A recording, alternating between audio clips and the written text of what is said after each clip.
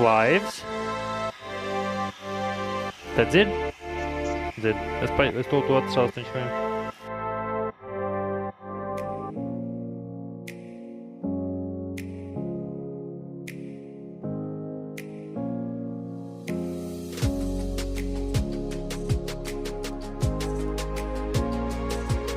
Check. Hello.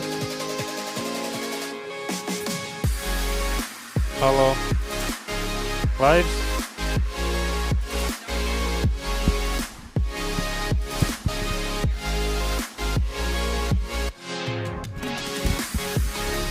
Hello. Kam redz?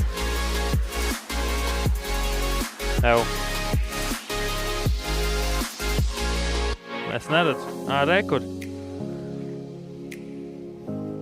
Amazing.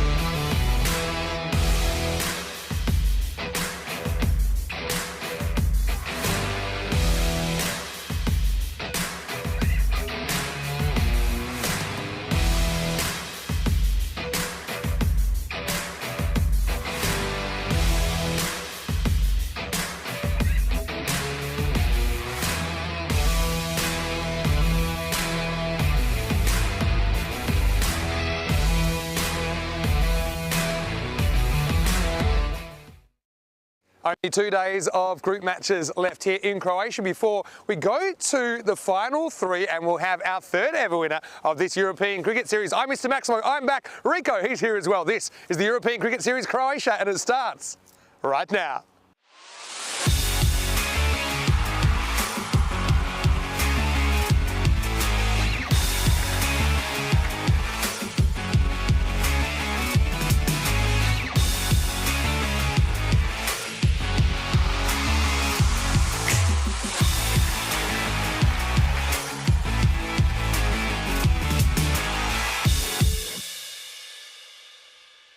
This European Cricket Network event is proudly brought to you by HCL Software and Bizaway. Good morning to you wherever you're watching from around the world. We'll do another huge day in European cricket. It is day 10 and only 9 matches remaining till we have to make the cut. The top 3 will survive, the bottom 3 won't on finals day Friday. So I do have some news from the toss in match 37. It's Zagreb Warriors versus Zagreb Assassins. They'll play the doubleheader this morning. The Assassins have won the toss and elected to bat. Now the Assassins, they are the top of the table, but they did fall by the wayside yesterday, not able to chase 57. So it was Ljubljana last night that pulled off a record defence. The Assassins batting first. They'll hope for no more of those kind of problems. Warriors, although they haven't had a win to date, they certainly have shown some improvement. I've loved Kresimir Kekes. He took a hat-trick the other day. Maybe we can have some more magic out of the KK today. Let's talk weather. Now, very foggy this morning. You couldn't really see when you first got up this morning, but it is clearing literally minute by minute. But a bit of spookiness in the air. Maybe some Halloween hanging around the morning after. We are expecting it to clear a little bit later. 16 degrees the maximum. Currently, it's about 8. I've got to say well done to this guy. Rico Full has held the fort. Well, I've had a few days away, but I'm looking forward to being reunited with you, Rico. News from the toss is the Assassins. They've won the toss. They're going to have a hit. It's over to you. Let's get ready for the start of day 10. Thank you very much to Mr. Maximo Vinisandu. Well, he comes back, but he brings a bit of fog with him. Well, it is All Saints Day, so, well, maybe it's, ideal weather for a day like that following Halloween. Speaking of Halloween, we certainly had a few nightmares yesterday, or some of the teams did, and we had with the weather as well. This match, though, went ahead yesterday, and of course it was the Chiefs who put 110 on the board and got their victory over the Warriors, winning by 54 runs. Ali Turkman scored a fine half-century as he made his way to 50 of 24 deliveries. Player of the match in that one. Match number 34, though, between the same two teams, couldn't take place because of the weather. We had it all. The heavy rain, the thunderstorms, the lightning. So it wasn't to be. And, well, we thought that might have been it, but thanks to some great work from the ground staff and a huge amount of sawdust, and also some freaky weather conditions where the sun came out late in the afternoon, and we wouldn't think it was the same day. The match between Ljubljana and Zagreb Assassins, the first one of the two, was a shortened match, 6 overs, and Ljubljana managed to get the victory, defending 63. Ramjot Singh and Isaac Ali put a fine partnership together. Isaac Ali was the player of the match because bowled very well as well. Took 1 for 8 to win for Ljubljana. It was the first defeat that the Assassins had. But if you thought that was a surprise, the next one was a big surprise. And this is where the Zagreb Assassins, well, they got assassinated themselves on Halloween. It was a proper nightmare for them in this thriller. Ljubljana only making 56 for 9. And, well, you can see there that the Assassins, they stumbled 10 runs short. It was a record defence on the European Cricket Network. We've never seen a score in the 50s being defended before, and it was done yesterday by Ljubljana. This is the way the tables look. So Ljubljana, they are really closing on to the likes of Zagreb Sokol. And the Assassins, though they're still sitting pretty at the top, they know that a defeat like that can hurt you. And they're probably 1 or 2 in that squad at the moment that are just feeling a little bit nervous and anxious about this fixture. The Zagreb Warriors, though they're a team that haven't been able to get their batting to click, in terms of their fielding and their bowling, has been pretty good. As Mr. Maximo told you there, you got Keswick back in the side. He was the hat-trick taker last time around. And the likes of Arjun Babu in there as well. And Sachin Chugg are going to make it very difficult. The Assassins, well, still, they're without Christy O'Brien once more. But other than that, it's the same team that's been pretty strong and pretty disciplined and victorious. So they need to really give themselves a bit of a shake. I know that after that surprise defeat yesterday, they were in the middle and there were some stern words said. Let's see how they come back here. The win predictor has them 89% to 11 to be victorious in this one. I just want a big quick shout out to all of my friends and family back, of course, in Spain, and I wish them a Feliz Todos los Santos Dia, because it is, of course, All Saints Day in Spain and many parts of Europe. It will be a national holiday. So if you are on holiday and you're tuning in, welcome.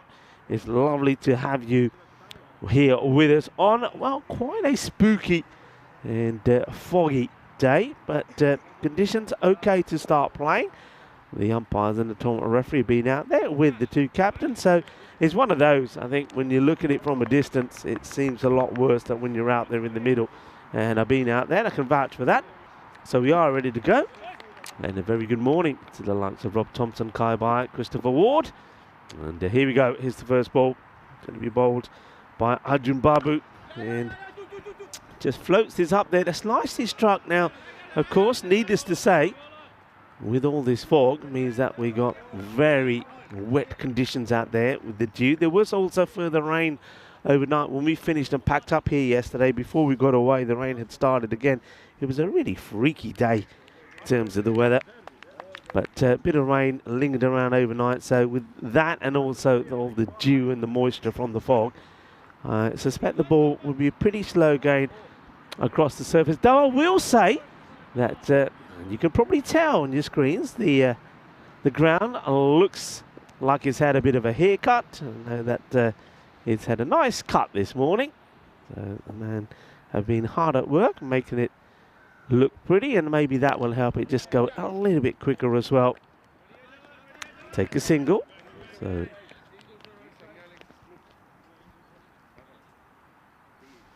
we're up and running. Score ticking along. So both batters hoping to get this side a good start. Sathi Devi gets another opportunity at the top of the order, and I've said this plenty of time with regards to Hari. He has never really got going in this series so far. It's a good delivery to him. I think when the batter's not on song, the opposition, the bowling side, have just got to keep that ball right up there. Just keep saying, right, he's not going well. Let's not give him any loose ones, and let's not give him any to hit where that confidence starts to flow back. And that's what they're pretty keen not to do here. Pushes away, gets off the mark, hands it back to his captain. So Jahwa Denikula gets beaten by another one outside the off. So they made a change here. Normally something like Anil Kumar would open up, but Anil's been a little bit off the ball the last few times. He has scored a fine score in the 70s. He's got so he's got half centuries to his name, but the last few knocks he's had, it's not quite been there. And yesterday in that defeat, even though he got to in the 20s, he chewed up a lot of deliveries getting there. That's a nice looking shot, nicely timed out through the infielders on the offside, but there is a sweeper out there, which I must admit I do find strange. And unless you got a batter, perhaps maybe like somebody like Anil Kumar himself, who does hit high and powerfully out in the offside. I can understand a player, a fielder being there purely for a catching purpose, but with the outfield so slow, I just feel that's a wasted position. If the ball does get past the infielders, I don't think it's not gonna go that far. It's gonna slow down before it gets there, so maybe that player could be deployed elsewhere. End of the over. It's nice and tidy from Arjun Babu. Just picks up 5 runs that come off it. Denikula looking pretty good. Hope you're all well. Maybe you can tell us some of your Halloween stories. Anybody get up to anything? Or what can I tell you about the rates? It's staying very much like we said. The average score around about 82. And you see the last few days, those scores have gone down. But I have to say, don't forget that a lot of that has been to do, particularly a day like yesterday, to do with the weather as well. A lot of rain really slowing up the outfield. And today, well, in the morning certainly, could be the same. As Poole comes out and, well, he gets one just to climb there. Just short of a length, that heavy ball comes up. It's going to be one for the over. Good morning to DJ. And Mr. Stubbs, Paul Stubbs, the father of Luca. He's out there in the middle, our men in black. And umpire Popovich is the third umpire of course, all the officials led by Jerome Peters. That's been well struck. Now, this is the point I'm trying to make. So they've got a fielder out there. Batters will come and get 2. The ball was never going to go to the boundary, and I think any one of the fielders in the ring could have got that ball and got it back, and it still would have been 2. So maybe something to think about for Alan Magnovic, who is the captain this time round. There is no Aswathi in the side. So it's the first time we've seen them without Abhishek. And that's going to be interesting as well to see how the Warriors deal with that. Of course, in forms of Aswathi, they do lose a batter as well. Nice bit of work there done by the hat-trick hero himself, Kakez. And he was absolutely sensational the last time we saw him. I know it was not in a winning cause, but he took a hat-trick. Fantastically bowled. And in fact, I think a lot of people, including myself, believe it should have been a double hat-trick, and that meant it would have been a quadruple wicket maiden. This is well struck. Fielder's got work to do and does well. The Scorpion King, as in Luca, gets behind it. A very good fielder out there is Luca, and that's just one thing where I've been very impressed with the Warriors. Look, I know they haven't picked up a victory as yet, but they're close. They do a lot of good work in the field. Sometimes catching can let them down, but in terms of stopping those runs and in terms of the bowling, they do well. And this is very much the sort of attack that floored the Assassins yesterday. Just wicket to wicket, and the batters just weren't able to get anything going. And they're not giving them anything loose, so that was a good delivery there by Toby Poole. It's a nice aggressive shot. This one will test Luca. Luca, oh, it gets past him. Well, this was a little bit of dirty dancing here from Luca. I don't know if we get any of this on the camera. I know he's a little bit foggy, but he's trying to stop this and doing the old dirty dancing moves, I think. That's the end of the second over. These are the standings. We had a quick look at those earlier, so you can see Zagreb Sokol closing up on their opponents. Let's have a look at this again from Luca. Yeah, there we go. How about that? He's having the time of his life. He really is. Liking that. No shortage of effort, but unfortunately wasn't trying to stop it. Unusual fielding method. So Danny Kula trying to get the Assassins back to winning ways after those 2 defeats against Ljubljana yesterday. Aggressive shot and gets it over third, who now chases it. The ball slows up, and fortunately the fielder slows up as well. I think that must be Demir out there. That's his usual fielding spot.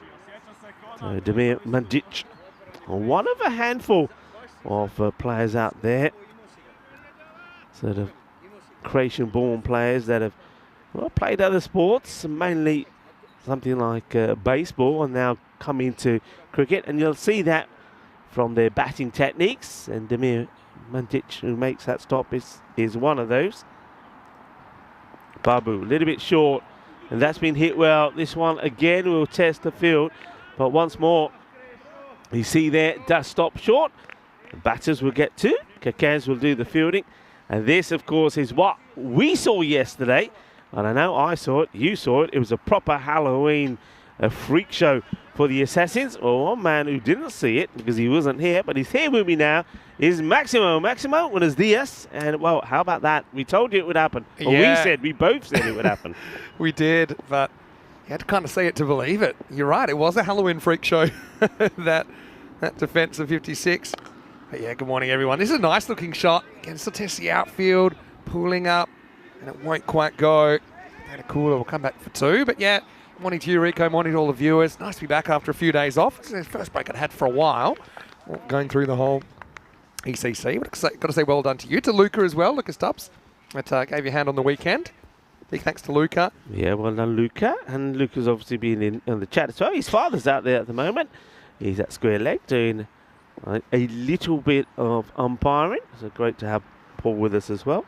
Yeah, so Babu comes in and fairly full, played away pretty carefully by Danakula. But I suppose one thing you're going to get from the European Cricket Network is variety. And a lot of people obviously in ECC it was quite bat heavy, wasn't it, when you looked at how the skills matched up. I also think that was a mixture of bowlers not really bowling that well to some of the guys not thinking.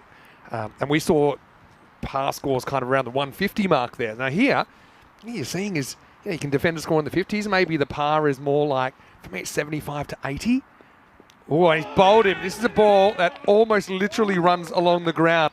That is so unlucky. I mean, Well- Babu will think he's planned it all, but yeah, things for Sathi Devi, nothing working for him this year. And how do you play this, Vinny? Well, I know that few people might be a little bit scared of the dark after last night, but this one hits the base of off stump.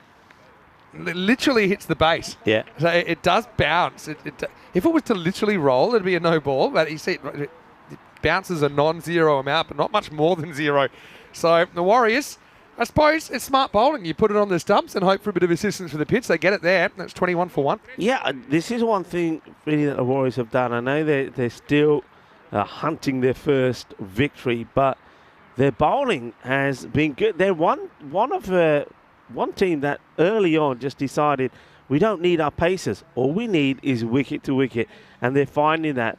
And Babu does that really well. We saw Toby Poole do it, and they've got a handful of other bowlers that are come on and do the same. Somebody like Sachin Chugg and Kakez, of course, a hat-trick hero. He was. Rana comes in. He gets a pretty straight ball. But, yeah, I like what he's doing here, Babu, just keeping it fairly straight. That's the end of the over, end of the power play. Assassins were far from smashing the bottom team all over the place. They're 21 for 1 after 3.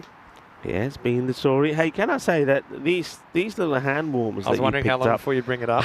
are absolutely fantastic. I mean, I've refrained from using them up until now, but today, as I think our viewers can tell, it's probably the coldest day that we've had. I think It's your first time, is it, wearing them? It's before. I can't believe you got yours on full power. How come? I just was testing one's what it enough? does. Yeah.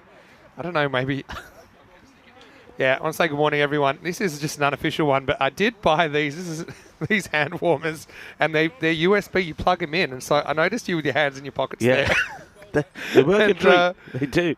They're life changing. Not a paid endorsement. That was it was a gift I had for you and Corey for your work at ECC. I thought you did sensationally, and I also knew it would come in really handy the rest of the year. They've come in very handy on a sort of very nippy, foggy day here in Croatia. I do remember a lot of days like this when I was here last year. In fact, most days started this way, and then the sun finally came out. Yeah. But it's the first one that we've had here in sort of centre of Zagreb. And look who it is. It's Kakez, the hat-trick hero. This one's short, it's wide, and it's hit all the way. Maximo! Wow, it was one that Danakula didn't have to go after, to be honest, but he decided to. I thought for a second maybe he'd hit it down the throat of the fielder, but he gets enough of it and gets 6 runs. Yeah, well, that's the European Cricket Network for you. One-day hat-trick hero. And he bowled and took those 3 wickets and didn't concede a run. Trying to ask if that's above the shoulder, but I don't think it was, if I'm honest. Yeah, I don't think it It was. was around kind of armpit height, but he did well to get after it there. Kakez, though. See if he gets that in swing he's known for. He does. This is hit. No Straight idea where and it is. high. Chance. Not quite. All the way. Maximo. Wow, 2 out of 2. It's a different kind of hat-trick on the cards for Kakez this time. Well, I tell you what, as soon as that one went up in the air, that's it. That ball's lost in this fog. I had no idea. I know it was coming towards us. It drops a few metres short. You see there on the replay. Good shot, though. Aggressive. Banning this from Danakula. This was what was missing from them yesterday when they were playing Ljubljana. They all went into a shell. They didn't play their shots. They ended up losing the match. No, it's not the hat-trick that Danakula was hoping for. But, yeah, those sixes, yeah, they went missing yesterday, didn't they? Defending a score in the 50s. So, well, that's a record that had stood for, what was it, over a year. I think it was June or July 2022. And so, yeah, I wonder when it'll get knocked over again. Last time it got beaten again in 2 weeks, though. It went from 63 to 62. This is played.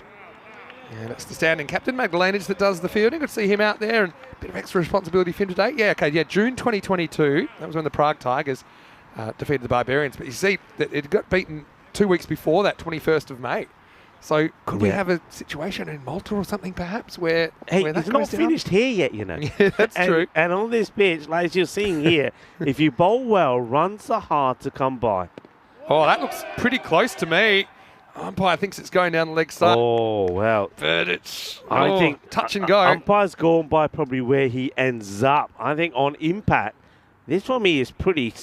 on impact, that's out. Yeah, I don't think that's missing. I could see kind of where the umpire was thinking, because in real time, his pad does end up outside the leg stump, but Kekes is a bit unlucky not to get his man there.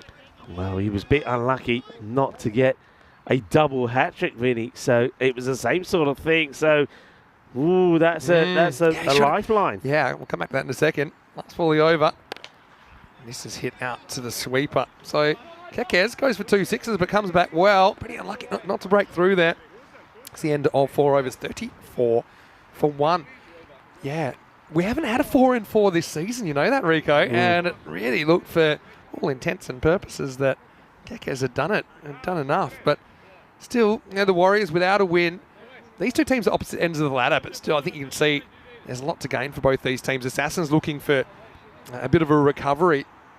They lost both those games to Ljubljana. Who knows? Maybe they'll meet on finals day, which is only a couple of days away. Warriors, okay, they'd love to get a win, but I just think they need to keep improving.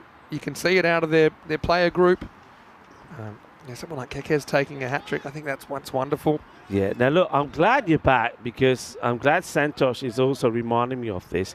But you know today is the 1st of November. Yeah. Now remember what you said last year. No. I'll give you, I give you a clue. Yep. Oh, yeah. So, Movember. Yeah, Movember. Yeah. So are you doing it? Oh, that's a good question. You and Corey? Because we're going to have to put the memo out to Corey. It's a very fair question. But the thing is, I'll do it if you do it. But you need to start with your... I'll come back in a sec. He's sure getting a bowl. Starts with a 1. If you do it, then you got to have... You need to shave just your beard and keep the moustache. How does that work? Because you did it before and you cheated, because you can't have a beard as well. The whole point is it looks silly in this day and age. No offense to anyone who's rocking the moustache at the moment. This is going to be cracked away. Fielder has a couple of problems finding it, then eventually does. I think he actually listens for the ball in front of him. and he just had to change course. He sort of danced around it, didn't he? I mean, I have done it in the past. I'd kind of retired from Movember. I do support people that do it, because they raise a lot of money for men's charities. So the jury's out on that one. It's nice. He struck again. Well, we could get Corey to do it, because the Spanish team did do it on the lead up to the... I would do it, although I'm going to have to message him straight away. I would do it only because I'd love to see what Corey's growing in a month.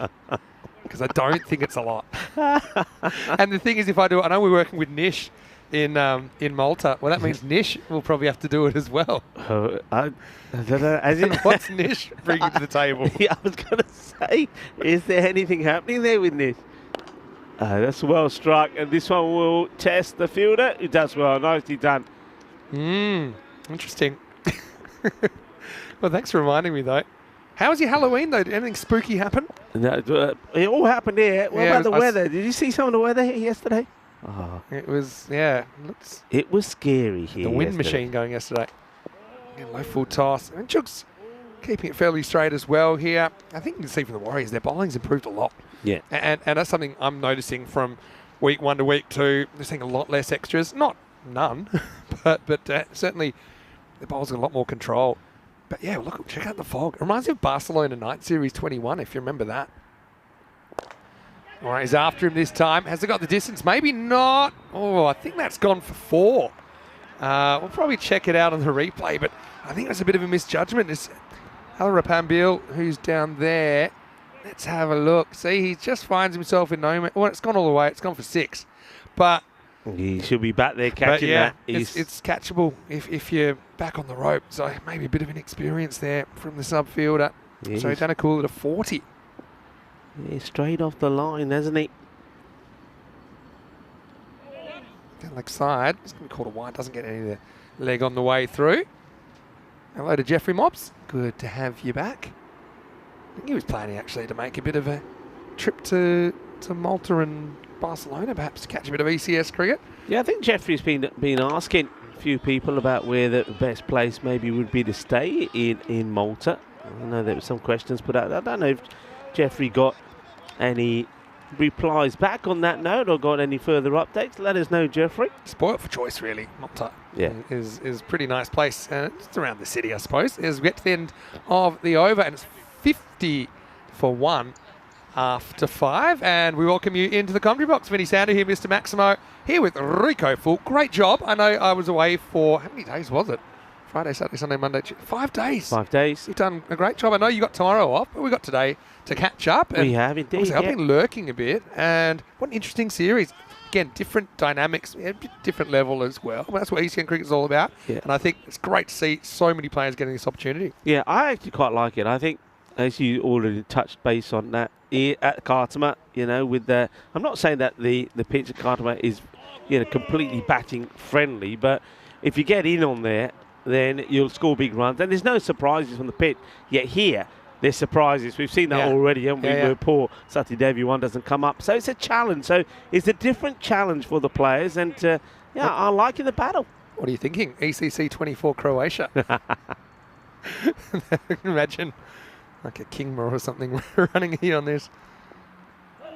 This one pretty well located by Kekaz. Just kind of swings in.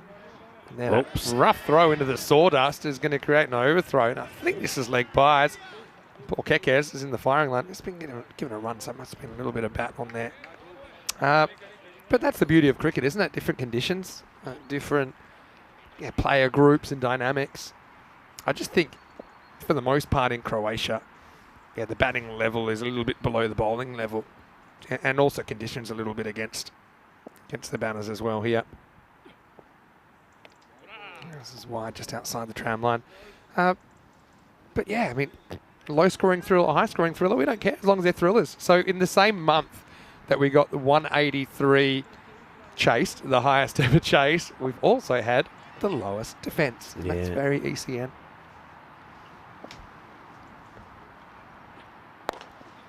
No full toss. This is hit towards long on. He's got a bit of work to do and he gets wrong-footed by the outfield there. That's going to be Luka Pekovic, and unfortunately for him, he gets past him and run and gets his first boundary. Yeah, I wonder if the Scorpion gets done by the Tortuga here, because he looks like it's getting in line with it, and then I can give you a physics definition of or explanation of what happened there.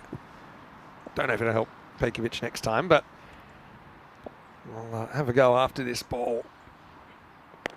In swing, and this is high in the air. Catching opportunity, he hasn't seen it. And so it's just going to plug between two fielders and they're going to walk two. That is a proper plug. But when this is hit, Luka has no idea where it is. And, I'm all with him because the ball goes up in the air in this fog. Kekes has got a full teapot as well, sorry. He's picked that one up quickly. The way it just plugs, that's the thing. It just buried itself in the ground.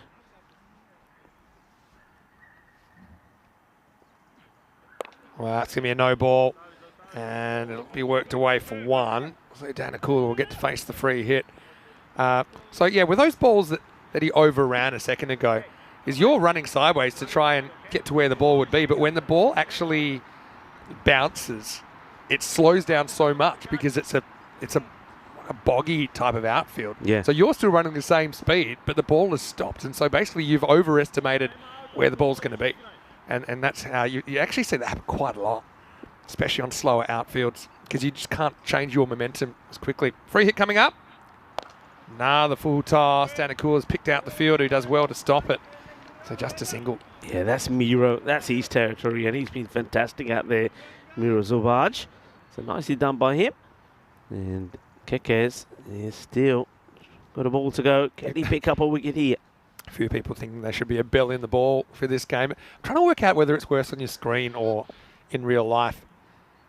I'm looking on the screen as well. It's about the same. Yeah. I think. All right, on the walk this time is Rana, who pops it up and over the top. Maximo! So the Assassins are back to what they do best. Top 3 firing here. End of the over as well. Kekes goes wicketless. And the score after 6, 68 for 1. Yeah, good looking shot that one. He picks it up well. So Shishant Rana getting a shout ahead of somebody like Anil Kumar, and he's making it count at the moment. He's enjoying himself out there. But Jawad Nikula, the captain, well, he's on the verge of bringing up a half century. And it's been a very good knock from him. You can see that the captain, after those defeats yesterday, seems to be switched on, and he's looking to get them back to winning ways. Yeah, so 4 overs to go. I'll be hoping for 100 plus. Magdalenic comes on and he bowls him first ball. That is a fantastic piece of bowling from Alan Magdalenic, the stand-in skipper. He stands up when his team needs him, and the Assassins lose another. It's 68 for 2. Yeah, well bowled by Magdalenic. Gets it right on the spot. Look, that's a really good ball. And if you're not, he tries to get a good stride in and play this away on the leg side. But in all fairness, he needs to be playing that straight. So it's not the best of shots from Danny Kula. And just as I mentioned, he was on his way maybe to a half century. He gets himself out. He'll go for 43 off 25 though. 3 sixes in that innings, but he's put his team in a good position. Yeah, it's a good innings, but I've got to say Magdalenic keeps it simple, doesn't he? Full, fairly straight. And Danakula, yeah, you always take a risk hitting across the line of ball on the stumps, especially on a pitch like this where you're not quite sure what it's going to do. That one wasn't really the pitch coming to play. It was just a misjudgment from the batter. And Magdalenic, what a great opportunity for him to lead the side today. Yeah, what a good start as well. He's on the money straight away. Lovely guy. It was great having a chat with him the other day. Anil Kumar is going to start with a little push to the leg side. And they're thinking of 2. They won't go for it. Well, hopefully Anil Kumar, he's not hampered by the poor visibility, because he had a few problems working out where his stumps were the other day, didn't he? He trampled all over them, which was a bit of an egg on the face dismissal. Yeah, it wasn't a good look for him, and when you think he's such a good batter, for him to make a misjudgment like that. But then that's how his form's been lately. It's a test for the fielder. He does well. They've fielded very well out there. It's not easy. Toby Pole this time. Hello to David Skinner in there, and always good to see David around here as well. He actually was featuring in the classic games that we were showing, one of the rain breaks. And swing and a miss. Good areas again. So Kuma does like to go for the big shot out on the off. He does hit it well, but he's missed out on this one. Magdalenic. Love a second one here, but this one is loose. I think it might have got a bit of something. It does. He spalls a wide. Yeah, was it a bat or was it pad here? It's not. It'll be 2. It's not pad. I don't think he could have reached this with his pad. It's got to be bat. I think it was pretty wide. I mean, poor visibility hampering me a little bit as well, but yeah, it would have been a wide. Instead, they'll get 2. But Magdalenic gets a slight bit of in swing as his natural movement. Last ball of his over. It's off the end of the bat. Should just be a single. They'll run hard, but they won't get the 2. And so good over by the skipper, Allen. Only conceding 5 in that one. And at the end of the over, it is 73 for 2. Yeah, so what about the European Cricket League draw? It's something we've talked about. And you might have noticed earlier in the week, Gina Brescia were added for Italy. So they beat Roma CC in the Super Cup final over the weekend. So top of Group A. Well, that's just been updated. I know that that wasn't there yesterday because I was talking about that group. So, yeah, congratulations, Gina Brescia. Gina Brescia. And, they are a team very unlucky not to qualify before for an ECL. I think they may have even qualified one of the years it was cancelled. Yeah, I know they lost the Super Series final. I think you were there with me when Roma CC beat them back in 2022.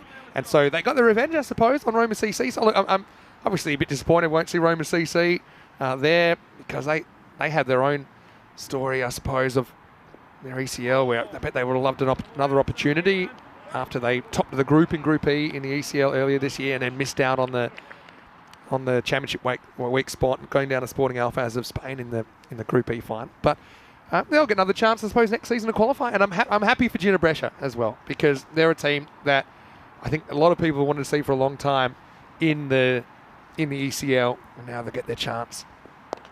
And it'll be interesting to see if they have the players the likes of Hassan Ahmed, who played very well for Switzerland, but I know that he still on occasion has been playing for Gina Brescia.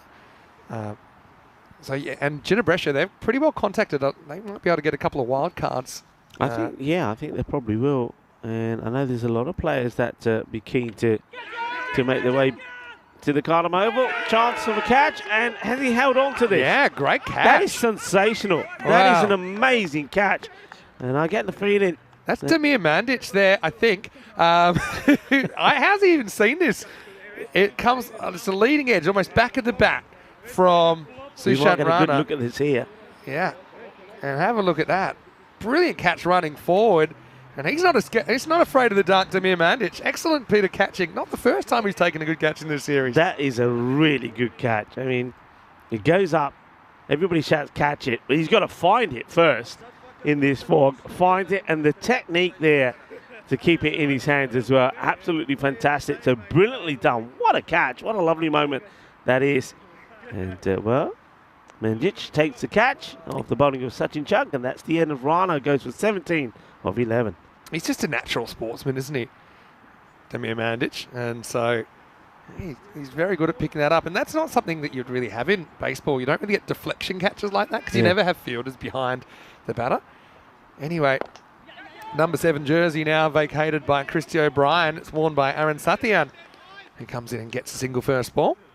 Yeah, so the info I have is we probably won't see Christy for the rest of the series. And yeah, we lit it up the other day, didn't he? And, he was great. Yeah, what a knock. the Assassins will have to do without him, I think.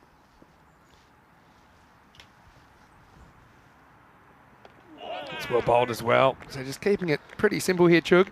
And don't forget, Rico, in a couple of days, we'll know who the Croatian qualifier will be. It's either the Assassins or so-called, depending on who goes further in this series. In this series, yeah. So the Assassins have made the early running, but it's not done yet. It's a nice looking shot. Luca will be tested again, and unfortunately he gets beaten again.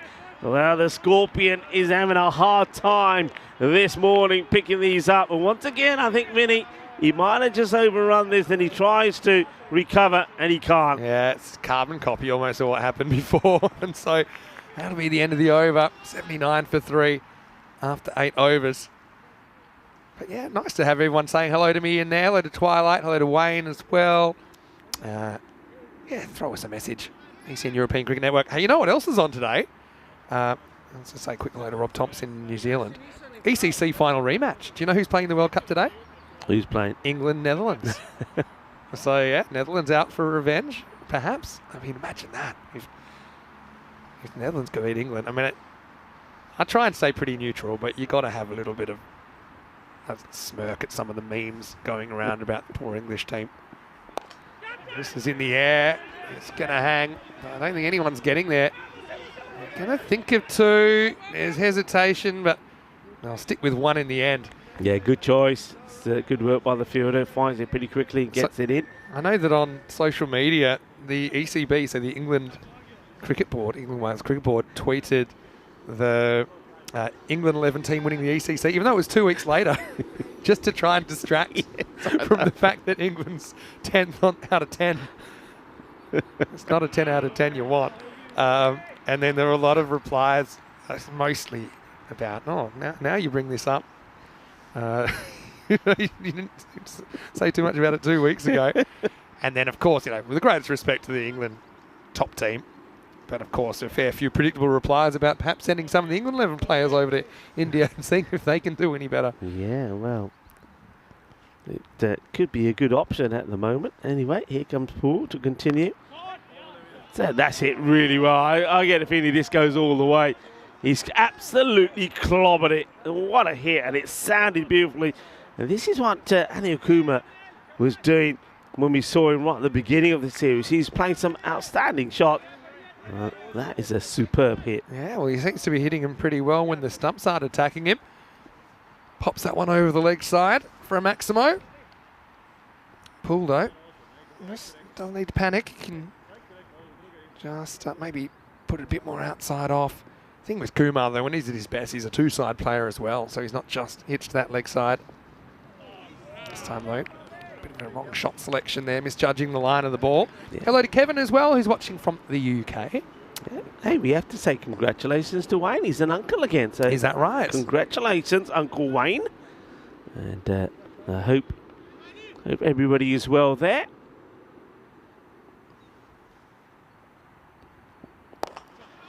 This is hit really well, and this is illustrating what I'm saying. Can go offside, and that time he goes handsomely over extra cover. Maximo, as the Assassins close in on the 3 figures. Yeah, this is a really, really good shot. And once again, he can play to all parts of the ground. It's just strange that the way he struggled sort of in his last 3 or 4 knocks. Yesterday again, he just was going very slowly at a runner ball. But he's naturally an aggressive player. Oh, well, this should be gone, and it will be gone. So Kumar wanting the strike kind of drags Sathian along for the ride. And in this age where consent is very important and talked about in all the schools, I don't think Sathian was really on board with that run. Bosniak does the business, and it'll be a wicket to finish the 9th, 92 for 4. Yeah, he had no idea, I think, Kumar, where that was. He just hits it and runs. I think he knows it's the end of the over. He wants to stay on strike. Sathian, though, won't be too happy about it. And the new batter that comes out there now is Pritam Thapa. And he probably thinks, I think I might be next. Maybe. But, yeah, I suppose it was the right thing to do strategically to try and keep Anil Kumar on strike. He'll just be a bit upset that he couldn't do more with it.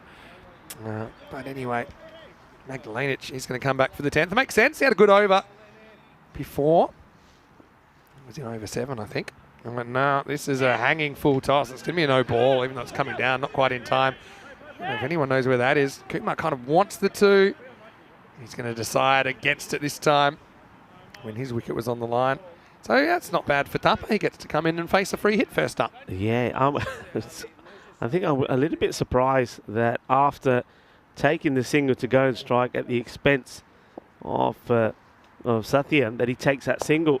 But that's well hit. It's up in the air. It's hanging. And once again, the fielder, he's not in the right place. So this boundary awareness there of Amaparambil is not good, because he needs to be on the boundary. Yeah. He needs to be. Look where he is. He's just no man's land. Yeah, I mean, this is the thing. Even on a, okay, it hasn't been particularly high scoring. We haven't seen a high proportion of boundaries compared to some other series, for sure, as the fog gets a bit heavier. Big swing and miss this time. But you got to think a bit more defensively, and yeah, even you see the difference being 3 metres in off the boundary makes, as far as his ability to cut off that angle and essentially have a play at keeping it on the field. 98 now. Low full toss this time. Well, for Luca this time. Well, Capra doesn't follow it too well in the conditions, but Luca does and keeps it to 1. Yeah, that's why this time Luca gets his whole body behind it, and rather than be side on, he's face on, so he's able to react, go left or right if he needs to. Yeah, I mean, just in those balls that have gone to the boundary that perhaps shouldn't. I mean, that's about 12 runs already that they could have saved. This is straight to the field, and there's a huge mix-up. Should be run out. He'll fumble it for a second, but in the end, it will be run out. So I think Kumar decides against the run because he wants to keep the strike. So Thapa becomes his next victim. It's everyone on the barbecue here at the end of the 10 overs and 99 for 5. Yeah, well done to Alan there. But yeah, Thapa, we said this when he went out. He's probably thinking, I'm going to be next. And he was next. Though Magdalenic had a few issues here. I just want to see how he eventually did take this bail off. Because what happened with the left hand? Yeah, I think he thought about touching it with the left hand, but I think that he went and he knocked it off with the ball in the end. But yeah, I see what you're saying. Now, this next one's a big wide. It'll bring up the 100 for the Assassins. 100 up. The Assassins will feel that should be enough against a team that have struggled to get into the 50s, and only on one occasion or two, I think, got out of the 50s. So that's too short, and that gets muscled to the boundary. Manos arriba from Paul Stubbs. As that 6 runs, 6 valuable runs with the ball to go, 106 for 5. Yeah, so last ball coming up. And Magdalenic's just kind of taken his foot off a little bit, hasn't he? Particularly with the accuracy. Last ball coming up. It's a short again and gone. It's a good catch, so well done to Alan. Well, he's celebrating as Akuma tries to whip this way, but he gets done with the bounce. Bounces a little bit higher. Well done to Chug, who takes the catch. So Megnanic will finish with a second 2 for 19. Very well bowled. You just see, it just keeps all the pace of it. And Okuma is trying to work it into his favourite area on the leg side. But this time, he gets into trouble with the bounce. Finds the safe hands of Chug. So, end of the innings. It will finish 106 for 5. So, the Assassins, they go back to what they were doing quite religiously at the beginning of this series, and that's getting 100 on the board. Got a feel for Sathi Devi here, and when that ball doesn't come up at all, it gets him on the pad, and he will go. Then Kekes came on, and unfortunately the hat-trick hero of last wasn't able to get a breakthrough at all. In fact, it took a bit of a liking to him, but once again we're going to see here a few times a few positionings weren't right.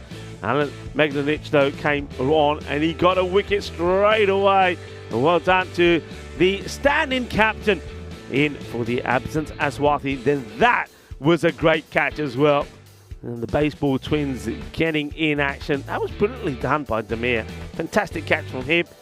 And then, well, poor Luca, the Scorpion, was having a few problems with the Tortuga. Because there was a few that were getting past him, but that was one. There was another one as well. So that was an easy run out for Peter Bosnick. That was all about Kuma trying to stay on strike. And then this one is the time for Thapar to go. He knew it was going to happen when he was going out there. He thought for a moment he was going to get a chance. It wasn't to be. And then Kuma, after getting Thapar run out, couldn't make the most of getting that extra delivery. Finds the safe hands of Chug. So he would depart right at the end of the innings. Not before, though. He put a nice little knot together, 28 of 16. So it looks like he's starting to get back into form as well. This is the scorecard. Jawad Danikula continues his good form with the bat. 43 of 25. He batted really well before he was bowled beautifully by Alan. And Sathi Devi, just things not happening for him. Shashank Rana made the most of coming up to the top of the order. Got a good partnership going there with his captain. And then, of course, Anil Kumar also getting in the runs. On the bowling front, I think Arjun Babu bowled beautifully well. I was very impressed with his bowling. Chug as well as Megnanic were on the ball. 2 wickets there for Megnanic, the captain. I think he bowled really well. Some good fielding, some good stops. But then also a few errors that creeped in there as well, which probably meant that score was able to get past the sort of 90 mark. I think otherwise they probably would have been able to restrict them to around about 90. So 106 on the board. And we'll be back in about 10 minutes time to see just how the Warriors go about trying to get to the score. But I think with the Warriors, one thing they need to be thinking about and you know, is maybe, let's just say maybe this win isn't on, but try to improve on the work that they've been doing. So try and really aim to get past the 50, see if they get to a 60 or 70 so the score. We'll have to wait and see how they go. It's nice to have Mr. Maximo back in the cube. Myself and Maxi will be back in about 10 minutes time for the conclusion of match number 37.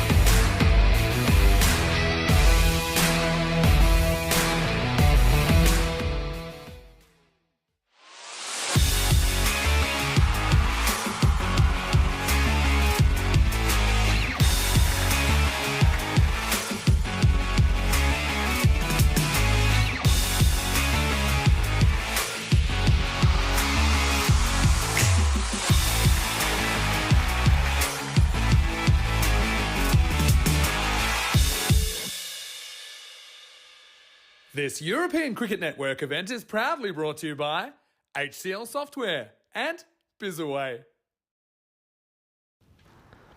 Hello and welcome back. The umpires will be making their way out in a moment. Umpire DJ and Paul Stubbs for the conclusion of this match. Match number 37. The Zagreb Assassins are doing battle with the Zagreb Warriors. So two teams from Zagreb. So a bit of a derby going on here. And the Warriors, well, they're being given a 9% chance, which is, well, very, very sort of optimistic, really. They're a team that have struggled to get into the 50s. Well, 3 knocks that they've had, they've managed to get to 40s. They did touch on the 50 yesterday, which was, well, not too many times that they managed to do that. And let's see how things go here for them. You can see it's rather foggy. The umpires, I can tell you, are making their way out there. You can see them now. And it is All Saints Day, so it's a day that I know in Spain that a lot of people go to put flowers down for their loved ones that have passed away. And a lot of European countries will be treating this as like a day of remembrance for people that they've lost.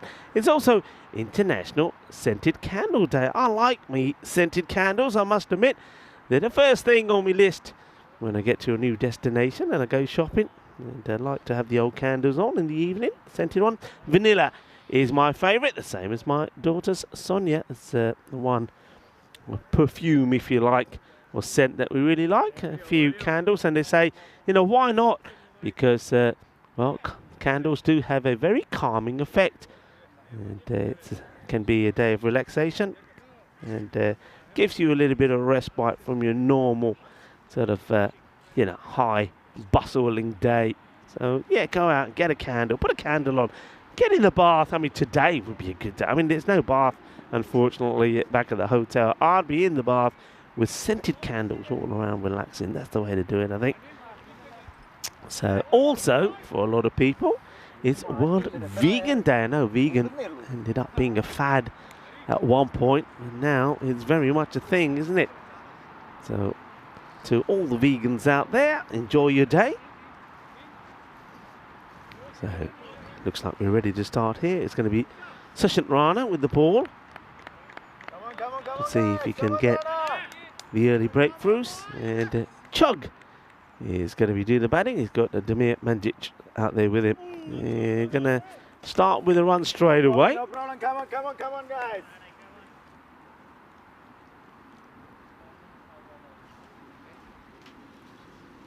Sushant Rana played his part with the bat as well. Got 17 off 11. Coming in ahead of Anil Kumar. Well, that's a good delivery. And batted as well. Chug to get a bit of bat onto this. The fielder gets away from him. But they're not going to be able to capitalise on that.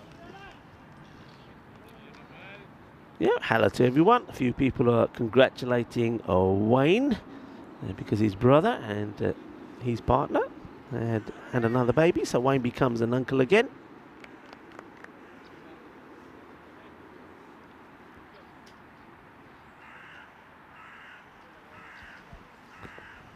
This one's down the leg side again, and well, Damir Mandic quite happy just to step inside this.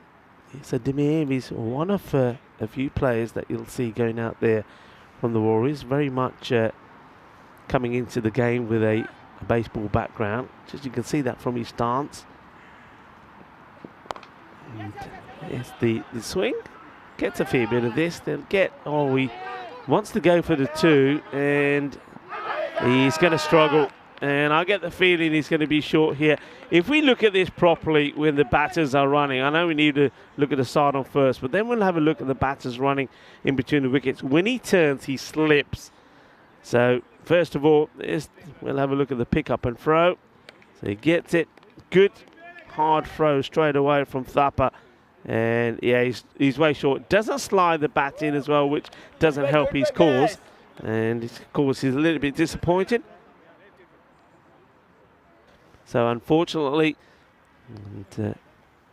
Damir Mandic is going to depart And he's just going to get one to his name. He'll get the one. And when he's running, what we don't see there is he just slips as he turned to go back, and in the process of slipping, he loses that extra yard or two that would have got him in. So that's going to be a shame. He will go for one. No, we didn't really get the chance to see him play some of the shots that he can do, and that means that Alan Magdalenic comes out. Now this guy is very much the same as Mandic. Got that baseball background, but he's a little bit more technical in the fact that he's able to play also on the off, and he does that there. Gets it through the field, and now will they take on the second? I suggest not, because you don't want to be giving wickets away unnecessarily. Mulid Haran, the keeper, just knocked the bails off last time round to send back Mandic.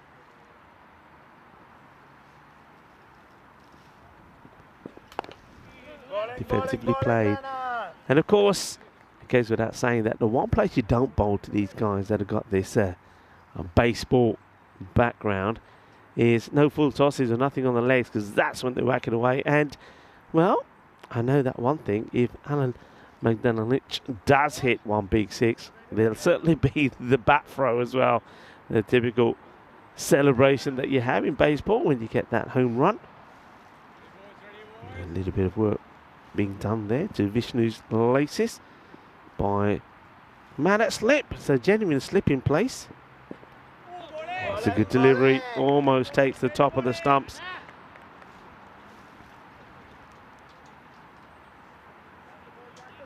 Five runs from the over. There was the wicket that came courtesy of the run out. Hello to Ivan B. And I hope you're well. KG1 there as well. Nice to have you all with us.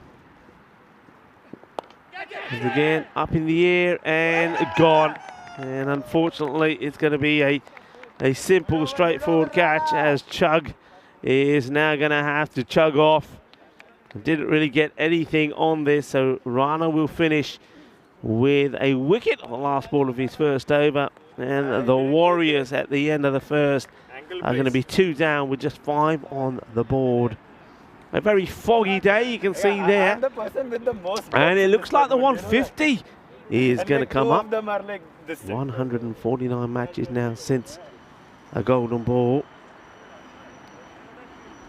And we thought maybe yesterday in that very low scoring epic match to conclude the day yesterday, and maybe we were going to get one in the end. Ljubljana, who posted of course only 56, held on and managed to win by 10 runs to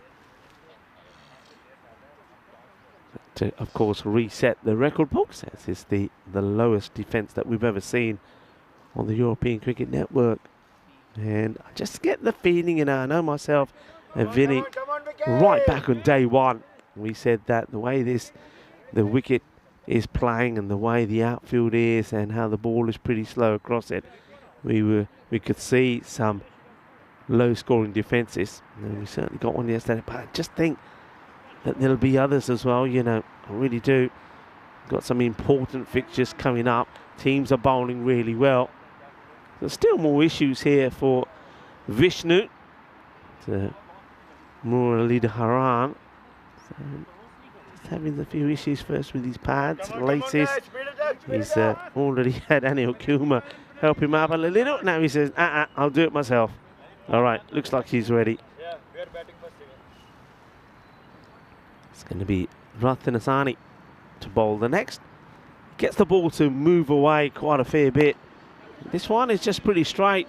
Is up in the air, gets it over the infielders. They will look for 2, and Alan will get there. Of course, standing captain today. Picked up 2 wickets earlier as well. So Magdalenic will be hoping that can put a nice little knock in for himself as well. I have to say he's been the most consistent of the Warriors batters. So always managed to get himself sometimes into the teens, but he'd love if he could maybe just bat you know, just concentrate perhaps back all the way through the innings, so he can finish up with the score around the 40, the 50 mark. That strays down the leg side, wide is signalled by the umpire, and the batters will turn it into a couple. As Toby Poole Come on, guys. calls it and gets himself on strike. They're not the best starts, of course, with 2 wickets falling in the first over. Chugg going for 1 of 4, and then Damir Manjic 1 of 1, gets a run out, going for the second of his first ball. Oh well, watch this one climb, and this is the sort of things that we saw on day one, and why we thought, okay, scoring big runs on this pitch is not going to be easy. And as a result of that, if bowlers bowl well, it's very difficult for batters to get big scores on the board. And well, they will go and take the bite, or take whatever they can get to. Kumar does the fielding. It's quite odd. It looks like the fog. For a moment, I thought it was clearing. Now, all of a sudden, especially when we go to the sort of further camera, it looks like it's getting a bit thicker out there in the middle. Yeah, swing and a miss. But it's one of those. I mean, if you're from parts of the world where you do get a bit of fog, it's one of those that when you're out there in the middle looking outwards, you don't really notice it.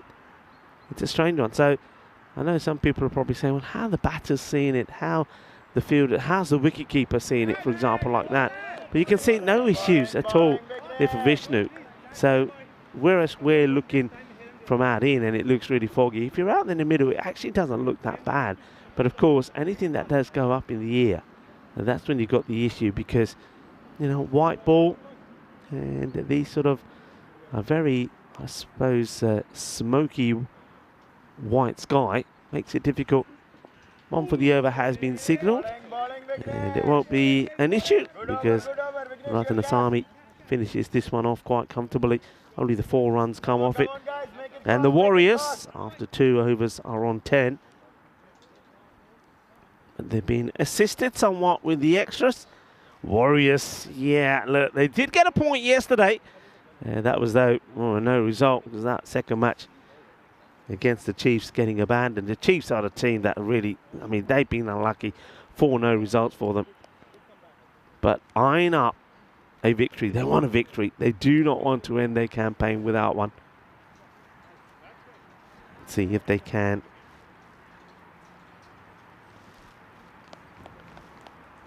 And this time now, it's a batter's turn to sort themselves out. So maybe these foggy conditions are playing havoc on the laces. And I've been saying, blimey, quite foggy in Zagreb. Yeah, it certainly is. And he's also then saying credit to, of course, our media partner Spring Productions for still being able to bring you the coverage. That's a nice looking shot, and it will actually go all the way. So that shows you that that's beautifully timed by Toby. What a lovely shot this is. Gets the power and the timing into it. And there's not too many that have gone along the deck all the way to the boundary out on the offside. So that just shows you that that's been played and timed beautifully. More issues, though, for those laces. I reckon Toby needs to invest in the older, the Velcro trainers, because the laces don't seem to like him. And of course, this all chews up a bit of time as well. And notice that the clock, see there, does get stopped. So the fielding side won't get penalised for all these stoppages. It's a good comeback from Hari Sathi Devi. Well, I was just about to say he's supporting an unusual looking headband, and he whips that off straight away. He says, I'm not having Rico giving me dishing out stuff about me headband. So he's whipped that off, and then this one gets whipped out on the onside. They think about 2, but they're not going to get there. And Stapa quickly gets it back. Good work, guys. Good work.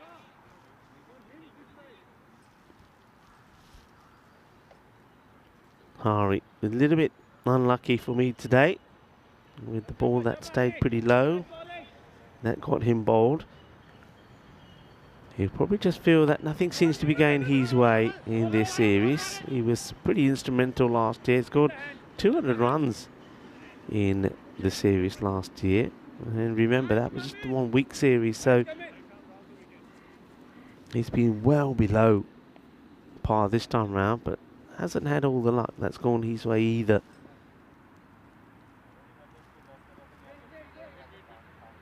Few people saying this is the fog. It's still the remains of Halloween yesterday and all the ghosts and the ghouls that we had here.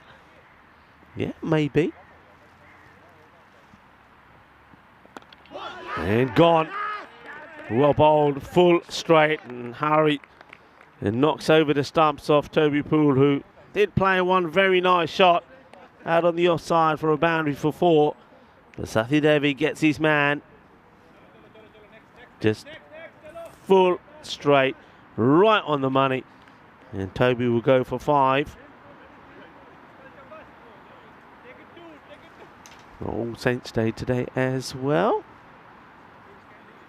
In a lot of parts of Europe, where people pay respects and remembrance to those that have departed. I know that in Spain it's going to the cemetery day, and a lot of the day that you go and you clean the sort of gravestones and put flowers down. Oh, genuine block there from Kikos. That comes out and he gets off the mark straight away. I have to admit, I was tempted and did have a bit of pumpkin soup yesterday. It was pretty nice as well, I have to say. So I did me bit for Halloween. I suppose you're not going to get too many trick-or-treaters coming to the hotel. 17 for 3. So in terms of runs, they're only 4 behind where their opponents, the Assassins, were at this point, but they've lost those, of course, 2 further wickets. Still got the captain, who's out there. Non-strikers then, and that one hardly comes up, and he does really well, just Kikes, to get a bit of bat on that.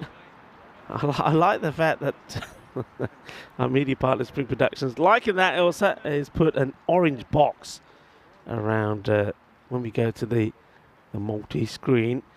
Otherwise we wouldn't see that it's there. I like that. That's good. That's good. Oh well, where's this one gone? Well, not even I've seen this. Can we make the ball orange as well? Where's this one? Well, there's the orange box. Yeah, good work there from Spring. But this ball, I don't know where that went. That just totally got disappeared. Ends up being a bit wide. So Krishna is the bowler. And this is pretty short. Up in the air. It will plug. And it ends up being just an easy throw back for the captain, Delikula. He's been exceptional in the field. Takes some good catches. Talking about catches, what about that catch yesterday?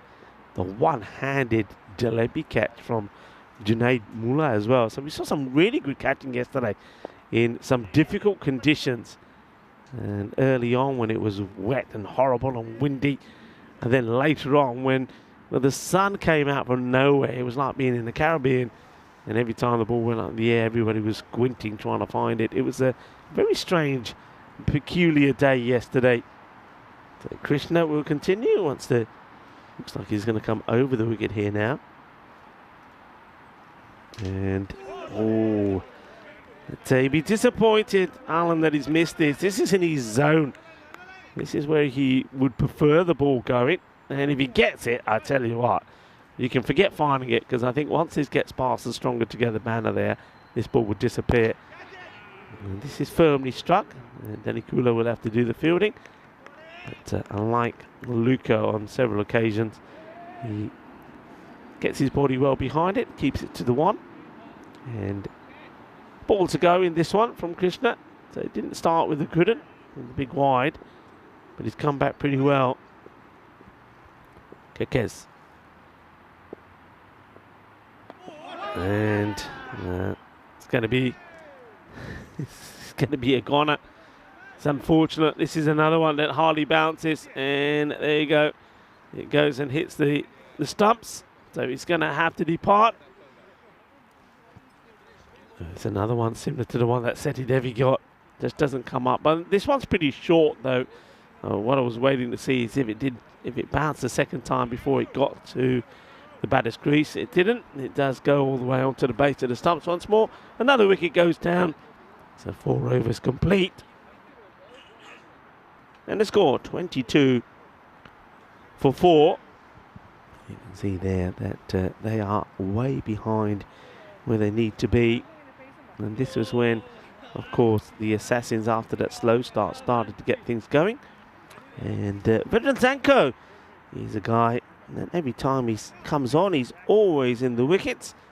And I think this pitch certainly suits his type of bowling. It will just float it up and try to keep it basically just outside that off peg and get the ball to drift in as well. It's making a change in the field. It's getting another man that comes across out on the offside. I don't mind this at all. So 6 men on the off. And that's why, because he's going to focus in keeping it out there. They'll just take the single as we welcome back into the cube on this foggy, murky day in Croatia. Vinny Sandu. Yeah, it's nice to be back. And I always knew it was going to be tough for the Warriors. Chase triple digits. I mean, their top score 76 in the tournament so far, averaging 56. But it was a learning curve. And yeah, Bosniak, he's a guy I always enjoyed watching him behind the stumps. Let's see if he can do something with the bat now. Faces up for the first time. And lucky keeps that foot grounded. But yeah, I thought the fog would clear. If anything, it's done the opposite. Yeah, did well to get the foot back. And I think even if that got taken by Muralidharan, probably would have been safe, Bosniak. But yeah, Warriors, it's their turn to bat, isn't it? It's not really easy for anyone. And fielders, we talked about their difficulties they've had with their picking up the ball off the bat. Shows you how important it is. Little things in cricket make a big difference. Zanko, he always impresses me though with the ball. This is just hung up in the air. That's going to be caught. So Bosniak tried to be careful, didn't he? Tried to just dab it down for one, but he didn't keep it down. That was a nice catch taken. Nice attacking fielding as well. So that'll be a wicket for Zanko. His first, and the Warriors 23 for 5. Yeah, and Zanko always picks up wickets here. Peter Bosniak would be disappointed here. He actually plays out on the offside really well, but he doesn't really play the shot. And he doesn't go through with it. I mean, it's there for it, but he just tries to guide it. Look, he just pushes this up. And just a bit of catching practice. But still, they have to be taken. And he does well. And it's another one. And that's a second catch that Rathinasamy has taken. He also took the catch to remove Chugg. So, well done to Zanko. Yeah, really well judged. I suppose he's quite close to the ball, fielding in that position there, Vigneshwaran Rathinasamy. So yeah, he could actually see that far. But, yeah, I suppose for the batter, they've only got to pick it up from the 22 yards. Babu comes in for a hit at number 7. Ooh, pretty close. Oh. He doesn't play a shot, you know. That's it. So that's not actually relevant. It just makes it look worse. Is it bouncing over or not? Or is it missing leg stump or not? For me, he's just a long way back. It does hit him high, though. So the element of doubt there for me is height. Yeah. Height is one thing that probably saves him.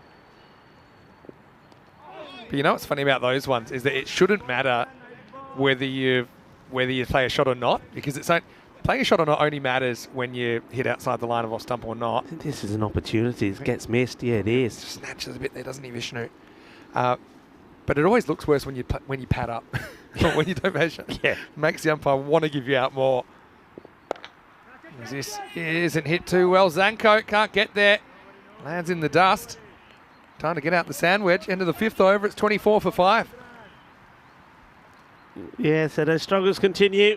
And once again, The Warriors obviously missing their captain, Abhishek Swathi, who's probably one of their better batters as well. It's never going to be easy. These are some of the upcoming events, Vinny. Yeah, so pretty excited that the weekend has finals day, of course, on Friday, but then we'll have our first ever kind of blended European Cricket International with both women's and men's internationals. So we have the Czechia women's side here, also have the Slovenia men's side to take on the Croatians. And then I'll be off to Malta. I know that Nish and Corey will be doing most of the commentary in Malta, but I'll be doing the beginning and the end. I've got a little bit more of a time off planned during that one. And then Barcelona, super excited for the Barcelona Bash, which will finish on the 16th of December. It also starts with three-way international series. And of course, ECCW coming up. And I know the plans are at this stage to start in mid-January. So I'll have to say it's not 100% confirmed, but that is the plan for 2024 to start after only 3 weeks off. So pretty exciting. Tapa gets a bowl. Pretty good ball first up. Now we got big problems. Have another go. No. Anybody for tennis? Oh, you couldn't write it. You couldn't write it. Why didn't they just walk up to the stumps and knock them off? Look at this. I love it. And it's pretty much credit to Babu for actually hustling back. So it's classic ping pong. There's one. And there's two. Even cheated an extra metre to get in. Oh, yeah. Oh, well, that one's definitely going places, isn't it? Here we go again. I can see the social media comments right now, and it'll probably start with, is that fog they're playing in? Oh, well, there's your HCL software player of the day. Oh, without fail. Of course, we had yesterday one that Amjad Aziz. Well, all he had to do was pick up the ball, walk up to it, knock the bounce off. He went for a similar throw like that and missed it by a mile as well. Well, I get the feeling that here in Croatia, they don't just like to just whip the bails off. They like to shatter the stumps. Yeah, I mean, look, you could kind of see what the keeper was thinking, Vishnu Muralita, but I'll tell you what the play. It's always easy after the play, right? Because it's one of those I'd call it like a heads-up play. That the actual play, if you recognise how much he was out by, if he doesn't have time to run it back, at least the other fielder should run to the stumps. He just gives him a little flick pass, and you can run him out. But keeper went for glory, thinking that would be the only opportunity. And ECN classic right there. Well, Thapa now asking. I'd say you saw it here first on the European Cricket Network, but maybe you didn't see it, depending on your brightness level is on your TV. As Thapa gets this one through. Clever bowler, isn't he? He's just pretty accurate and doing enough at the moment. Yeah, just trying to. He's just a little bit on the legs. He just wants to go a little bit fuller. The left arm, and yeah, that's well bowled. That takes a bit of the bat, and Nigel Vincent is not able to pick this up. So, yeah, definitely bat involved. They'll take a single. It is the end of the over as well, so we see that one again. And Zagreb Warriors have moved on to 28 and for 5. You can see that once again, there's the issues. Alan Magnolic. Now, I did say when he went out there, I'd like to see him see if he could, stay there, bat all the way through the 10 overs. But I did also say maybe finish with a score around the 40s or something. To be honest, though, he hasn't had much of the strike. Yeah, that's true. Anyway, just see if they can lift themselves up to something. There's a big swing and a miss. But I mean, you can see how the Assassins are doing it, though. They just keep putting the ball in difficult places. It's not really about trying to blast guys out on this pitch. I think it's just about letting the pitch do the work. A bit of variation in there. Zanko's doing it well here. He's only conceded 2 runs in 7 balls bowled.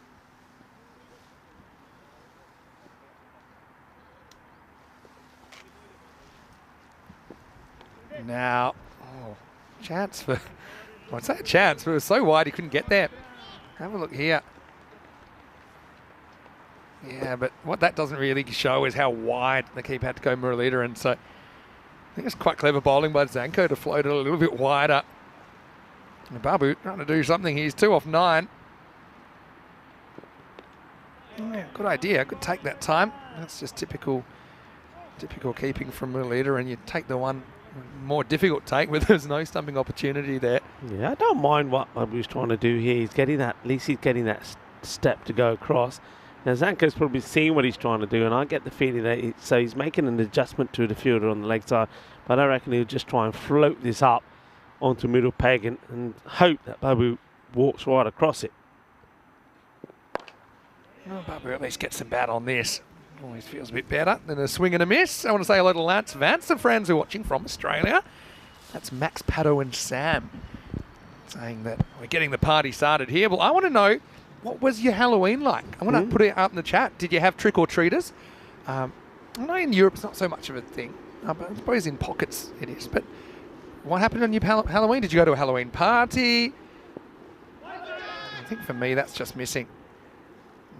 We made them think about it, though. It has been a little bit tough to get LBWs at times in this series. Yeah, it has been. Mind you, hey, just like that, the fog just seems to have gone. Just like that. Look at that. Where's it gone? It just went in a second. We're basically in a cloud. Couple to come here from Vedran. Again, it's just such a repeatable action, doesn't it? So, yeah, it's certainly been pretty effective in this series. Yeah, so, yeah, tell us about your Halloween. What happened? I tried not to eat too much candy last night. All right, last ball. Yeah, that's well bowled as well. So Zanko does a more than serviceable job, concedes 5 in his 2 overs and picks up a wicket. It's 31 for 5 after 7. Yeah, just nice, tidy bowling.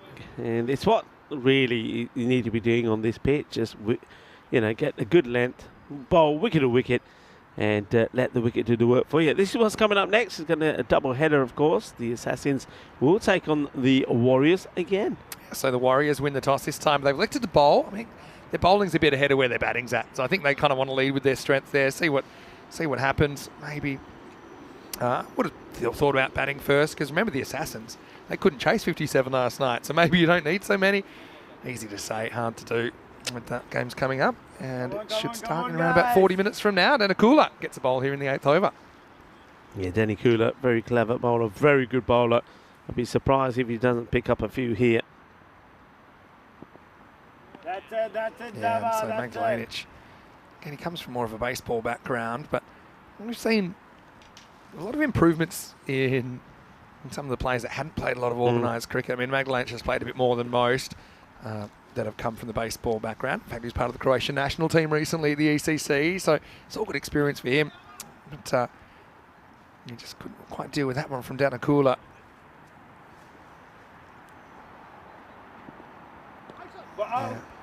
Clever bowling again, keeps it just inside the tram line. Yeah, and you can see that with Alan Magdalenic, I think his partner will also be playing this weekend. She'll be playing, of course, for the women's side. And I think you're going to see that with quite a few of the players. Their wives or girlfriends will be playing for the Croatian women.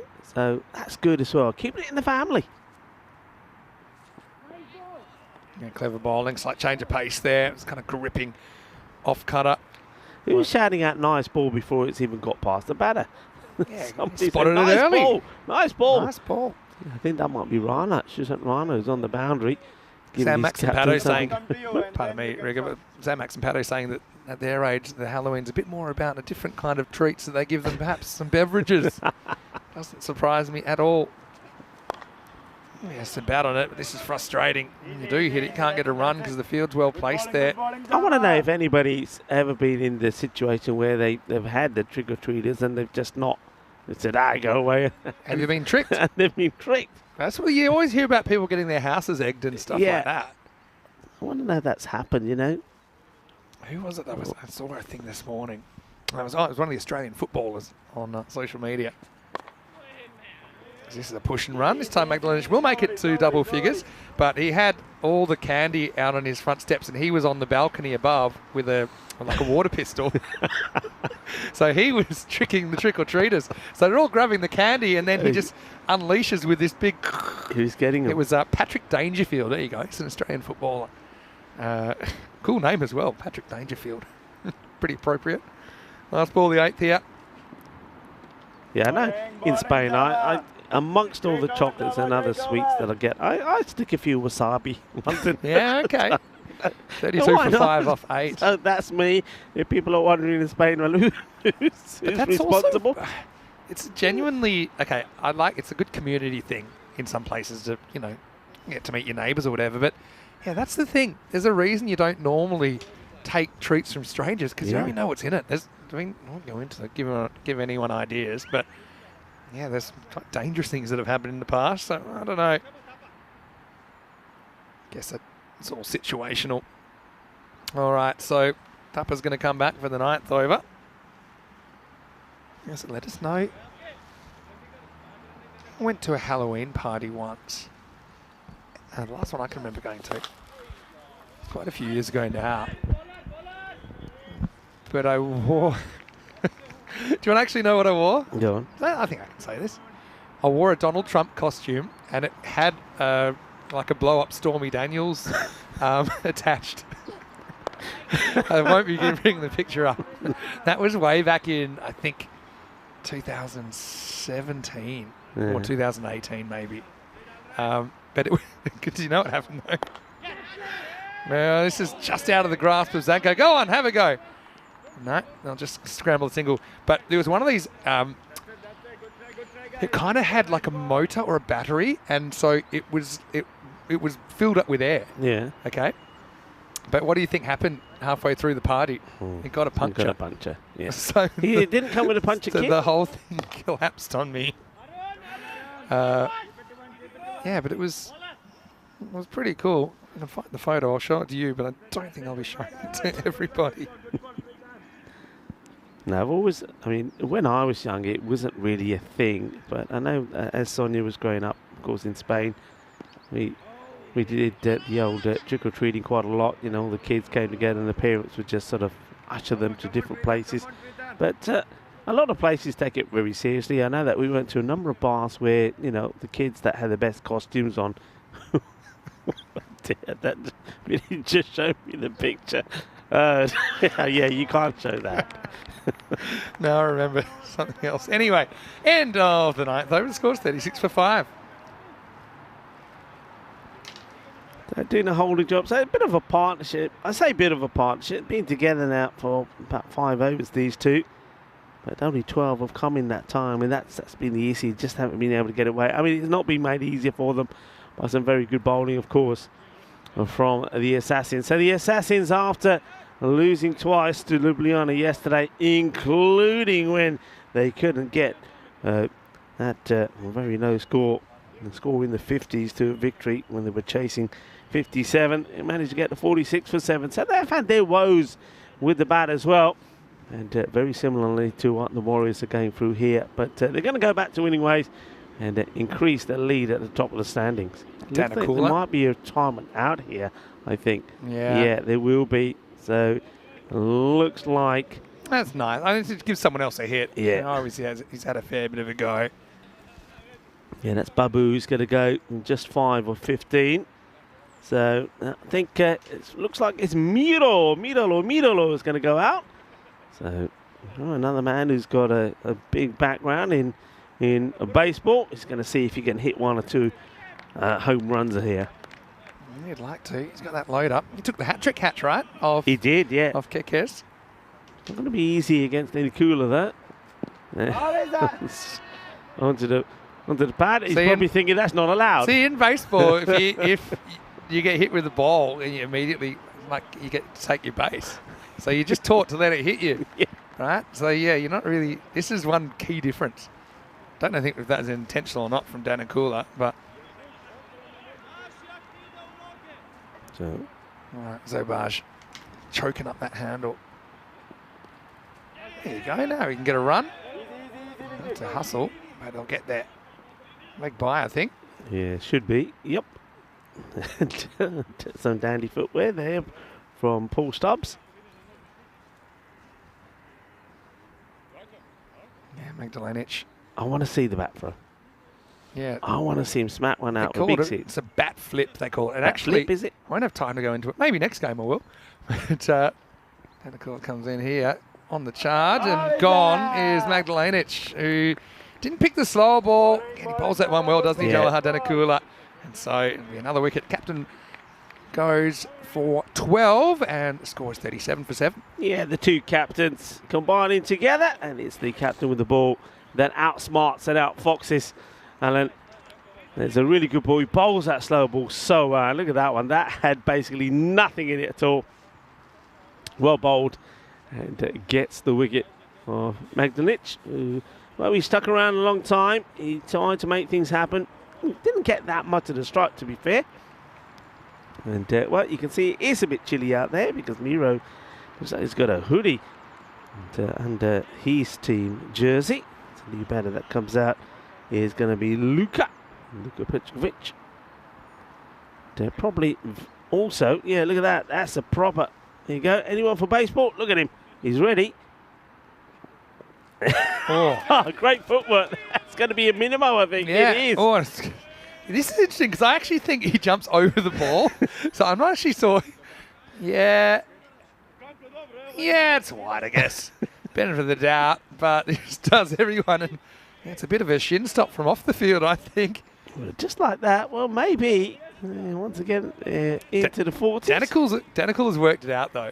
So what I was going to say is that it's considered in baseball a bit of a bad sportsmanship if you show off after a home run. You're meant to just be quite humble and yeah, just kind of drop your bat and go around the bases. I love this setup. And he's bowled. And he's going to be struck out here, Pekovic. So he does get 5 for his team in a way by avoiding the ball before. That'll be a golden duck for Luka. And the Warriors now 42 for 8. Yeah, that's more like it. Gets the radar right. And Luka, you see, with that sort of stance, you know where you want the ball. It's got to be high. It's got to be about just about waist high. He doesn't get it, and he gets smashed away. So that's going to be the end of the innings, and it's going to be a golden duck. I say the end of the innings. I don't think it is the end of the innings. So I'm not sure what's see if going anyone's on fit and here. available to bat here. Is he just walking him off? So it will be a golden. So we know that, but it looks like that maybe there might be it might have been an injury. Yeah, I'm not quite sure, but I don't know if they have enough fit and available to bat here. But I was going to say that between the knees and the chest is where you're kind of taught to swing in baseball. We can talk a bit more about the sportsmanship of baseball in a second, but I think that'll be the end of the innings, and so the margin of victory will be 64. And I think the end result will be 106 for 42. Coming up, we have the Assassins and the Warriors going head-to-head again. The Assassins have been sent in by the Warriors. Let's see if the Warriors can get some of those breakthroughs. Maybe Kakez can get a bag again. And yeah, another opportunity for them to go out there and test their skills as the players will shake hands. They'll be back in around about half an hour for the next one. But for now, we're in the fog, which you can see how much it's cleared actually. When you look at the first part of this innings, it was very difficult to see. Probably if you had to nail me on one moment in this innings, it was the double run-out attempt that resulted in 0 run-outs that I think could go a bit viral. Ultimately, the Warriors, their batting woes continue, just not quite able to find the boundaries that they need to be competitive at this stage. It was just the 1-4 in that innings, and of course, you had the minimo towards the end. And I also think that the Assassins, they kind of knew what they had to do. That was a good example of a ball that bounced twice before it actually bounced into the stumps, but they kept it fairly straight, and they held most of their catches that came their way. Yeah, that's true. Well, the fog did clear, but it didn't help, and this was the moment we're talking about. No one. It came back quicker than it went. Every time I see it, it gets better. It gets better because I never even realised how Vishnu was in the firing line there as well. Oh, that was something, wasn't it? And Danakula came and he cleaned up towards the end. This one bounced over. Just have a look at the shin bone of the person on the wrong side of the boundary. But yeah, Danakula, he's a class act, isn't he? And he's going to be even more important, I think, as this series draws to its conclusion. And so it will be 42 in the end. We weren't able to get Tapa and Massey fit and available to bat, and so the margin of victory will be 64 runs, 12 for Magdalenic, although you can kind of see that no one in the 9 that we did see with the bat were able to do better than a run a ball. In most cases, it was significantly less. If they're thinking twice about retiring Babu out as they ran out of balls in the end.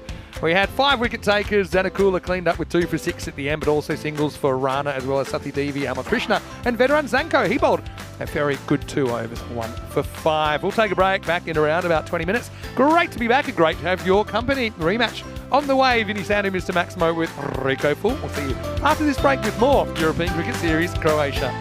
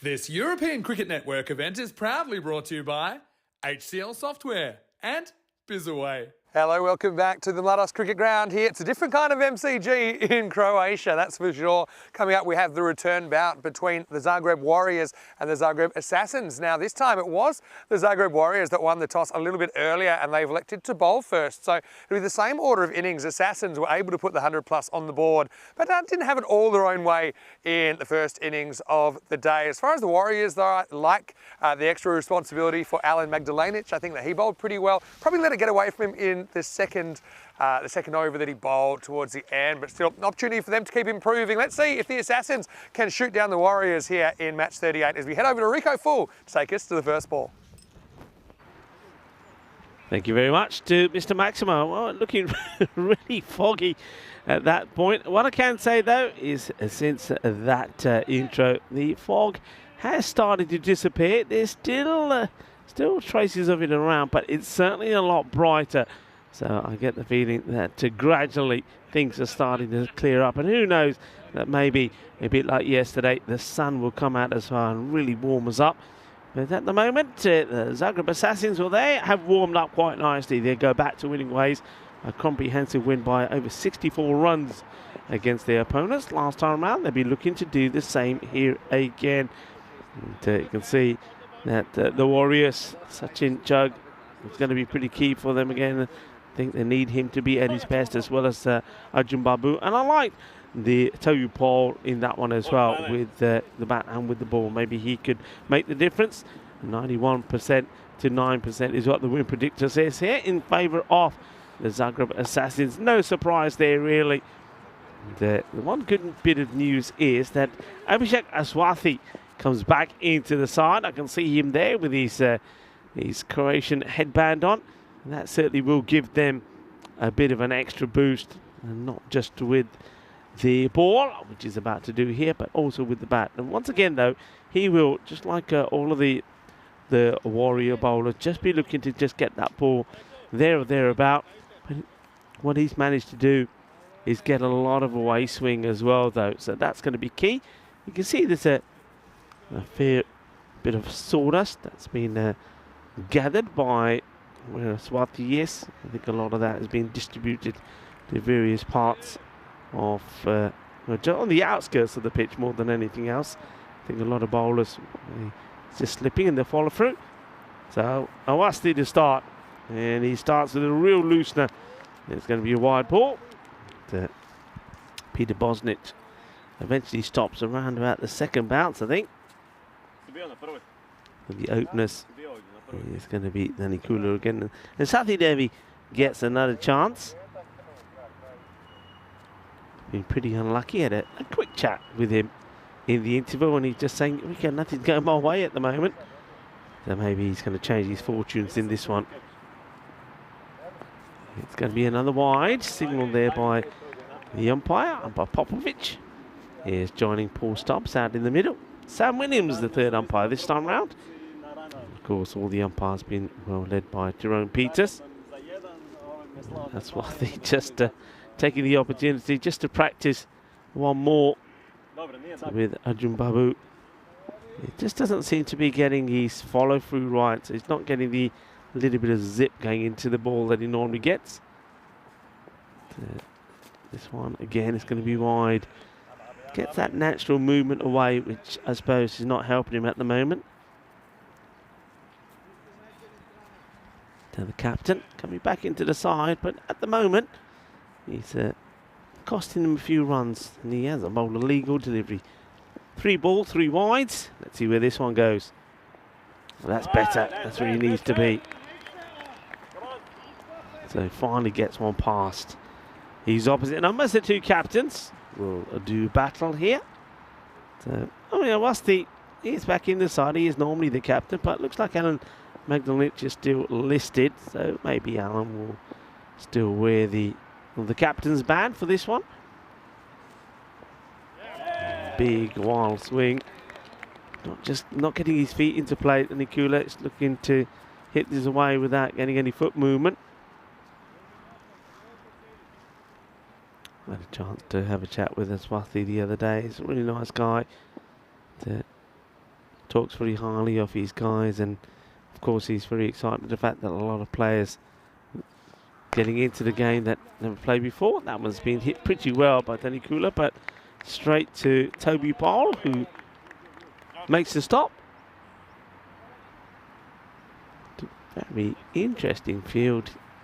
Of course, got a lot of those yellow jerseys out on the offside. You can see Alan there in the background. Magdalenic still listed as the captain in this contest. It's sort of very staggered together. That one's going to be wide again.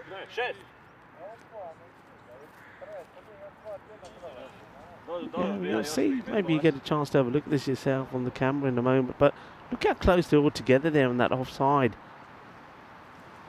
So you've got 7 bodies out there. So 3rd man back on the boundary. But then you've got 6 men there. It's all sort of closely clustered together. It's well bowled. Just drift this up. It's just driven away nicely for Sathi Devi to get him off his mark as well. So both batters up and running. They don't go blisteringly, do they, in the power play, do the Assassins? Quite often their power play could be 14 to 20 runs, nothing major. And then they get the acceleration towards the end. Magdalenic. This one gets through him, but no damage done, just a single. Paul Stubbs there in the background, and a fair bit of wildlife there as well. Some of the birds flying around in the background.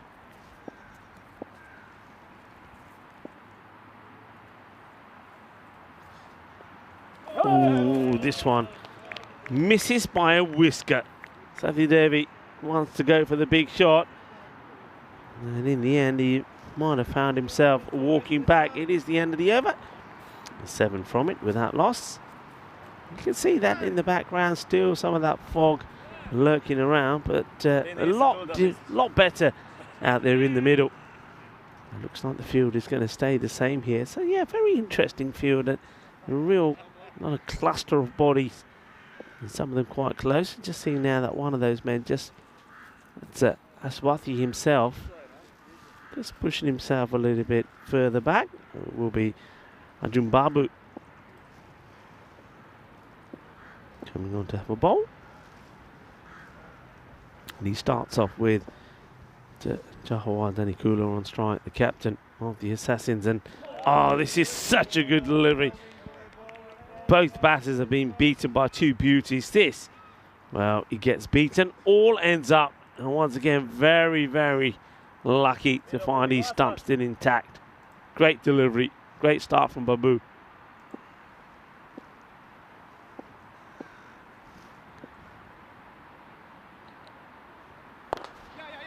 Slightly over pitch, played out. Luca comes in, that makes the stop.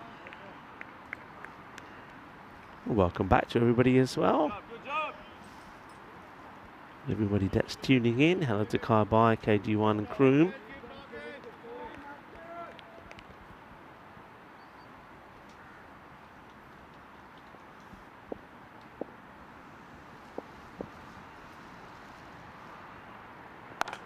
Goes for it, and he's going to get this big.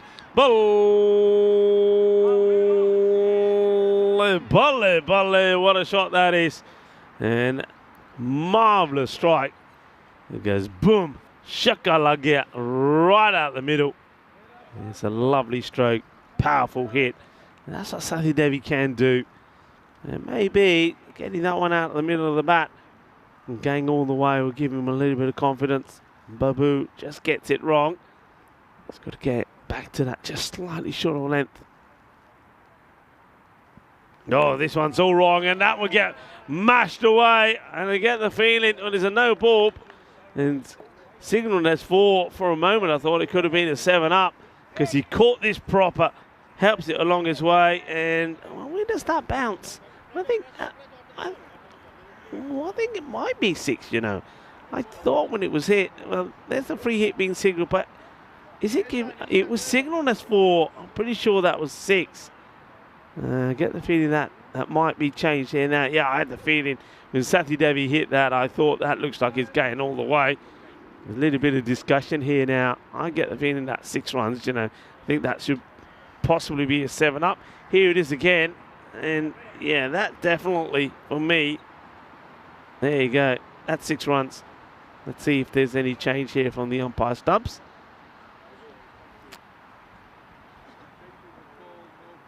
No ball. Yeah, that's like, well done. So 7-up it is. And Babu started with an absolute beauty. Well, he gets walloped. So 2 big hits. So we've had 6 and now a no ball and another 6, so 7-up. Free hit. Hits this nicely down the ground. Luca will come across to make the stop. Sathi Devi wants to go for 2, but he gets told just to stay put by Danikula, his captain.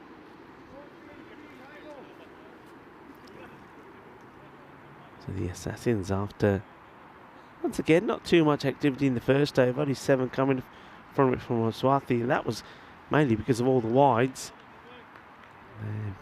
Started the acceleration, and it's Sathi Devi who hasn't had too much go his way. That's found the middle of his bat on a couple of occasions. Danikula will be looking to do the same. It's a nice looking shot and get a single. And it's one of those bodies out on the offside. It's able to make the stop. Tekes backing up.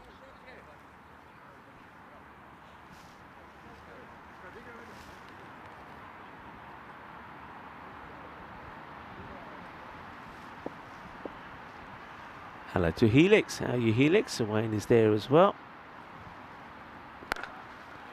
shot, and this will go all the way as well. So it's been a little bit foggy, but now it's raining sixes. There's another one. Sweet out of the middle. Sweeter than a bottle of Rasmalai. Sadi Devi. Well, maybe he's letting us know that he's back, and he's coming back at a good time as we get close to finals day here.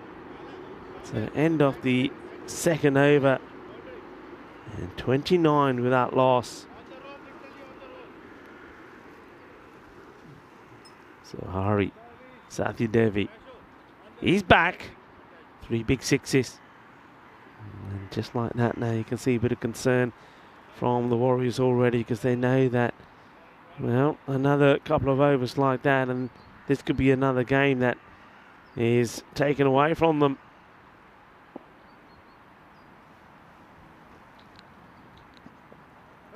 Well, this one I think is okay. Comes back in. Hello to Twilight as well, who joins the gang on the chat. Toby Paul gets given the ball.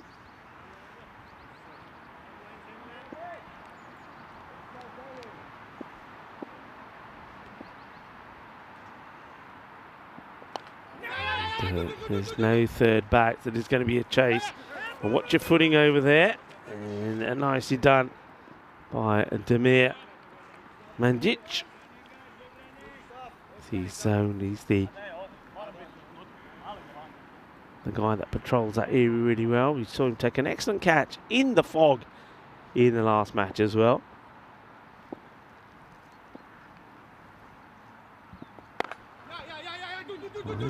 Wants to, calls it early and should get it. The batters, sensible from them as well. Good calling. They're watching each other and also running on the edge of the pitch as well. I think I mentioned this yesterday that the umpires and the tournament referee would have already told the captains that they have no issues with the batters that are running the edge of the pitch, because I think you can see there, if you're running off the pitch, you could be in a bit of trouble, slipping and sliding all over the place. That's a thunderous hit. Wow, that's quite spectacular, and I reckon that could be 6 that goes over point. Ah, nice little dog. Well, maybe the dog will go and get the ball for us. Well, has this been called a no ball as well? We'll have to double check on this. It just looked like the umpire looked like he was signalling a no. And where does this go? It definitely goes for 6. So it's a huge 6, and I think that no ball's been called for a foot fault as well. So that's another 7 up. So I think it's the back foot. Let's see. So issues for Toby. He gets called by Popovic for back foot no ball. So you're going to miss. Gets a dot in. So that's a good comeback.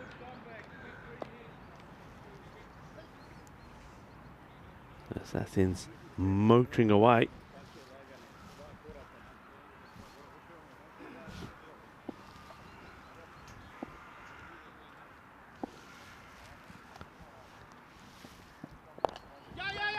Nicely shot and nicely dealt with out there by Alan Begnanich. Makes the stop. As goodies have arrived. Right on cue. I need the hot chocolate here today. Thank you very much to Sam Williams, who's doing the rounds.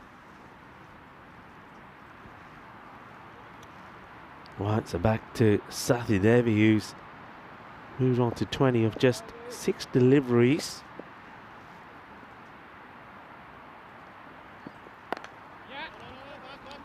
Plays it away, they'll take the single.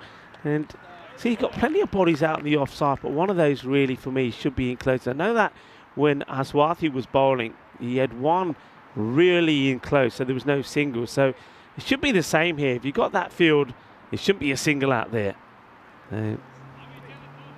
Yeah, if it comes to an end, and it's a very good power play for the Assassins. Got 42 on the board.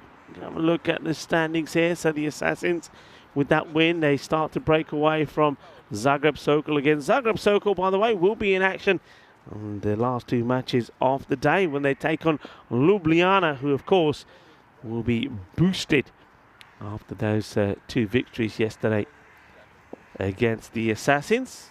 Probably on our team that are looking to win the final. The umpires just dropped a cap here, and they might be made aware of it in a moment, as this one's a beautiful pull shot and a one-handed attempt there from Alan McDonnell. But I get the feeling, let's have a look here. I don't think he's too close to it. It's a lovely shot. I mean, that will be certainly one for the over. And then you see that the fielder there in the background comes across. See how far away he is from it. I think it's already gone over him. So cracking hit. Not sure what they're checking here. So they're saying, yeah, it just bounces before the rope. Good work from the umpires. It's just making sure to get that right. So yeah, bounces just before. It was a lovely shot. So Sathi Devi has shown hitting down the ground, playing a lovely pull shot. Now, powerful. That will go all the way as well. Bolle, bolle, bolle. Ginna zona. Shaka lagya. Well, Raman Kuti coming into the attack, and he's the one who's been attacked here. Well, that's another biggie. 6 more. सवेरे पटाके चाल पे खेलना था ना सवेरे से तो काफ़ी फॉग सी कुछ नहीं दिसदा सी हुण तां दिसदे आ छक्के दिसदे आ चंगे छक्के. Sathi Devi 50 came up with that Maximo, and he just opts to leave this one alone. We'll take the wide, so score moves to 53. We're in this 4th over.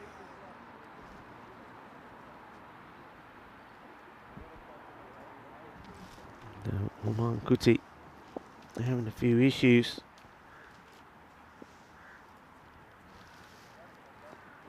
We go short again, and Sathi Devi misses out on this one. You could tell he was kind of waiting for it. Missed opportunity. High score that we've had in this series was set by the Assassins on 2 occasions. They got 148 on the board. They did it against Zagreb Sokol and also against Oliver Split. That was early on day 2. And that was when they were really flying with the bat. Since then, they've had a few issues. Yesterday was one of those days, but they're looking to come away from that with 2 wins here today. That's a good delivery, and it's really well played by Sathi Devi as well, as Raman Kuti really gets this one to sort of cut back. It's a feisty, spicy one.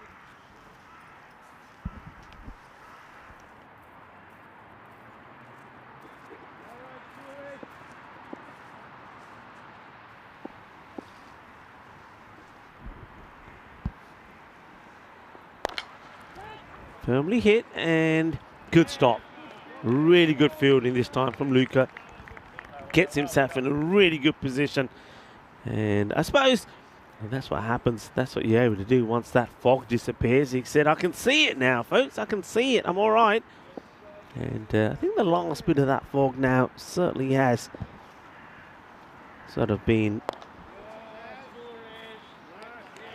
fizzled away, as you can now see quite clearly around the ground, and some of the buildings and things you couldn't see before now come into light, as that is the end of the 4th over, and the Assassins going well. 55. Good recovery there from Raman Kuti though, after being attacked at the beginning of the over with a 4 and a 6, and then he bowled a wide and then came back with the next 4 deliveries pretty tidy, just 2 runs from the last 4. And good time to welcome Vinny Sandu back into the cube. Yeah, it's a good start, isn't it? It's good ball striking there from the Assassins. And they're building, aren't they? You can see how one game can make a difference, though. You look at that game last night where they couldn't chase 57. They almost have that many in 4 overs here. And when it comes down to on finals day, obviously the top team will get to go straight through to the final, but there's no guarantee that they'll win the trophy. It's a catching chance, maybe. No, just drops short of Luca, but once again, Luca keeps his eye on it and makes sure it doesn't get past him for the boundary. Well done, Luca. who's had a few issues there this morning. You're right about the fog clearing, but who's to say it's gone for good? That's what I would have thought earlier. Should getting the ball here in the 5th over. Well, that's too short, and it's been absolutely crunched. And Sathi Devi is turning it on this time round. He's played a shot like this before, but this is a cracking hook shot, really is. And he stands firm, and he absolutely clobbers it. Yeah, well struck, just a little bit short. Yeah, Warriors, this is our last chance to see them in this series, and although it looks unlikely they're going to walk away with a win, but certainly they've given us plenty of highlights. Let's hope there's a couple more before the end of this game. And this one, it's a fuller delivery outside the off, gets the edge. So the thing with Bosniak, he'll often keep back even to spinners, and it's because it gives him more of a chance of getting those thicker edges. Yeah. But I think with the footing the way it is, he's decided to come up to the stumps. That kind of makes sense. You can see it's pretty slippery back behind the artificial pitch area.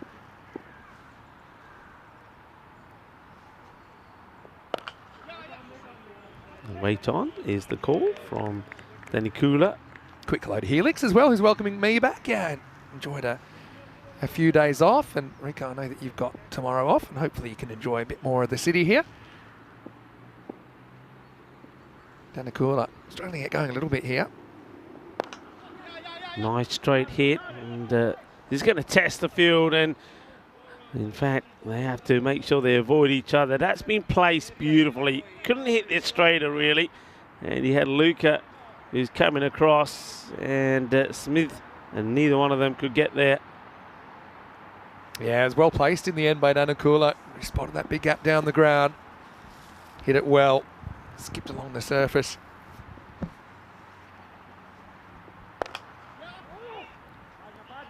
Time it's Luca that comes. Oh dear, he came charging in, but he misses the ball. So that's going to be a couple. End of the over there, 69 without loss. Want to welcome you into the box. Many sound to here, Mr. Maximo. Rico full as well. No, Rico, you've got a little bit of a break after this weekend. Of course, we've got the ECIs this weekend, but you will be back for Barcelona for a 3-week series there. So it's going to be great to be back for the Barcelona Bash. Looking forward to Barcelona. Of course, a lot of amazing things happen in Barcelona early on in the year, and I get the feeling that, we've seen some historic things, and yesterday we saw another record being broken. Barcelona, a few more to be broken there, I think. Guess what? Tell me. I'm down to one hand warm-up. Do you know why? Because Samir from the Blue Crew, when he was watching the screen, he saw we had them. He came to me after match one and asked if he could have one. So I said, okay, because I'm a team player. Oh, this is unlucky from Kezek who comes in.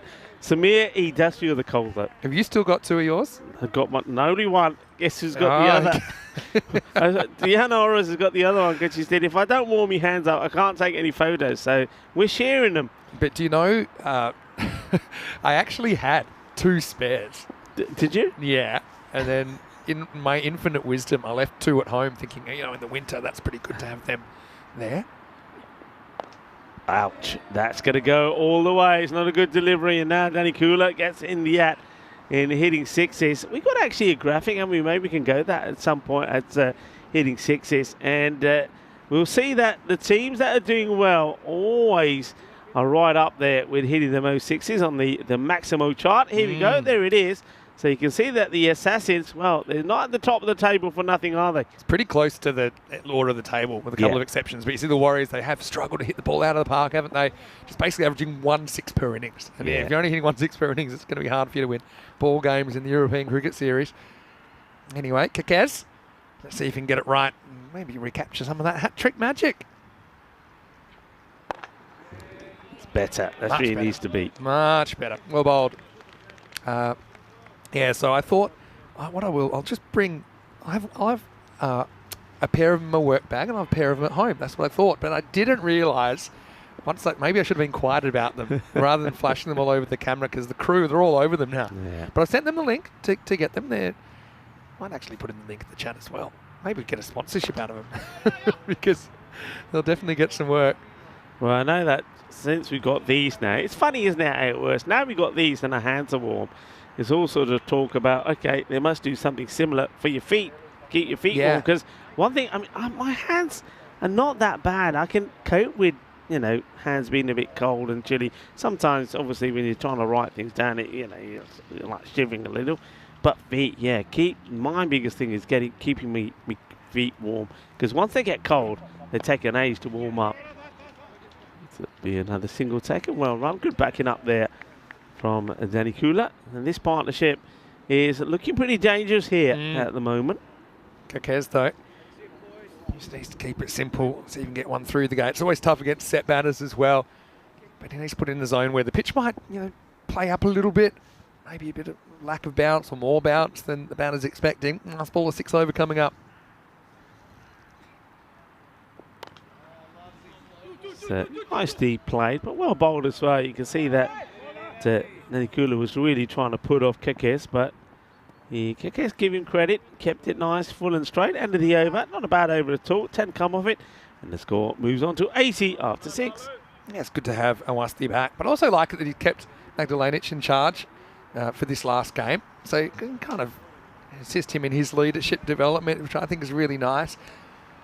I know from when I went from playing cricket to baseball, I remember that I had a lot of the kind of basic skills like catching and throwing and these things, but what I really learnt from the senior players around me were, the strategies and those things. And it can take you a year or two to do that. I mean, it's one thing to be able to throw a ball and hit a target, but it's another thing to work out the finer points of the game. And I think that's an area that Magdalenic is improving a lot. Now we're going to see him with the ball in the 7th over. He started very well in the last match. Picked up a wicket in the very first ball he bowled. And, well, he could do the same here as well. Oh, he gets let down, and I think that's the Demir Mandich that puts it down. Demir's taken some brilliant catches. This is probably the easiest catch that's come his way in the series. He found a way to shell it. Hands didn't really come together. And, Magdalenic almost pulls some of that luscious hair of his out as that one hits the turf. It wasn't the best ball he's bowled, but still, he would have loved to have taken a wicket. Okay, this is another opportunity maybe, and this time it's held. So he does take the wicket, and he looks at.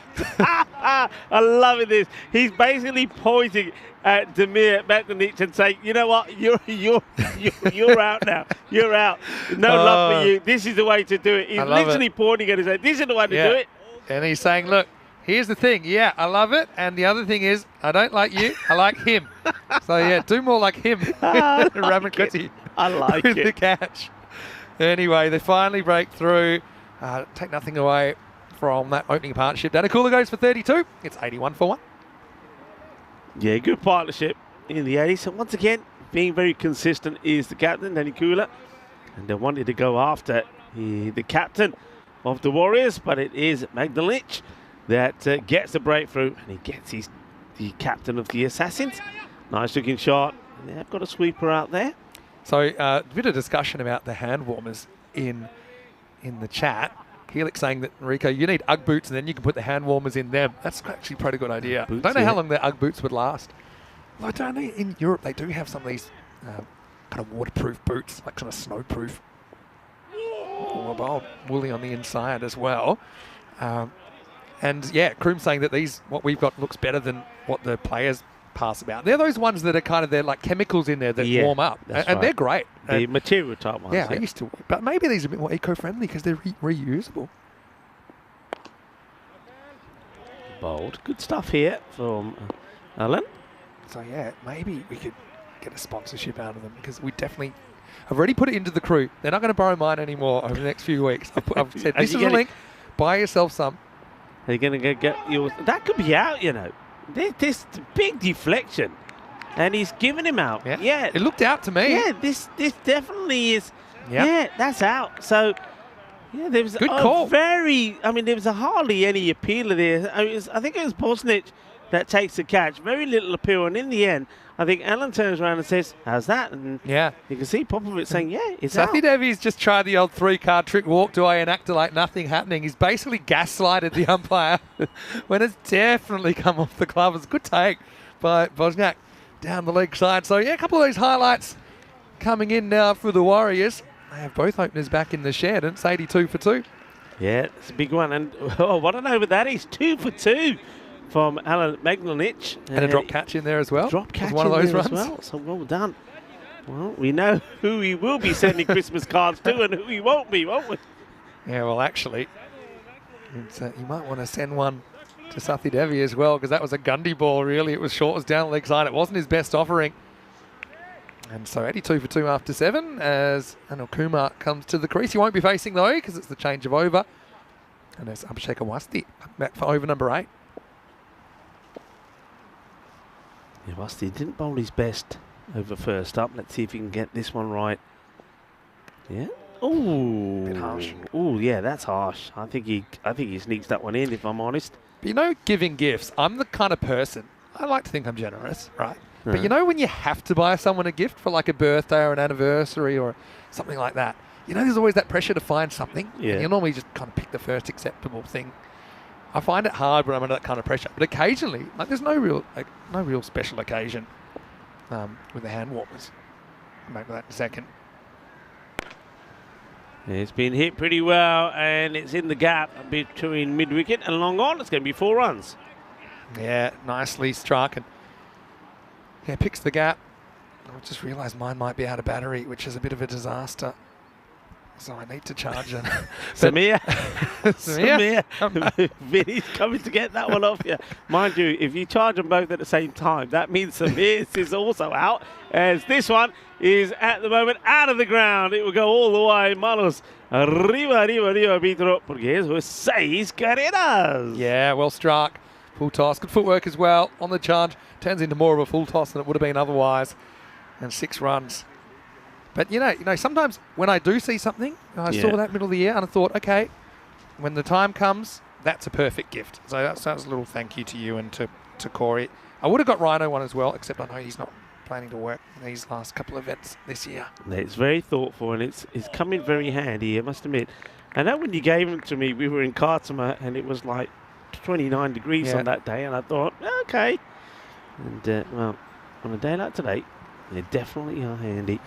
You remember like Barcelona end of last year. I don't know how many Christmas sweaters we had on by the end of the year, but it was pretty cold. Nicely clipped away. Work to be done there by the fielder. Looks like it's a Kakez who's up there. Underarms this through. That's where Miro would normally be, but Miro is the 12th for this match. Yeah, so, I mean, let's think. It'd be good if the Warriors could at least beat their best score, 76. Well, that'd be a good effort. Problem is, Assassins are already 94. There's over 2 overs to go. They've got plenty of batting to come. Kumar faces up. He goes for a big one as well, and I think this one is going to just plug, and, well, he's going to go for 4 afterwards. Once again, we've seen this a number of times when fielders are just not in the right place, and Apalarambil, once again, he just drags himself away from the rope, and then he tries to get back. He goes over him, and he goes over the rope. It's 4 runs. Yeah, poor Smidgeth. Someone needs to send him a pin with the right location, don't they? Because a couple of times he's just crept in when he just needed to stay back, keep the ball in front of him. And that one gets over and gets all the way for 4.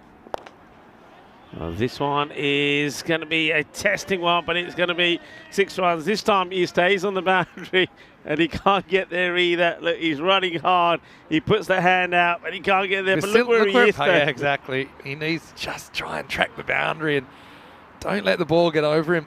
It's always, it's almost impossible to get it once it's gone past you. So Maximo to finish the over, and the Assassins 104 for 2 after 8. Yeah, big 6 to bring the 100 up, and looking to, I suppose, here maybe close on a sort of a 130 sort of score. Well, they've gone for Damir Mandic in some sort of redemption story. He's now going to take Smidgeth's position at long off. So I'm backing Damir here. I don't know if he's ever played the outfield in baseball, but they do some pretty cool things where they get to jump over the fence sometimes. Yeah, it's all right. Baseballers, they can field anywhere. But you know what's going to happen. You know where I really hope the ball comes down. Yeah, you're right. Smidgeth has now got into Damir's position. Smidgeth is going to get another opportunity here as Chug comes on the ball over number 9. All happens in the 9th.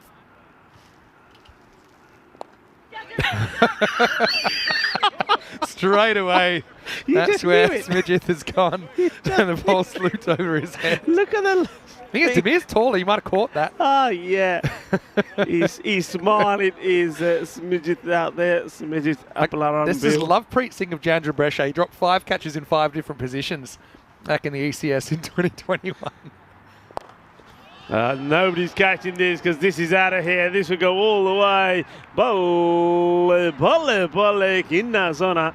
Shakalagya ke wake hanial ke grandes. He's got it out. Yeah, really good shot. Technically a good shot. Hits it pretty straight. Comfortable length to kind of pick up from Chug. 10 balls to go in this innings.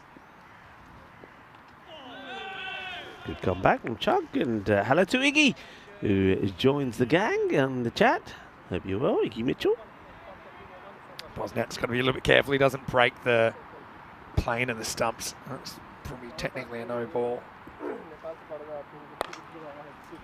He gets a fair bit of this as well, and I get the feeling this is going to be a good effort. But I think he's already walked outside. If he'd done a bit more of a basketball here, he might have kept this in. Luca, have a look. Yeah, I think it's where his feet are here, unfortunately, because he's... Yeah, but actually, by the time he gets it, just throws a nice little behind the back job. But yeah, 4 runs the result.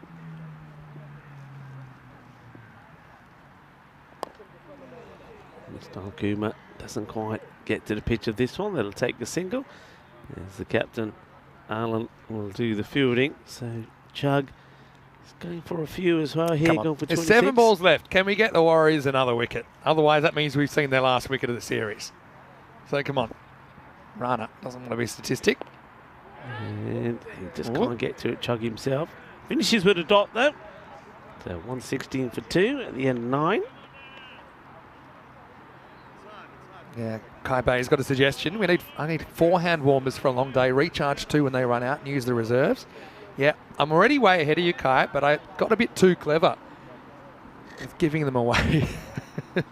And also, I left a couple at home because I thought maybe I should have separate ones in my work bag, and I went home when it gets a bit snowy and all that.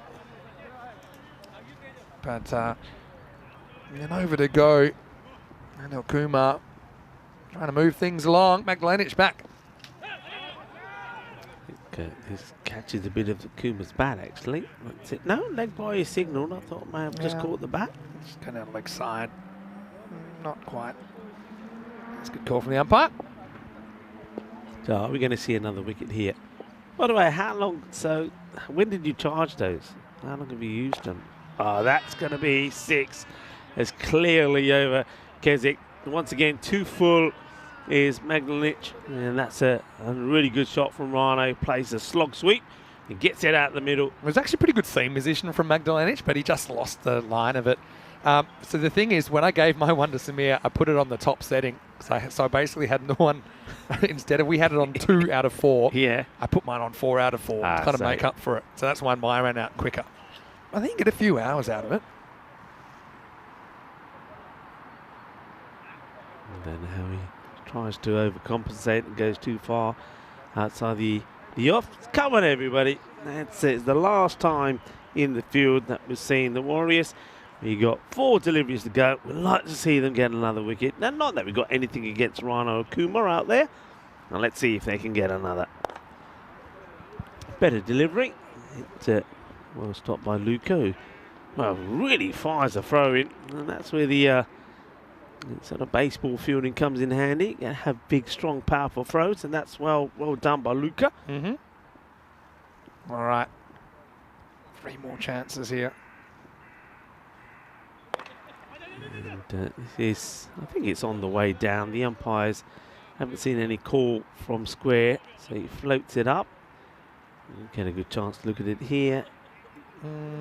Yeah, I mean, it is coming down pretty quickly. Downwards. You see that the trajectory of the ball.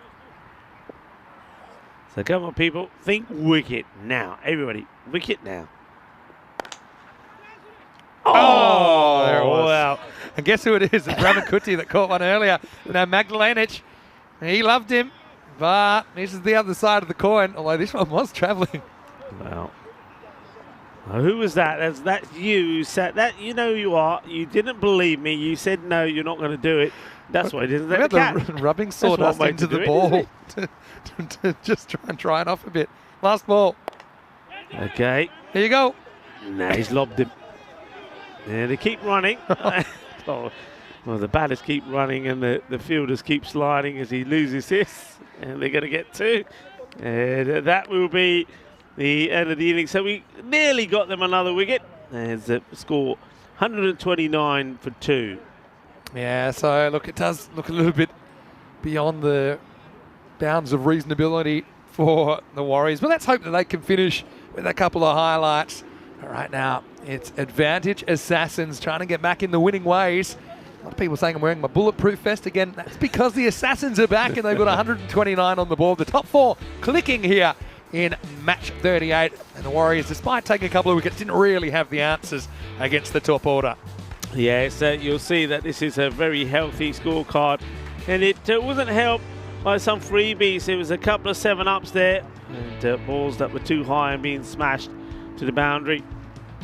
Have dealt with the free hits really well. And I think the good sign here, especially for the Assassins, was that Hari Satidevi has found his form again. He played some cracking shots as he smashed the ball to the boundary. And then Denny Kula getting in the act as well. He's been good all the way through.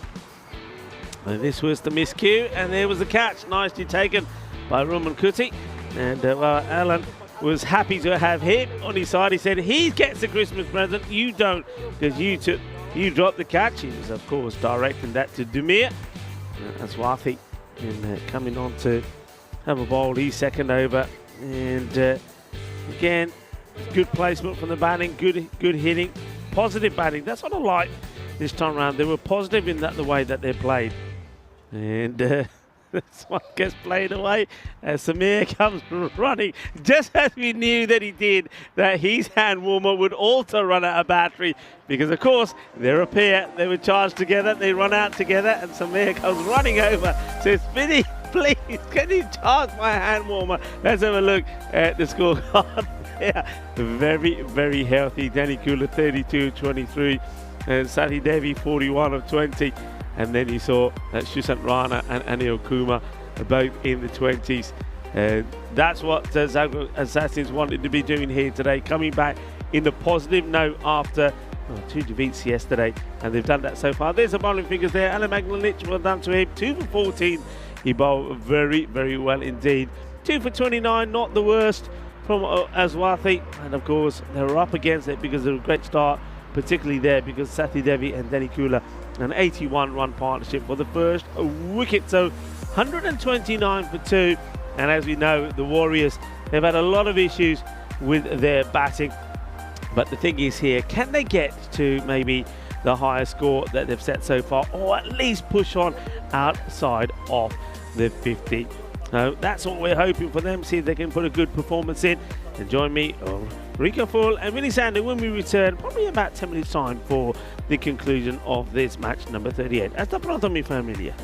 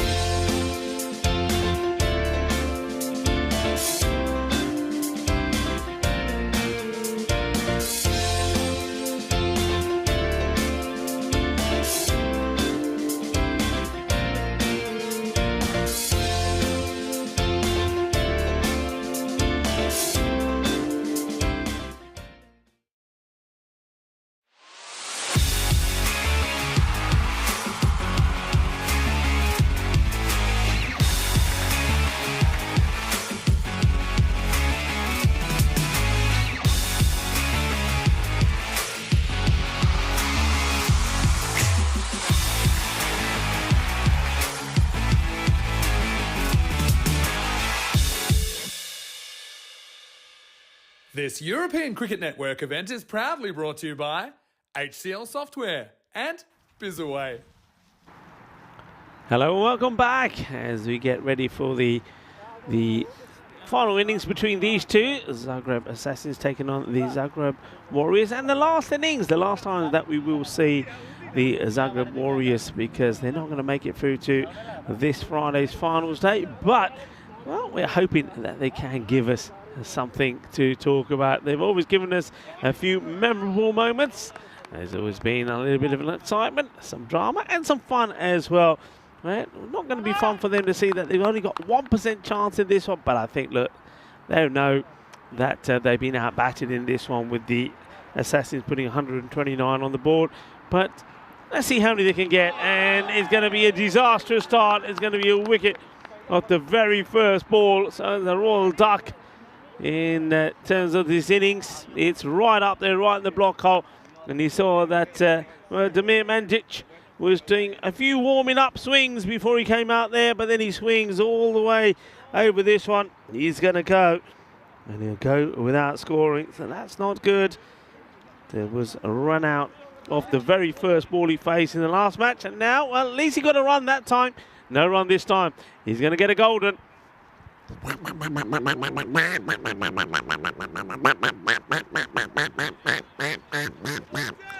And he says, yeah, it was there, I couldn't get it.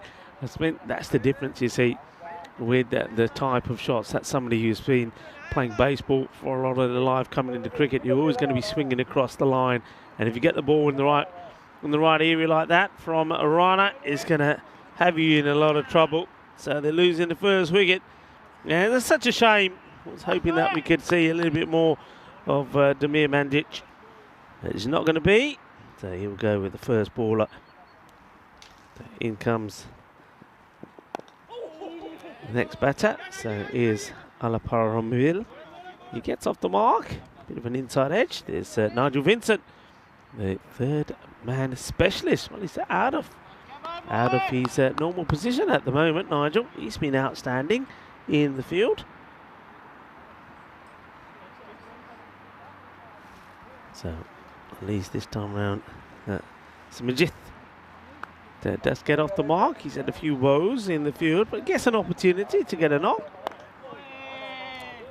Should be another one here. There's Aswathi, the captain. Gets a little bit of an inside edge himself to get himself off the mark.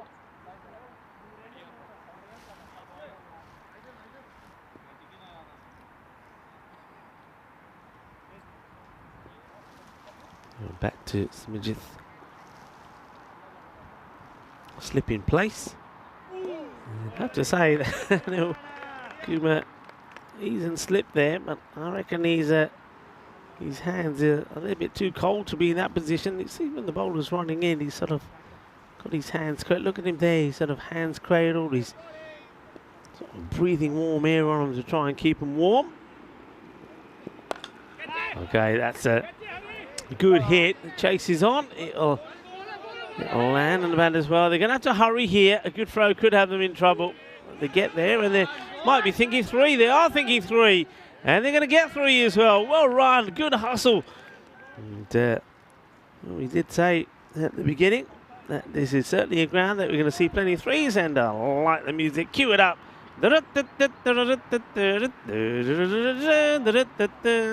Yep, nice. It's a good delivery. This really does come back in sharply from Rana. End of the over.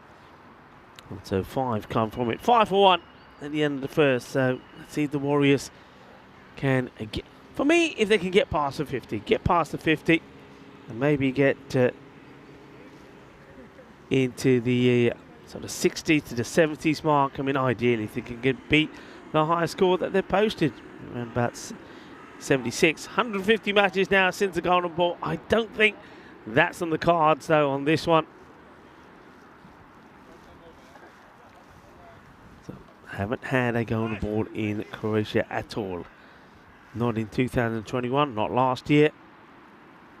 Will we get one this year? I mean, that's pretty high. I get the feeling they might have a look at this for height, because it's full, it's wide, and Maybe he just gets away with it. He does, yep. So, Sathi Devi, he was very good with the bat. 81-run partnership between him and Danny Kula. It's been played away once again. It's over the inner ring. This time, though, they decide that they'll just take the single. Good option. Don't want to take on the arm of the fielder. Sathi Devi knows this round of the wicket, and he gets that middle and leg stump Yorker in.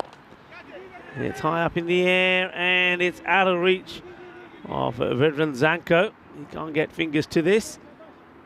They'll take a single. Just sort of leaning backwards, wasn't he? Wasn't able to leap in the air to take the catch. So he survives. Does the captain, Azwasti. Okay, high in the air, and should be taken, and it will be dropped. Can you believe it? And that's Arjun Sathian. And he's probably saying it, no, my name's not Sathian, is Nigar, everybody, not Sathian. We know who you are. That shirt's done the rounds as well. Of course, we've seen Christy O'Brien wearing that one as well. Sathian puts the catch down. Oh, that's a really good delivery from Sathi Devi. Probably wondering how he hasn't picked up a wicket in this over.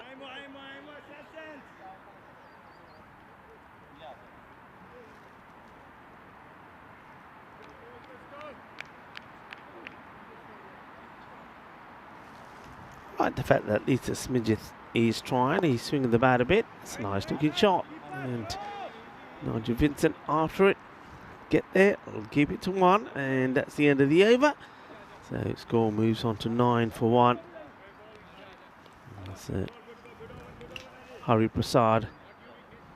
Sathi Devi. Also nice tidy over. It looks like they're going to be rotating the bowlers around a fair bit here.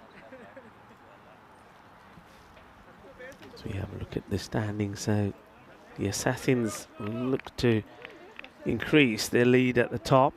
And Ljubljana are back in action later on. They're taking on Zagreb Sokol, and you can see the difference between those two teams. Just the 1 point separates them. So though the matches this morning, the first two have been very much one-sided, and teams not got a lot to play for. This one gets guided down to third. The ones this afternoon, there's plenty to play for. Teams will be battling it out between each other to see who will finish this day in second spot, and who's going to be able to try and catch the Assassins up. It's a wild swing at this one from Rana. Sushant Rana coming to bowl himself out as Vinny Sandhu joins me back in our cube. A cube that is still here, Vinny. It was on its way yesterday. Yeah, I know. It was on its way to the next series, it seemed like. I did see some of the videos of what was happening behind the scenes. Well done to hold it down. Got a feel for Mandich. He's had a pretty good series. He went first ball in this one for Royal Dark.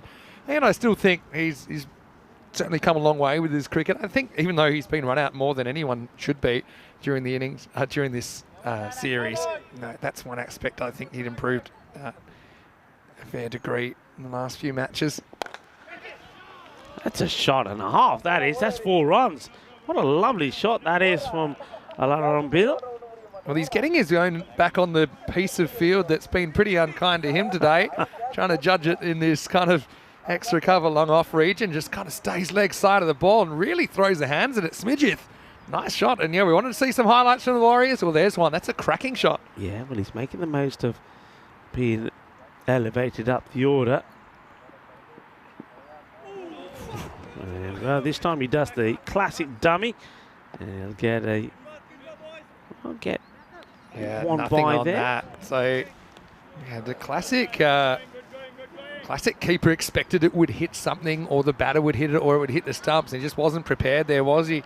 Muralidharan, who I think may go viral a little bit later on today for being the first leg of a 2-pronged run-out attempt that went very, very wrong. Chance gone. Great catch. Annie Okuma takes the catch at slip. Well, I said that he was keeping his hands warm, and now you see why. That is a really good catch, sharp catch. I think Azuafi, he just goes a little bit too defensive, and nicely done. Takes it nice and low. This would be a good shot of it. Yeah, well, I mean, thought for a second I'd change the channel and put on the World Test Championship there because there's a searching delivery outside the off stump, and it's just a little prod, isn't it? Thick outside edge, and Slip does the rest. The Warriors lose the second. It's 15 for 2. Yeah, he'd be disappointed. Well, the captain, it's not the way that he would have wanted to get at in the last match, of course, that he's going to be batting in. So he departs, and you can see that 15 now for 2 at the end of the 3 overs as Sathi Devi will come on to bowl his second as well.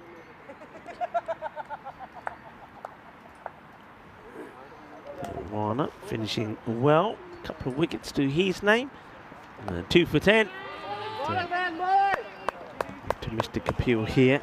As Raman Kuti is the new batter. Yeah, we caught one, dropped one, didn't he? Oh, not really a drop. What was that? I suppose it was. It was hit pretty hard at him late in the innings. That was off captain for this game, Alan Magdalenic, but now Ramankuti gets a chance at number 4.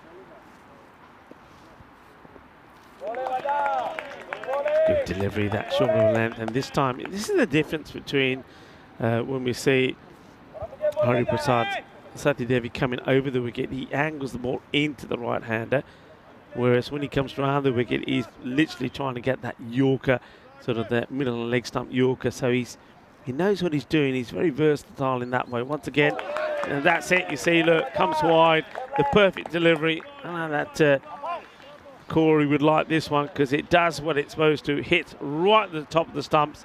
And it's going to be another one, and it's an important wicket. But Samish, I like what he did. And Ala Parambil, but this time you can see he just loses his shape. He loses his head. He's looking up into the clouds, isn't he? And sees the ball. Just give the bowlers a kiss on the way through. He played a nice cover drive. You can frame that one. Maybe not the last one, but if he was going to go down, he was going to go down swinging, so you can't really fault him for that. And he will be the third wicket to fall, 15 for 3. This brings Luka Pejkovic out to the crease. So look, there's a fair few baseballers in this side, and so as I went the other way. I played cricket for many years. I played probably 5-6 seasons of baseball at a pretty good level.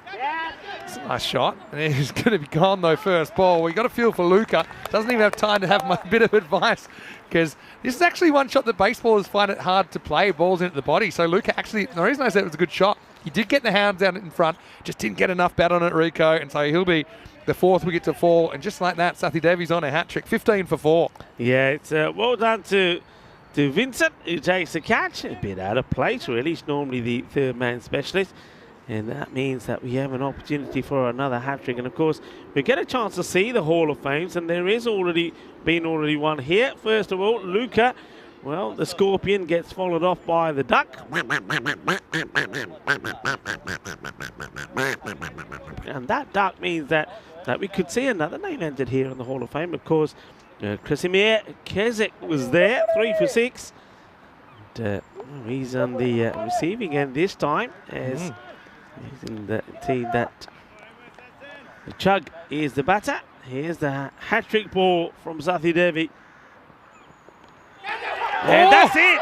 I think that's a hat-trick. What a catch. Absolutely sensational. Muralidharan has taken an incredible save behind the stumps. We have another hat-trick. What a catch. What a catch. Moment. I can't believe what I've just seen. It was kind of a wasted hat-trick ball. I thought it was outside the leg stump. There was a big deflection, and it is the hand of hope from Vishnu Muralidharan down the leg side. And it's a clear edge, and he gets it in the webbing, and there is your hat-trick, Rico. And Hari Sathi Devi, what a game he's having here.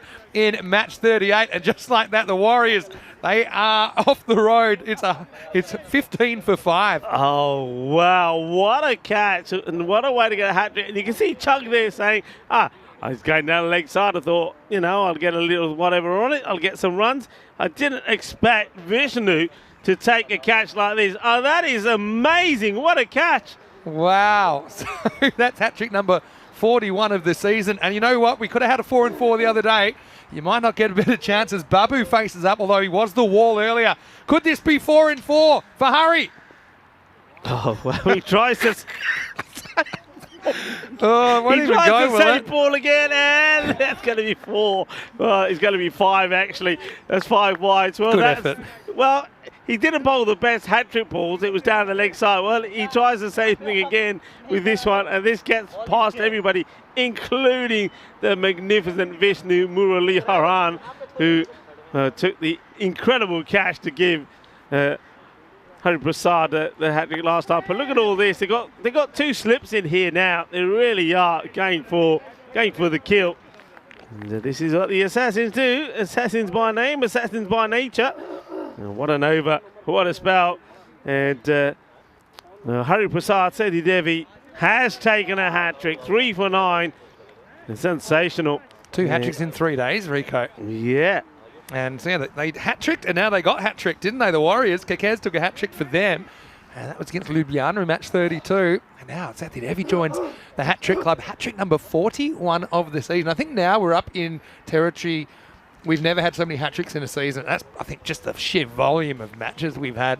Yeah, and we got plenty more opportunities. I don't think now already. You're going to have more than 50. We are going to have more than 50 by the time we're finished. And that's going to be a wide, Rathan Asami. He does get the ball always to move away, so I can understand where you'd have the slips in place for him. But they've got the third man back. You might as well have the third man up as well, and sort of like a fly slip in between the two if you're going to be super aggressive. And Raman Kuti and Babu are the batters. They both haven't got them off the mark as yet. This is high up in the air. It will be lobbed over the likes of Zanko, who chase it. Oh, well, they could be in trouble here, and I think they will be in trouble. The umpire, Popovic, wants to go upstairs to check, but, well, I think this is out. There's no doubt about it for me. And Zanko gets the throw in. Good throw from Zanko. Yeah. I think it might have been a 1 short as well. Here we go. And, yeah. Oh, hang on. I think he's just gone. Does he get the bat at down? the first moment, see the stumps are gone there. I think he's going to be gone. But I mean, he for me, he has the ball. Let's have a look here. I wonder if we get a better look at this. He's already going, yeah. And let's have a look at the whole thing, if you like. But yeah, he throws the ball away after he knocks the bails over. This, for me, was a bit of a... I think he might have been fine with the touch, but then his hesitation costs him in the end. See how... He just knocks the ball against the stumps, and that's all she wrote. So, got to say, it was a good throw by Zanko in the first place to get it back to Rathin Asami. That'll be 1 and a run out. And so the woes continue for the Warriors with the bat. Yeah, Babu run out. Let's face the 1 ball, and this is going to be another big wide. And run out for a duck as well. Yeah, well, it's been a long series, let's be honest, for the Warriors. But all they need, I mean, they just had, say, 2, if they could draft it in 2 bats, they could whack it.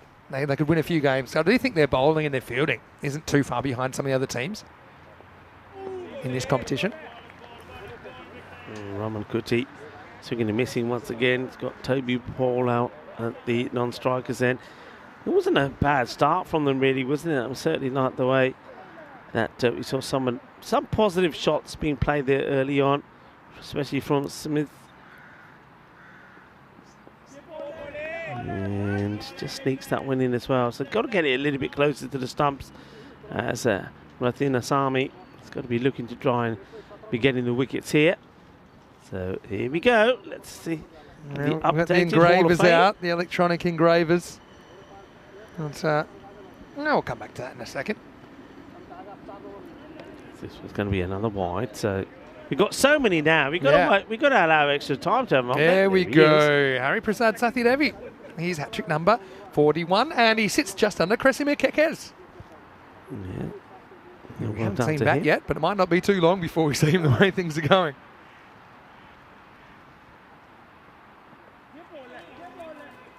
Oh, he's struggling to get his areas here at Ratanasamy. So it's going to be another run to go on the board. 5 off the over. It's only halfway through it.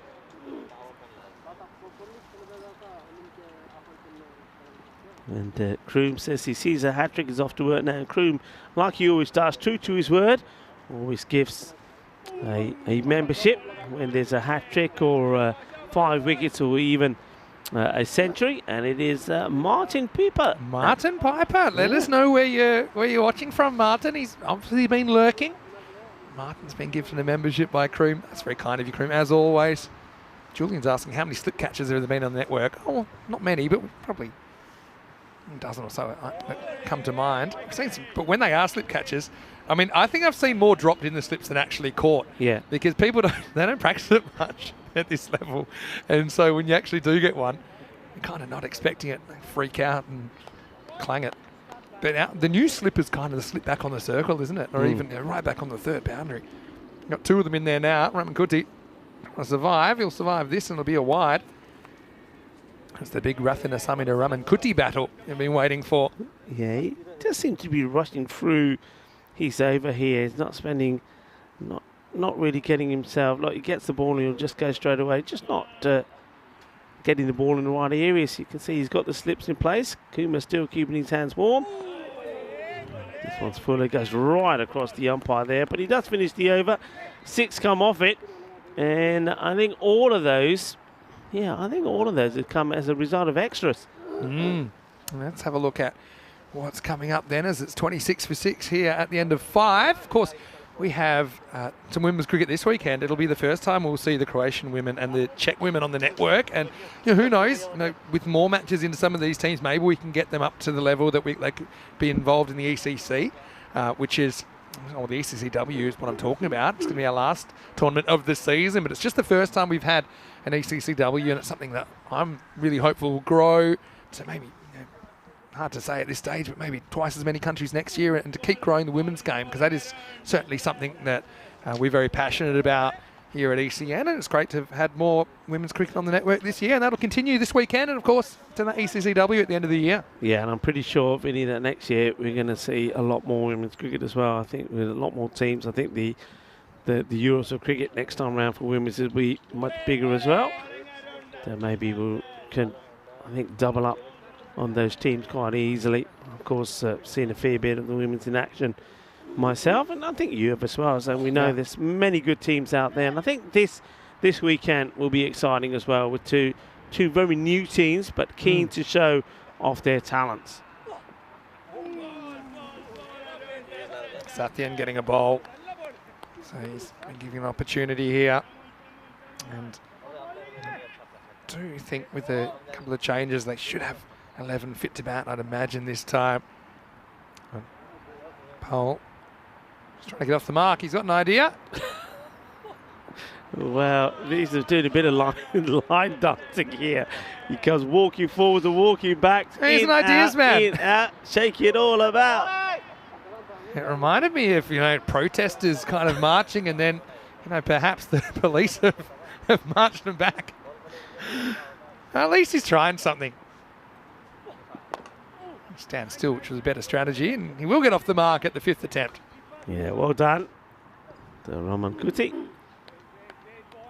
Yeah, so Martin Piper, if you're out there, I'm doing a personal lurker call out. And C, just saying nothing wrong with lurking. I know I was doing a bit of lurking over the weekend, I've got to say. Well, TT picked up, of course, his crown yesterday as well. This one goes down the leg side. So a couple of new members. Do you know, I catching my flight back yesterday, I almost lurked my way out of the plane because I got the dreaded last call personalised message in the airport. Really? Yeah. Oh. Just probably. What were you up to? I was watching the first game yesterday. As we get to the end of the over here, pretty tight one from Satyan. And the score 28 for 6 after 6. Well, firstly, at the airport, it was one of those fill your own plate for a set price. So when I saw that, You did well to get the plane then. I really tested the bounds of what you could stack vertically on a plate. And then I was just lurking, and I thought, you know, they say half an hour boarding before. So I, you know, just pushed it right to organising a few more travel arrangements for later in the year. But then I thought, wow, it's getting pretty close to the time that they say it's the last call. Then I got the infamous Mr. Sandu, please report to gate C12. or you, and even with that threat of you will be offloaded the flight. Anyway, made it in the end. And that's why I'm here. Oh, nicely played, wide off those slips. You have to work so hard for one run. Oh, they're taking on two. This is dangerous. Oh, well. I can't believe he tried that because he pretty much walked the first one. And I said, look, it's worth pushing hard. But anyway, unfortunately, Vishnu, I suppose he caught the one that really mattered, the hat-trick ball. A few have bounced out. I'm still gobsmacked that he took that catch because usually, as you saw there, Vishnu in catching, his glove work's not the best. So he takes the most, well, probably one of the best catches that you'll see down the leg side. And this is going to bounce before the fielder can get to it and get it in. Here they come again. Sathian again, and this time it will be out. So I suppose they're trying to get a move on here, but there's still plenty of time to bat, so they don't need to be suicidal. No, I mean, I like the fact that they're forcing him to make the play. Maybe it's a bit early to take on something like this, but it comes down to, like I said earlier in the over when we saw them push a two that probably wasn't there either. When you work so hard for one run, if you see a 1.5, you start thinking, well, you know, maybe it's worth taking it on. The throw pushed down a cooler a little bit away from the stumps, but it was a fairly easy put back. So it's going to be the end of Ramankuti. He goes for one, and the score's 31 for 7. Yeah, you did well actually to at least hear those announcements, because I always find I could never understand what they say. Because my ears were pricked up thinking, no. I'm like, is this for me? Because I was already on my way. A nice looking shot. Go ahead, It's gonna just stop short. I worked out how many flights I've been on since I started doing this full time in 2021, and do you know how many it is? Go on. It's like 160. It's 160 flights. That's quite amazing. So I count. Yeah. So you know, for example, sometimes it's 2 flights to get from one place to another. That's a lot.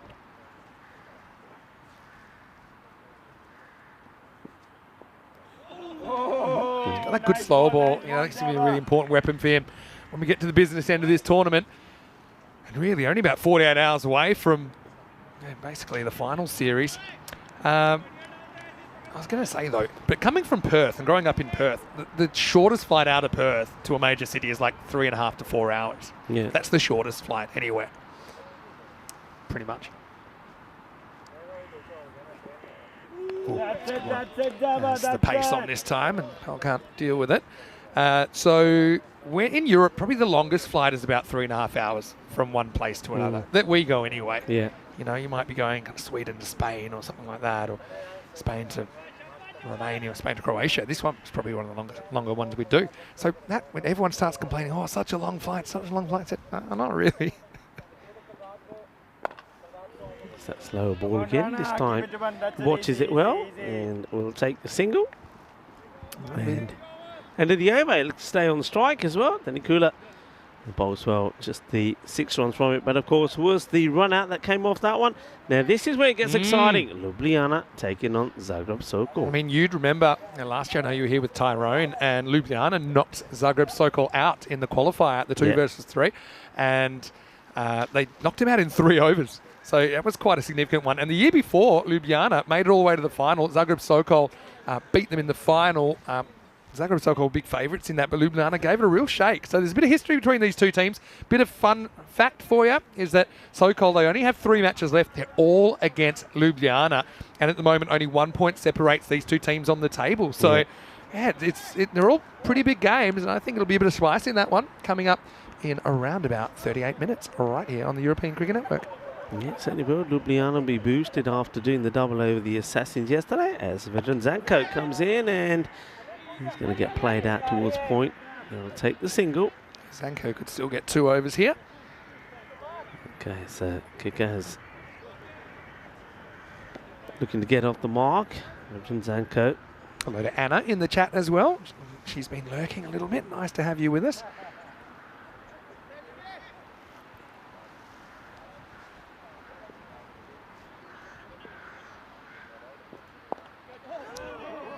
No run there as it just gets pushed towards where Naseem Khan is.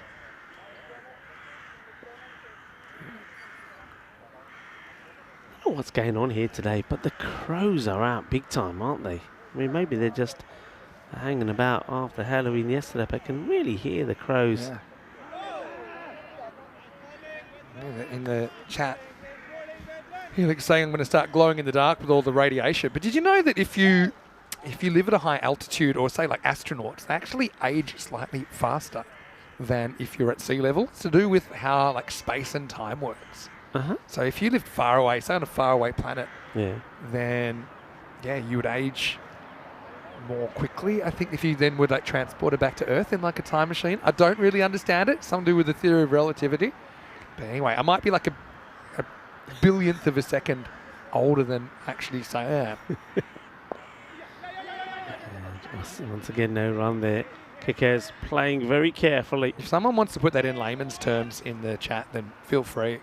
But I remember reading something about that. You know, in movies when they say, like, you know, one day here is like a year on Earth.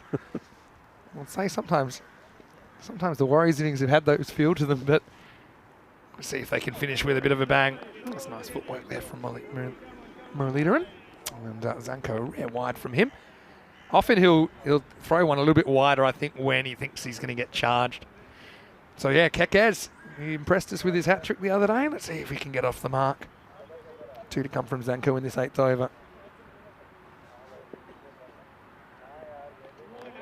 It's going to be another wide. Kekaz wanted to go after this one. It has a big swing at it. And check the head again there from Zanko. He's not happy with the last 2 deliveries. I reckon he'll try and drift this one in though, nice and straight, full and straight this time. See if he can get his wicket. And he tries, and that's a good strike from Kekaz. Hit it pretty well. He'll get off the mark. He'll get the single. So well done to him. Zanko's a guy we'll see playing for Croatia this weekend in the ECIs. They're playing Slovenia in a 4-match series. Also get to see Danakula and Sushant Rana.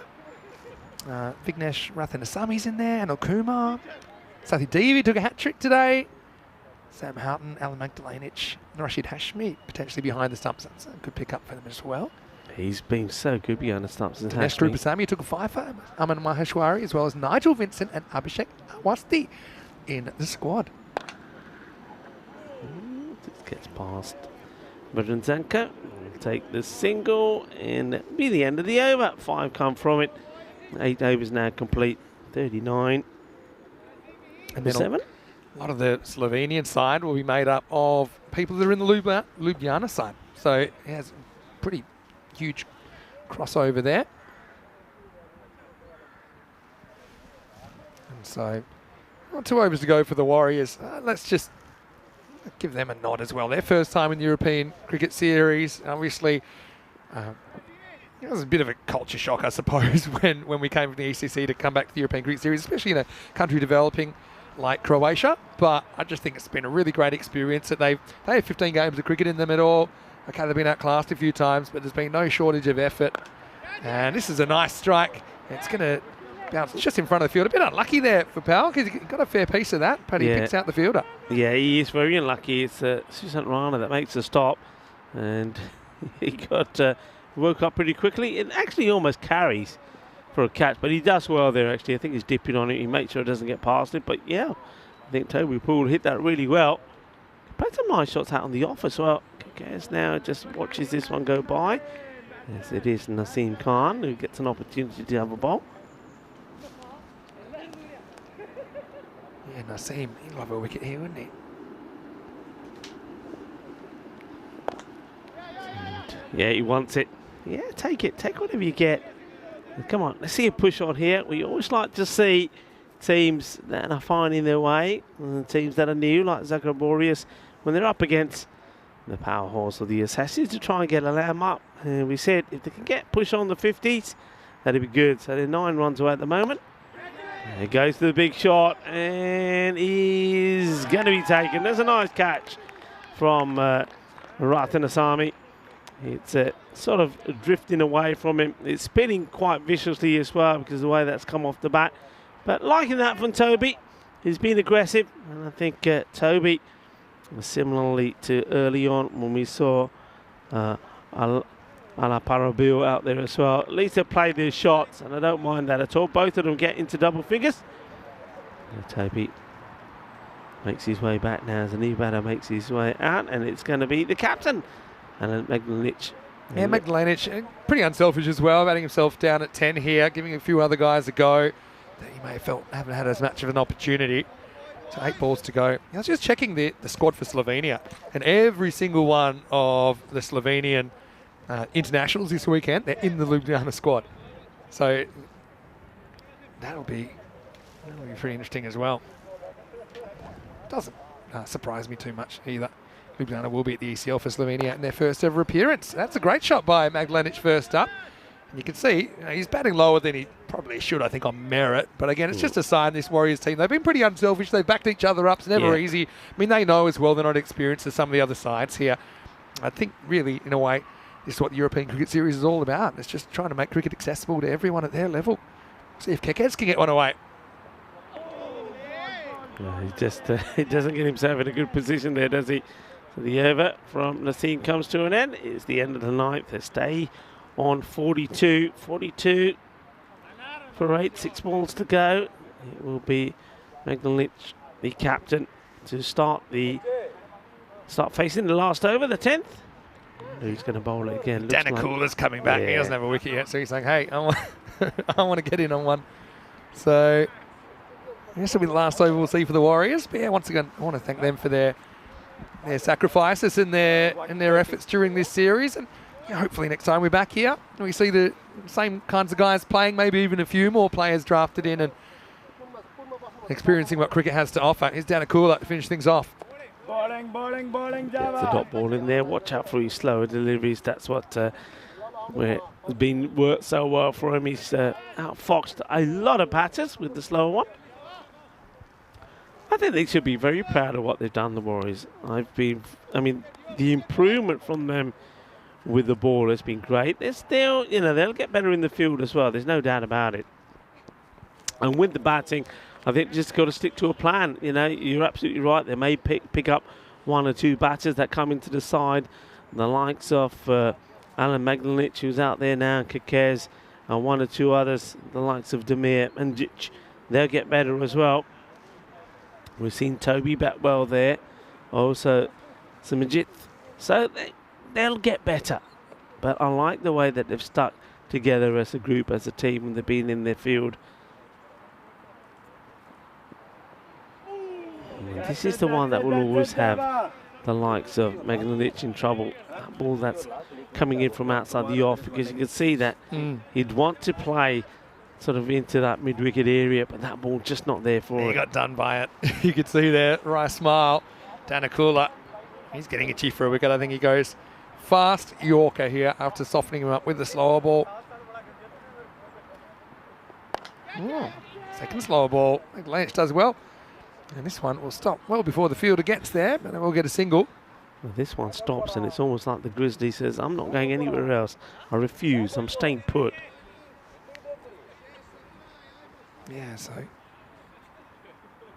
the Warriors certainly have been entertaining, like we said. The Kekes hat trick. I mean, Musty's led them pretty well throughout the series. Maglanic taking over today. An attempted umpire clothesline. I don't know what was going on. Maybe fielder's still moving. But yeah, Demir Mandic as well, with a couple of his catches and his efforts at the top of the order, even though it didn't work out for him this game. Mentioned Luca, Scorpion.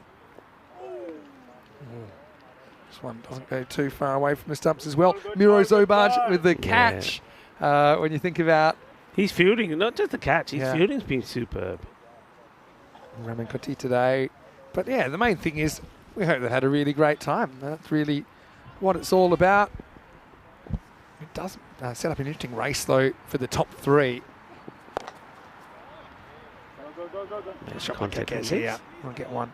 But, yeah, the interesting one of the top three, because obviously, yes, Oliver Split aren't going to make it. The Warriors aren't going to make it. You've got an interesting kind of 4-3 situation now, because it is a top three, not a top four in this series, because there's 6 teams involved. So, and just with the scheduling. So, yeah, the Chiefs, they'll be watching on. I know they've had some washouts that have affected them more than other teams. Anyway, here's the last ball for the Warriors. And it's going to be out. Yeah, it's actually bounced off the stumps, and no one's realised. Well, Nigel hasn't. Eventually, somebody has, and so they'll be bowled out. Not really bowled out, but they'll be close to being bowled out. 45 for 9 off the 10. It's pretty consistent, I think, with what we've seen from them. Maybe 10 short of where they'd want to be, but to be with their average. But the Assassins are an above-average bowling side. I think that's something that, especially when you're trying to find your way with the bat, when you run into good bowlers, it's tough. So coming up this afternoon, we have Ljubljana taking on Zagreb Sokol. I think I mentioned that Zagreb Sokol, all their matches from this point, the next 3, will be against Ljubljana. They've won the toss, they've batted. Last time those two teams met, a year ago, it was Ljubljana that ended the trophy ambitions of Zagreb Sokol and set up a non-Croatian final with Serbia versus Slovenia. Yeah. So Zagreb Sokol will have a score to settle. That match starts in 25 minutes. Mark, let's take us through this one. I mean, it's the worst possible start, wasn't it, for the Warriors? But they have a lot to be proud of in this series. For the Assassins, it was business as usual as they get back with a couple of wins here on day 10. Yeah, they were, and we saw, well, a very good, smart catch there at slip as well from Anil Kumar. Beautifully taken. And, well, we saw some very good catching when there was that one with some good bowling girl. And we also saw a hat-trick from Sati Devi. Well, it's coming up here now. Oh, wow. And, well, here we go. So this was Vincent taking the second wicket. Now, how about this? The hat-trick ball. What a catch. What a moment. Actually made really good ground there in the first place. It wasn't just a standard dive. He had to take a big step. And you can see even in this game, which was clearly only going to go one way, that was a moment to get excited. As for the next one, he tried it even wider, and that wasn't going to work out. So we're still to see a 4 in 4, even though we saw Kekes get very close the other day. But again, yeah, you can't really criticise the approach of the Warriors. Still working out a few things. See, little mistakes in cricket have big consequences, like running between the wickets, like hesitation. They're little things, but they do matter, and they'll be better the longer they go. This is another one that I think they tried for a 2 that wasn't really on. But when it comes down to it, the Warriors, I think they've had a good time out there swinging the bat. That was a good catch, wasn't it, from Rathinasamy, player we'll see this weekend in the internationals. And yeah, the Warriors, they're going to have to settle for just the 1 point in the 15 matches here. But I hope they go away. I hope they watch the matches. I hope they really enjoy their highlights. And hopefully we'll see them on the cricket field again here in Croatia next time. Pair of 10s there. Moderate starting hand in Texas Hold'em. But it's Ara Pambil and Toby Pole who will reach double figures. Extra's the top scorer with 15. As the Warriors end up on 45 for 9. And the Assassins, I mean, they tune up. You can only play the opposition in front of them. I mean, they have to be kind of head of the pack at the moment, even with a few of those wobbles they've had in the last 24 hours. 3 for 9, Sathi Devi, including a hat-trick, 2 for Rana, wickets for Danny Kula and Naseem Khan. But yeah, I mean, the Assassins, they play pretty well as well. Didn't let the Warriors have too much room to breathe. And I think the Assassins, they'll be satisfied they get the 2 wins this morning. Yeah, they will. Look, they were stern words said within their camp yesterday when they lost out to Ljubljana, and it's the way that they lost to them yesterday. So they had to come back like true professionals, and they did. They got those 2 wins. But, you know, on the Warriors, my final word on them is simply this, Vinny. They've tried hard, they're improving, but the most important thing, they played with a smile on their face. Yeah, that's what it's all about. So we'll take a break. Back in about 20. It'll be a rematch of the 2021 final coming up next in match 39. Sokol batting first against Ljubljana. Vinny Sandu here, Mr. Maximo with Rico Full. We'll see you after this short break for more European Cricket Series.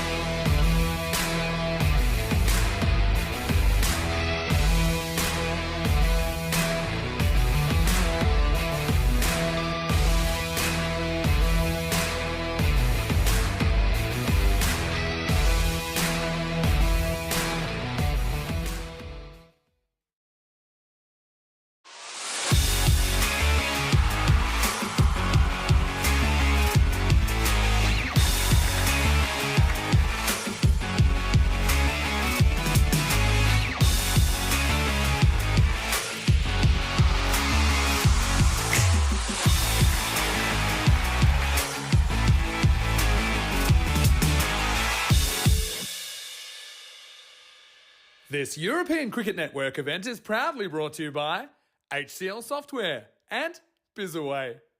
Hello and welcome back. We're halfway through day 10 here in the European Cricket Series, Croatia. And I'm looking forward to the next matchup. It's the first time these two teams have met in a while in the European Cricket Series. It is Ljubljana versus Zagreb Sokol. Now let me tell you about the last time these two teams met was in the qualifier last year. Ljubljana knocked Zagreb Sokol out of the tournament, and that was after Zagreb Sokol beat Ljubljana in the 2021 final. So there is some history between these two teams. Do have some toss news for you in match 39. Aman Maheshwari won the toss and elected to bat first. So he's hoping he can lead and get that kind of 100+ score. I think that will be pretty hard to chase. Now, as far as where these two teams are at the moment, Zagreb Sokol, they're 1 point ahead of Ljubljana, but Ljubljana have 3 matches in hand.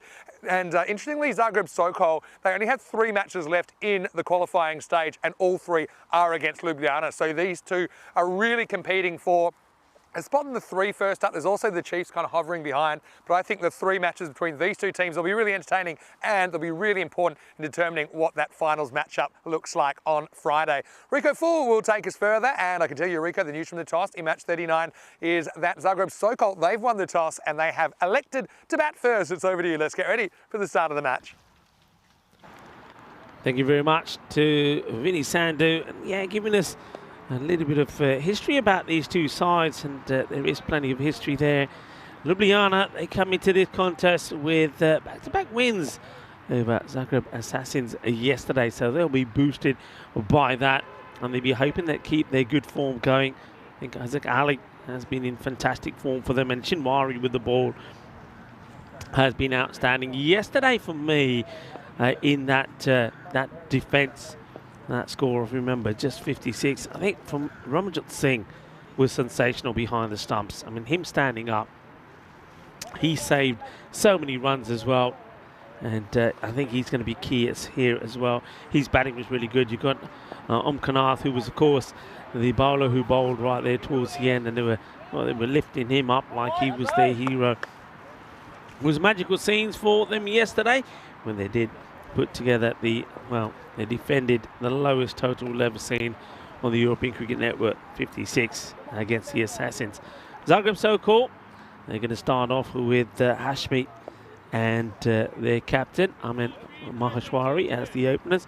Both have been pretty good. Hashmi hasn't really put a big score on the board, but well, he's been worth his weight in gold behind the stumps. He's been sensational, probably one of the keepers of this series so far. And other batters that need to come good here for Sokol, I think Sagar Manzoor and Sohail Ahmed have got a point to prove. And something like Gurpreet Singh will always be able to give you a good all-round contribution as well. So Shinwari it will be to open up. He's bowled really well, and he's been in the wickets all the time he's bowled. And he's one bowler that gets the ball somehow to actually stay pretty low on the surface as well. He does manage to get it to skid through. So he's going to start off bowling to Hashmi. Here's the first ball.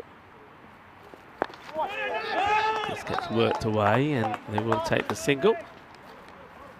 Now these two teams, giants of Croatian cricket, going head-to-head, not just once but twice. And this match number 39 and 40, will be between the same two teams.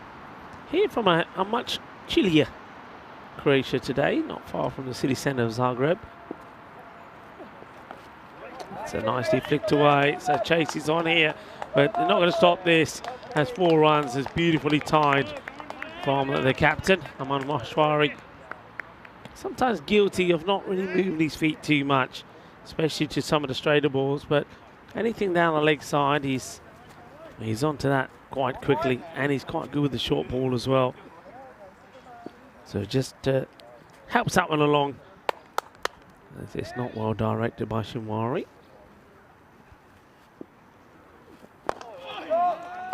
Gets a fair chunk of bat on this, plays it down to Junaid Mullo, of course, took an outstanding catch yesterday. Does the fielding. Welcome back to everybody on the chat as well, to Carby Helix, and Julian Dawson as well.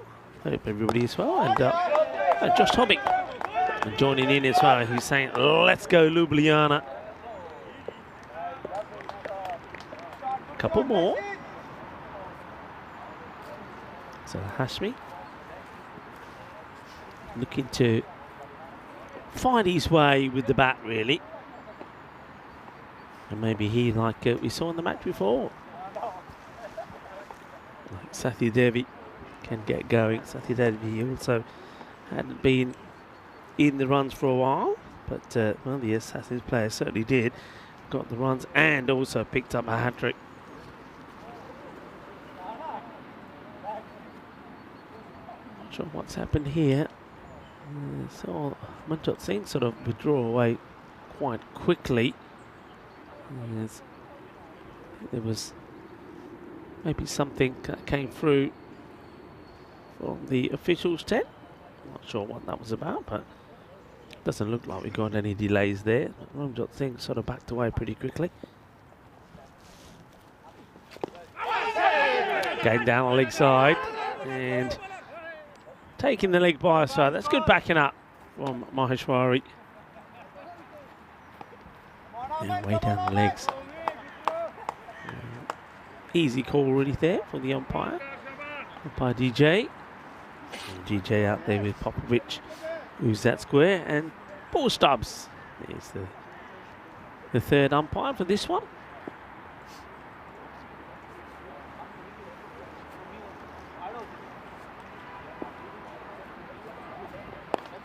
And Shinwari gets lobbed beautifully here by Maheshwari.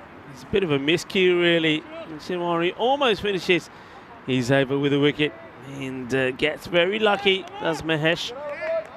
So single off the last. Score goes to 10. So Shinwari not able to get the breakthrough that he was after that time. And of course, just to make you aware, we of course on the European Cricket Network are proud to let you know that in 46 days' time we'll have the Euros of Cricket happening in Cardiff. This is of course the women's edition, so the top 5 nations will go head to head there. Netherlands, Italy, France, Austria, and of course the host Spain. Cardamania rocking the world again, but this time it will be the women that are in action. Now this is well hit. There's going to be a plugger though, unfortunately. It's a good hit just for one. You can see that Maheshwari disappointed, that's all he gets from it, but it just plugs, doesn't it? Gets it over the fielder cleanly. Isaac Ali, captain, comes into action. Bowled very well yesterday. Wicket-to-wicket Yorker length deliveries caused all sorts of problems for the batters. See how he fares. Only to Hashmi, it's that slower delivery. And Hashmi manages to pick it. We got some television networks here as well on the Croatian TV, doing a bit of filming as well. We saw them with an interview earlier with Vedran Zanko, of course, is the vice president here of the federation in Croatia. That's whipped away, and this one will get past and go to the boundary. So that is going to be 4. So once again, it's that whippy shot from Maheshwari. So once again, you see what I mean about his footwork. It's not a good key move of the foot. And this time, once again, the fielder running past the ball. And that's Junaid Muller this time. He feels that he should have had that, and that's what Ali, the captain, believes as well. It's not a good delivery. This is going to be runs. Nobody's stopping this. Down the leg side. And for a batter who just likes to whip the balls across, that's his style of batting, isn't it? Just likes to, not too much footwork, gets the upper part of the body to get right round, right across and whip. So you don't want to be bowling there to him. So it's a positive start here for Maheshwari. Ali needs to get this outside the off. And he doesn't, and a chance. Oh, they almost set him up for this, and it doesn't get taken. And that's Omkanath. So just charges in doesn't really get a steady base. And as a result of that, is not able to take the cat. So that's an opportunity. So Maheshwari gives the chance of 15, but Onkanath can't take it.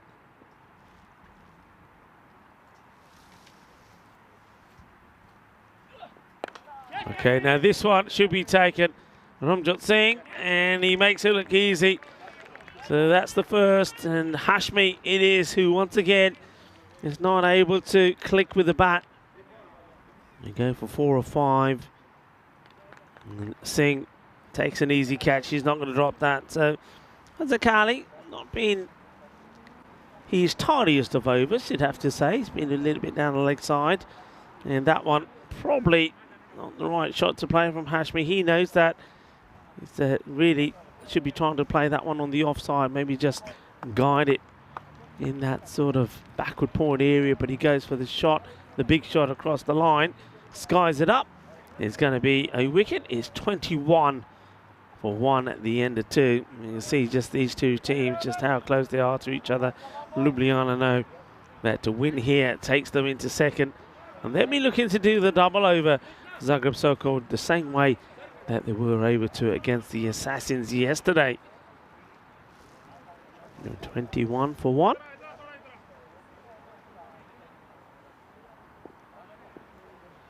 And just Obik is saying, I'm coming to play for Ljubljana, hopefully. Big swing and a miss. And he's saying he will see us tomorrow. So, well, Josh, it'd be great to see you tomorrow. And hopefully you'll bring a bit of sunshine with you as well.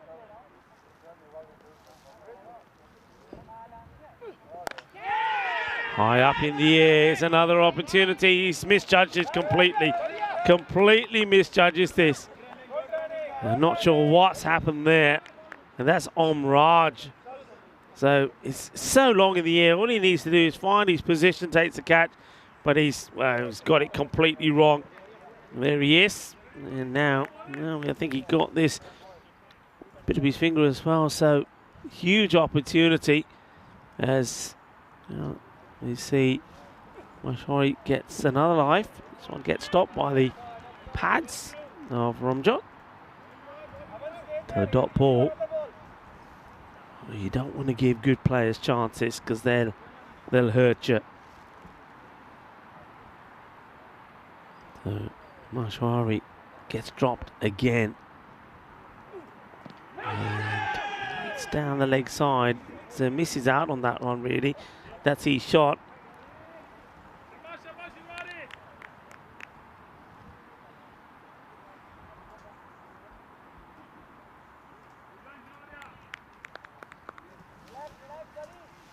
January, like he often does, will finish off his 2 overs.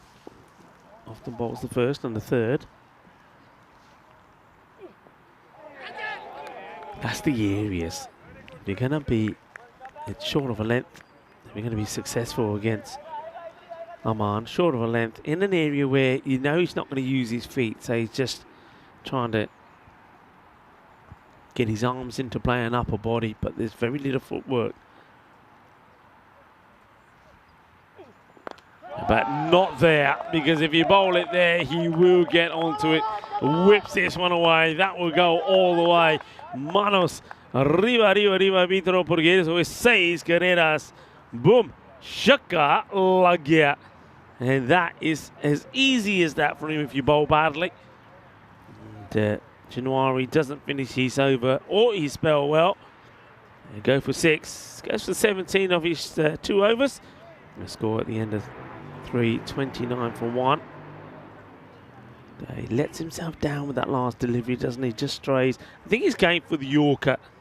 But if you don't get it right, especially if you stray on the legs, Maheshwari is going to be onto it like a flash. That's where he's strong. And Mohit Sain is the new batter. We haven't seen a lot of him, so let's see how he fares here.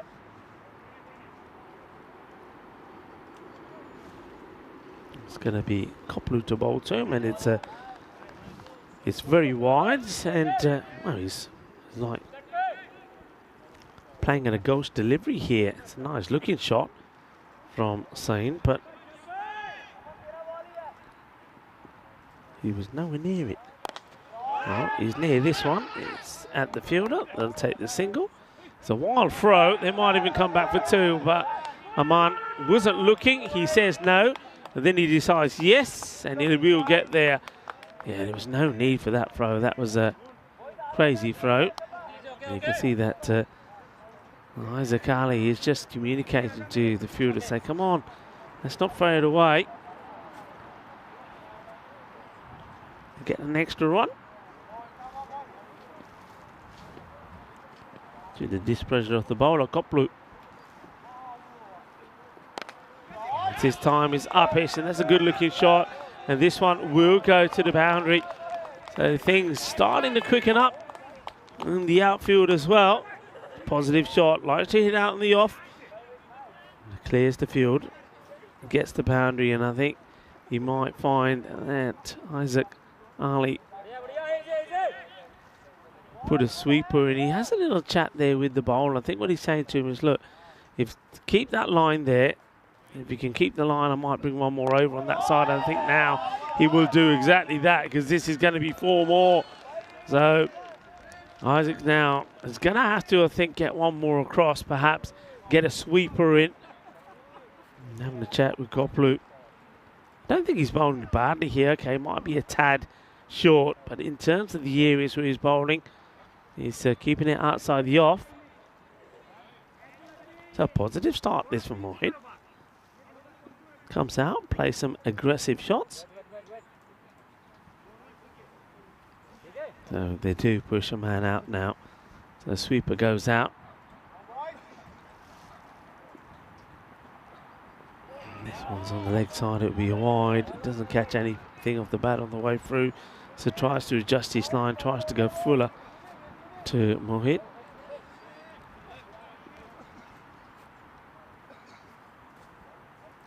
Now wants to try.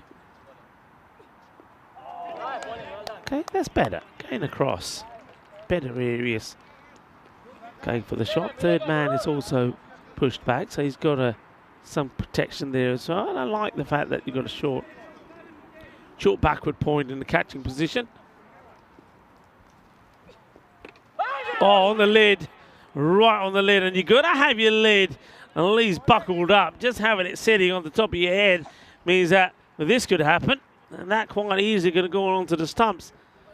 Vinny Sandu was telling me the other day that if that does hit the stumps nowadays, that it's actually not given out. Which, well, maybe he is going to do the class up here now, but that was right on the lid. I think DJ is there. We'll probably just check he's okay. Might even give him a little concussion test. Here we go. He says, have a look at me. How many fingers? What's your name? Where are you? What's your bank account number? X, Y, and Z. Anyway, he's okay. Oh, joking apart. Good to see the batters are wearing the helmets. Mandatory now. And we've seen already, just in this series alone, how important it is. There could have been some very nasty injuries if it wasn't for the helmet being worn. And, that's well bowled. So after taking one on the lid, more hits in. Well, he's okay. He's luckily able to keep his head on and head still as he sees that one and plays it away. That will be the end of the over. It's a pretty nice start though. 42 on the board, 1 wicket down. 4 overs complete. We go full here. The European Cricket Network, and joining me back in the cube, Vinny Sandu. Yeah, thanks Rico, and yeah, you're right, the helmet just been super important, especially in these conditions. We've seen so many balls rear up unpredictably on this surface. Yeah, kind of fast pitch, slow outfield here in a way. 42 for 1 up to 4, so I mean, after a bit of a mismatch this morning, let's be honest, between the Assassins and the Warriors, and these two teams, not too much between them at all. And even if you look at where they are on the ladder, just 1 point separating them. The so-called have probably been a little bit disappointing, I think, compared to what they would have hoped for. Didn't really play too well against the Assassins, who, of course, they're dueling with in this series for ECL qualification. Ljubljana can't qualify from Croatia because they're from Slovenia, but Ljubljana will be there as the Slovenian representatives in the Champions League of European Cricket next year. As this is a cracking cover drive by Sain. Well, he said he hasn't had too much of an opportunity. Well, I want to see more of him after this. This is absolutely laced through the covers. Yeah, I mean, remind me, I'm sure this is the first time we've seen him playing for so-called. I don't seem to recall the name this time round. Putting my head around whether we saw him last year, but he looks like a player. That's a stun. He's played 2 shots through the covers there that were outstanding. Just played the one game before this, but this is the first time he's batted. So he wasn't required to bat in the other game that he played. So right now, Sokol with that shot, they sneak into the lead now, 51% to 49. This one gets big in him, but yeah, he has issues. I think it's just, yeah, the actual strap must be loose. So yeah, I mean, this is what I found interesting is that this one doesn't hit him in the head, but it's the jerking of the head. So I think before when he got hit, wasn't really the ball knocking the helmet off, but it was the helmet falling off. And it's a pretty good quality helmet as well. Yeah, you can see that saying, all right, let's get rid of this one because they ain't doing it. I mean, maybe the strap could be broken, or maybe the strap actually broke. Because when it comes off, have a look at that, you can see the strap. Yeah, it's what happened before. He put it back on, but I think it's still gone. Yeah, the laws actually have been amended now that if a helmet or part of your helmet comes off and hits the stumps, you're not out anymore. Although I'm not sure our playing conditions have been amended to reflect that. So it'd be an interesting one if it happens. I'm just happy he's wearing it. Yeah. And maybe that's just a few running repairs required. That helmet's probably fixable. Need to sort that strap out. But yeah, second half of the day, I mentioned these two have history. In 2021 final, I mean, it was quite an insane game. The scores were pretty similar to the scores we've seen here. Oh, little helicopter this one, but it's higher than it is long and it's dropped. In fact, it barely hits the hands of Waka Khan out there. Bangs off the chest. Maheshwari gets a life on 24. Well, not only on 24, Vinny, on 15 and 16 before. He's been dropped now by Omkanath, Omraj, and now Khan. Well, you don't drop good players, and Maheshwari's been dropped on 3 occasions. Oh, the helicopter, it was. And it looked like the helicopter was getting into trouble. Oh, how's that missed? That's only just missed the off stump. And Sain, having seen how well he drives the ball through the covers, he doesn't need to be looking for this leg side. Jumps across, misses by a stump, doesn't miss by much at all. Yeah, he gets that little, does everything right there, little movement across, and then he gets it completely wrong. Say a quick hello to Ian Murray, who's watching from Canberra in Australia. He said he's been watching ever since the second half of the ECC. Well, it's great to have you with us, Ian.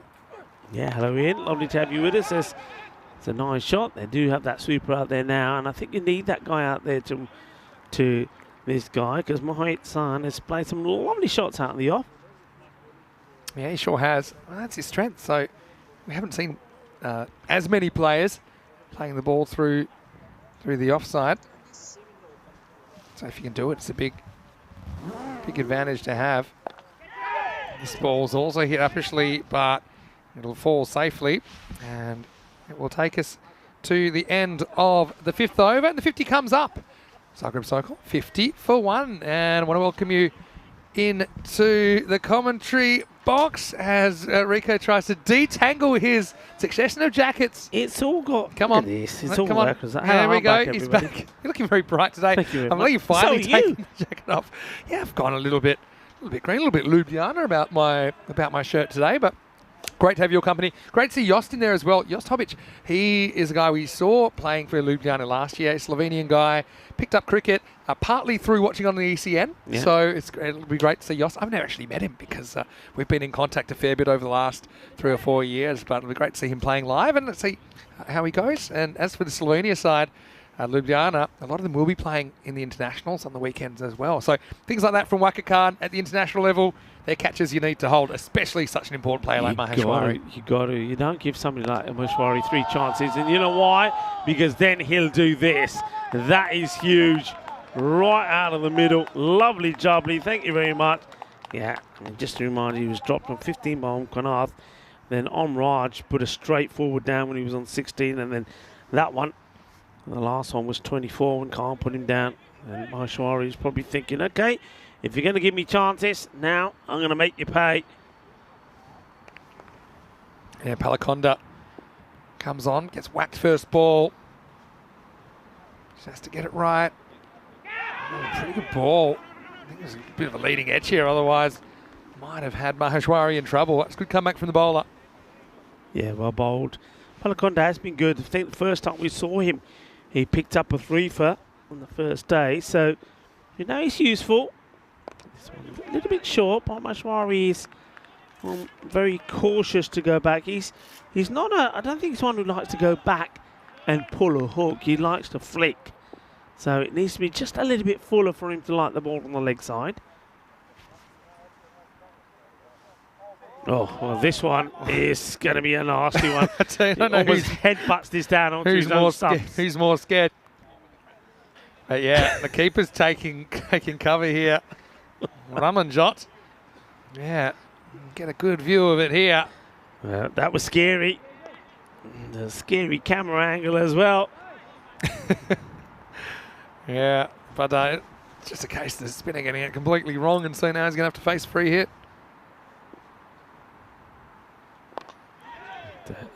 It's nicely played away. Fielder's got work to do. Batters, I'd like to see them push a bit harder on that one. I think you've got to try and take the two there. Nice to see that the sun is trying to make its way out as well. Yeah, my hand warmers, they've been charging quietly. I'm trying to work out whether it's time to take them off. Has Samir surviving without them? I'm not going to tell him when they're ready either. Normally, actually, the afternoon, no, the sun comes out, actually gets pretty warm pretty quickly, doesn't it? Oh, that's pretty close, you know. Does it hit him in line? It does, and he's gone. So Palakonda does get it right. And to me, it looked like a good decision. I don't think it hits him outside the line. I think he's just sliding on to hit the stump. So sign, again, that's just a shot selection error for me. For a guy that drives the ball so well, he's coming wide of the crease. But for me, it hits him in line with off stump. And I think there's no doubt it's going on to hit.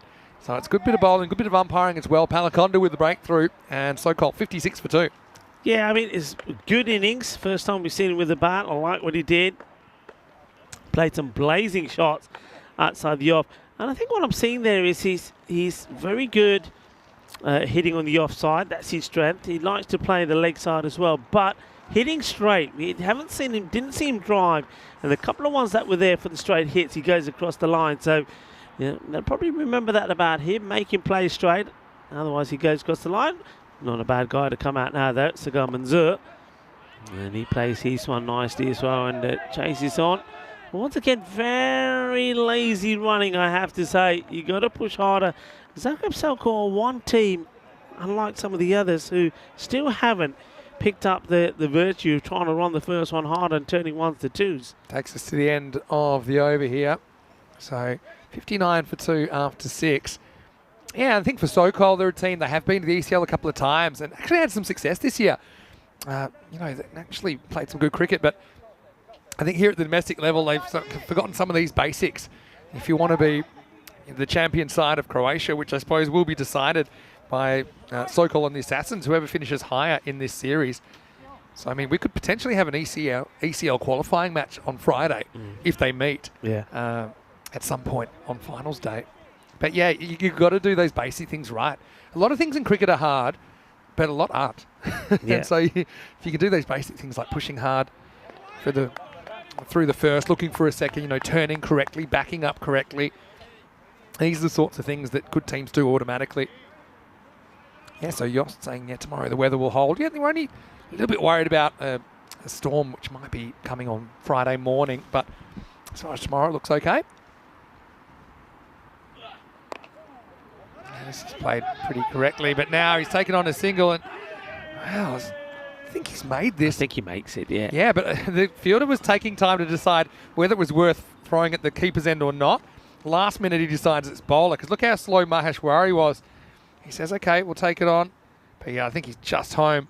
But look where Maheshwari was at the same time. He's barely halfway down the pitch. So you can see what the fielder was calculating. And I guess it's a well-judged single. You know, Ali's taking no chances, is he? He's up in the air. Says, I'm getting out of the way of it.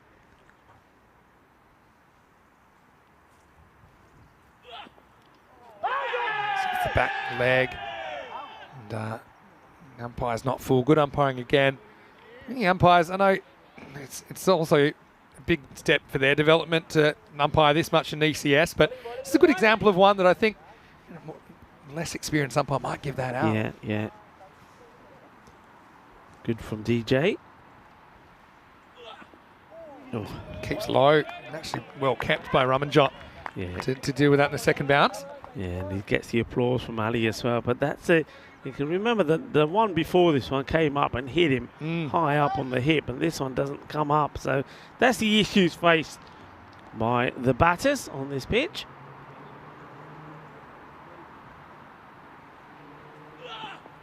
Slow ball, including the grunt. It's clever bowling. Again, Maheshwari. I just think sometimes he gets a bit lazy trying to hit things to the leg side that don't need to go that way. And he's good enough to hit the ball through the covers as well. And whether he picked it or whether he didn't, he was trying to drag that from about a metre outside off to the leg side. It was just never going to happen. Captains continue to do battle. Ali up against Maheshwari.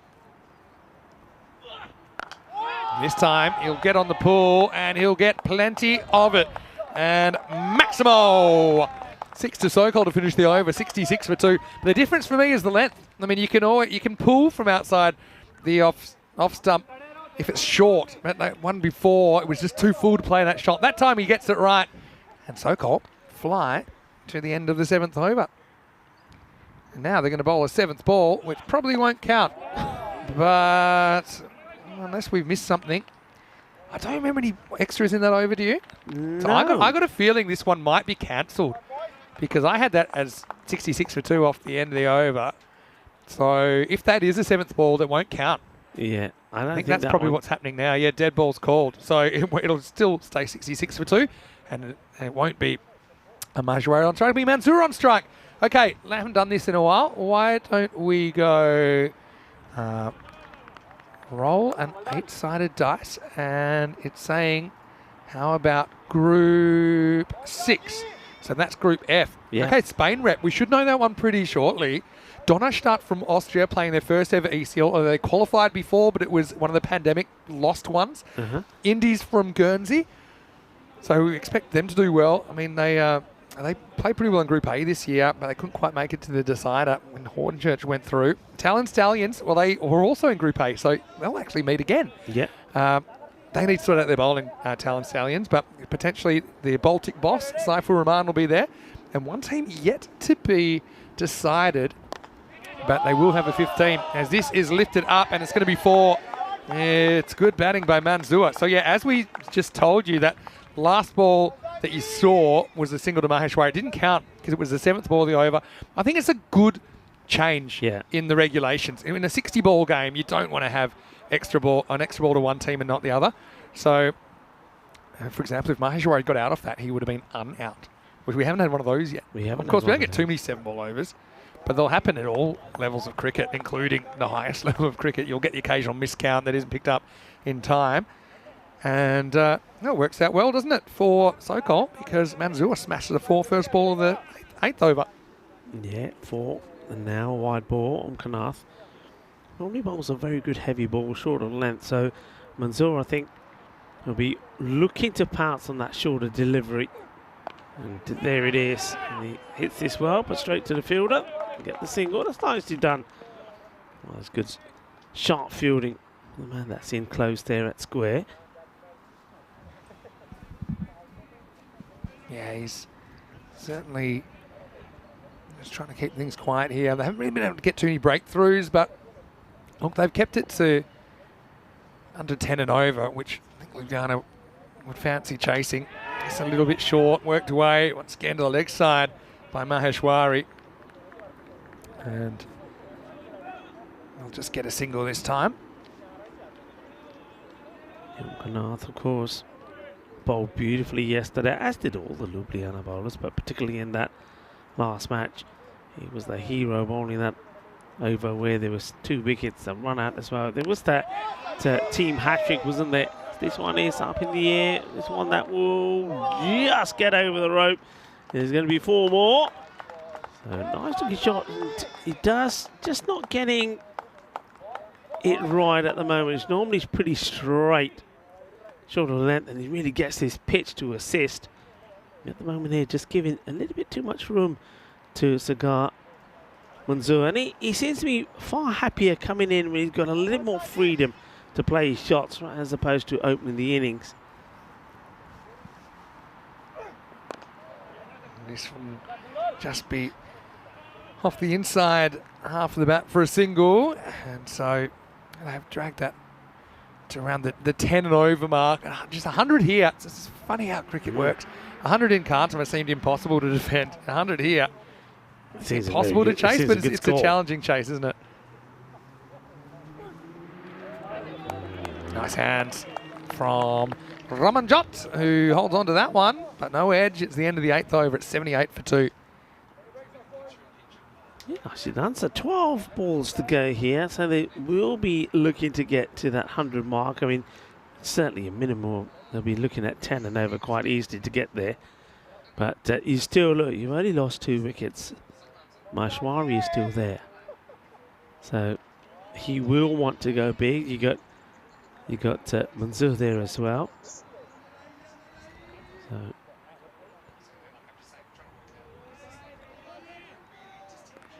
okay, so Omraj going to have a ball, and it'll be just slow. Pace off, so basically saying to the batter, sure, you're going to go after me, you're going to hit me big to the boundary, it's going to be clean. Well, when you're going to be bowling that, it's going to be pretty easy as well. That is a Gandhi ball to start off. Ball Sigi Gandhi, Batke, Chaper Mari, Sagar Manzoor ne Shakka lag gaya. Yeah, it was too short and whacked away. I just think these two teams are going to have some big battles to come. They'll play each other 3 times, like I said, over the next couple of days. But then the way things are sitting at the moment, this is a bit short. It's also hit away one of the longer parts of the boundary, and it's going to be spilled. That's good effort there. I mean, he gets himself off his feet, really trying to pull this one in from the unknown Junaid Mullah. But another catch goes down. This time a tough one, to be fair, to Ljubljana. Yeah, this time it's Manzoor. He doesn't get dropped on 18 there. It's Mullah who's charging in. I think he gets hands onto it, and then the ball probably comes up and just catches him, maybe on the chest or side of the face. Short again, and this has just been butchered. Wow, that is big. Well, keep an eye on where that goes, folks, because we might need to send them a little map. This one is horrible. Short, Gandhi, and smashed hard. Lovely jubbly from Oman. It's really asking for trouble, though, isn't it, Maheshwari? I mean, that's right into his wheelhouse. And if you asked him what sort of a ball would you like, that's exactly what it would look like, I think. Just short of length from Omraj and disappears. Yeah, so I was going to say, obviously there's a fair bit of cricket still to play, but if things were to stay there at the moment, then these two would be playing in the qualifier, 2nd versus 3rd. I know a lot of things can still happen between now and then, and the Chiefs will have their say to try and break into the 3, but this could be the... Oh, that's pretty close, you know. Is it pitching outside the line? No, I think this is out. They hit him on the back leg, and I had it hitting in front of off. The replay will tell the story, but he had a good look at it here, DJ. But yeah, for me, yeah. It's on the way up as well. Umpire's call. Yeah, umpire's call for me on the impact and maybe even the height. But yeah, it hit him back leg, and it hit him. I had it live. What the umpire saw, I had it hit him in front of off stump. So it'll be the end of Maheshwari, but not before he whacks 46. You see immediately Omraj pitches it up a little bit and gets the reward, doesn't he? Sokol lose their captain at 91 for 3. Yeah, and good man to come out at this point. Somebody else that can do a bit of damage. Sohail Ahmed. Yeah, notice the thing with Omraj, his first few deliveries, for some reason, a bit of a run-up in his bowling. He's never done that before. He's a slower bowler. Yeah. He just floats it up. So he goes back to what he does normally, and he gets the wicket. As you said, he pitches it up a bit further. Okay, now to Ahmed. So I was going to say, let's say that the 3 finishes the way it is at the moment and the Chiefs finish in 4th, right? Yeah. Then you can have a really interesting situation. I'll get to that in a second. Pitched up and hit pretty well. This is going to race to the boundary. I think it's a sign as well that this field is quickening up a bit. Yeah. Sohail Ahmed comes out. He smacks a 4. And he gets off the mark. Nice clean hit straight down the ground. Into the over, 95 for 3. So what I was going to say is this. So remember, it's between the Assassins and Sokol who gets to go from ECS Croatia. But let's say they finish this way. The Assassins finish first, and then you have these two playing 2 and 3.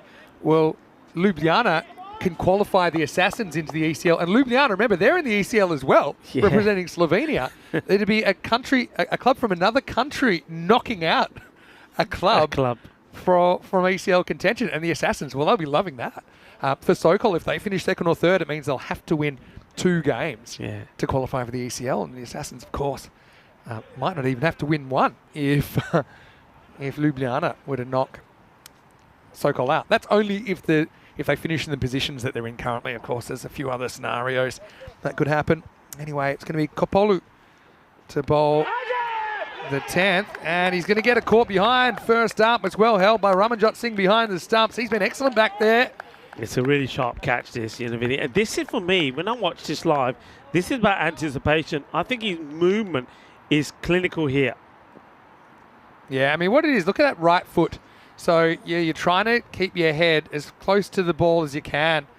And, yeah, you can see a little gap there between the legs as he led with that right foot, got it over towards the return crease, and that's why he's well balanced to hold on to it. So, yeah, I'll have a look at one more time. And, yeah, as a keeper, I enjoyed that. And, yeah, he doesn't take it right in front of his eyes, but he got as far over as he could, put himself in a powerful position. So, Kopolu with the wicket, and it's 95 for 4. 5 to come as Chaube comes to the crease. Yeah, Aman Chaube, somebody who, when we didn't have the likes of Mohit Sain or also Manzoor playing, he was right up there, top of the order, and he's hit some good shots as well. But I'm liking the areas here from Kopolu, and I get the feeling that he's just added a little bit more pace to his bowling as well. But the key thing for me is he's going right across the right-hander. With that left-arm action, it's all in his favour. Where's this one going to land? It's going to go to the boundary. 4 runs. Yeah, just pitched inside, so Chaube gets in on the act. He drags Sokol towards the triple figures. But yeah, nice shot. Again, I like that he goes with the line of the ball. He's not trying to swat across that. Yeah. There's big gaps there. Yeah, we've seen a lot of batters looking to play that still on the leg side. And that's the difference here. It's a good shot. Wow, that's going to go over everyone. And this is one that if the keeper Ramanjot got behind this, probably takes his head off. Just look at the bounce. And, yeah, not much you can do about that. But they only get the 1, so that's fine. Brings up the 100 for Zagreb Sokol. Shows you how much this field pulls the ball up. I mean, you'd expect that to race away for 4 byes, wouldn't you? But again, that's another reason keeping up has a bit more value. As gets this almost on the end of the fingers. I want to say quick hello to Mike Seal. I said tidy keeping. Also, he agreed with you on the LBW. He had it slightly not out. I suppose it's one of those debatable ones where because they go with the umpire's decision. I think it's a classic umpire's call. Last ball coming up, and it's hammered over mid-on. That's going to be 4. So Sahal Ahmed finishes with a bang, and Zagreb Sokol in this rematch of the 2021 final. They put 104 on the board after 10, 104 for 4. Yeah, good shot there right towards the ends. Get a few extra runs past 100. I always say that when on a pitch like this, when you've got 100 on the board, and then it starts to play in the opposition's mind. I mean, 99 sounds a lot better. 104, okay, 1 of 5 required. I think this is going to be tricky. I think it's one that could, you know what, I've got a feeling about these two teams, and I do believe that all the tussles that they've had before and all the history between them, that this is one that could go all the way down to the wire. And I think anything sort of between 95 and 105 here is going to test you. So that was an easy catch. No testing required there for Ramanjot Singh when he took the catch to remove Hashmi off the bowling of his captain. But that did bring Aman out there. And also, I love the hitting outside the off from Mohit Sain. I know we see a lot of batters that do like to go over cow corner. And Maheshwari is certainly one of them. He likes to get the old flick in. That thing was, though, he was a little bit too then preoccupied. After playing so nicely on the offside, he was too preoccupied about going on the leg. This one was close, but he only just got back. Zagar Manzoor ran hard, and then that was a nice shot as well, as he was looking to get going Not the best of starts though from the bowling early on from Raj, but he did get his man eventually, and this is the one that we were talking about, the LP, whether it was just slightly outside the line and maybe going to go on to bounce over the stumps. But that was a great take from Ramjot Singh. I said yesterday I think his glove work behind the stumps was outstanding, and he made all the difference in that tight contest, and I think today he's pretty good as well, and it's always makes a huge difference when you've got a good keeper behind the stumps. He takes the catches and he keeps the extras down as well. There's the scorecard, 46 for Maheshwari, 17 and 19 to Sahin and Munzer, who did really well. I like the way that Ljubljana kept those extras down as well. I think that's good work from them. Only 3 wides, 1 by, a leg by, and the 1 no ball there. There's the bowling figures there. And I don't think anybody was too expensive. I think there's 1 over from Raj that went for 17. But other than that, you'll take that. And wickets there, of course, for the captain himself, Palakonda and Kapulu. So I think this is going to be an interesting one. I get the feeling that we're going to have 1 or 2 very close matches here. The ones earlier this morning were one-sided when it was the Warriors that were blown away by the Assassins. But these matches between Zaga Soko and Ljubljana, I think, are going to be close ones. Rico Full here, alongside me is Mr. Maximo Inisandu. We'll be back in about 10 minutes' time to see what the result is in the first of the 2 battles between Soko and Ljubljana.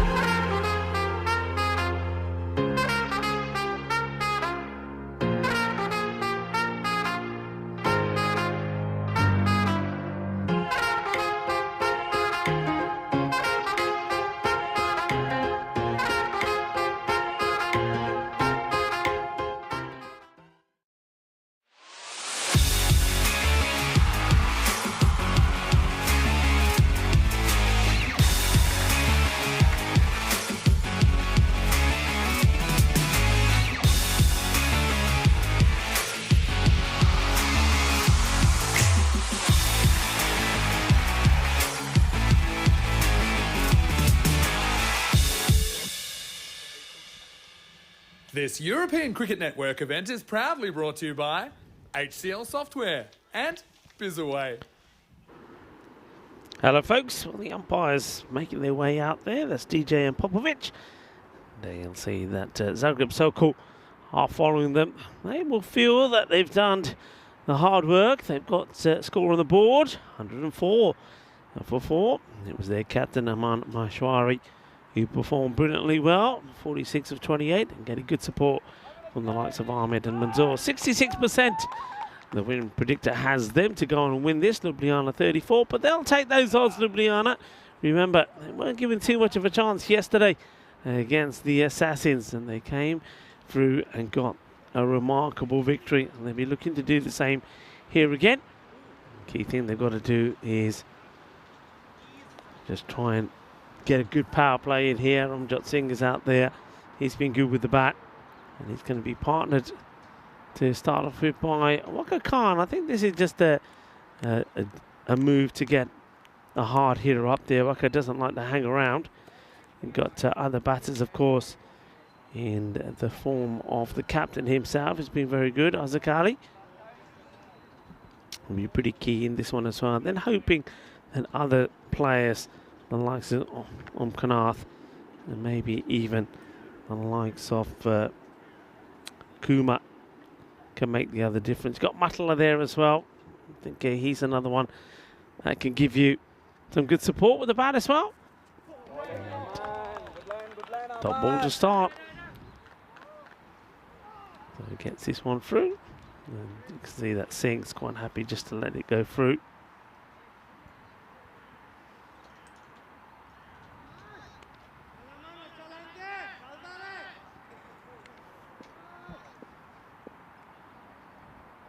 Here comes the Manchabe again. Nice looking shot. Well attacked by the fielder. But good running also from the two batters to go straight away. Welcome back on this All Saints Day. A lot of countries will be spending the time to remember those that have passed away.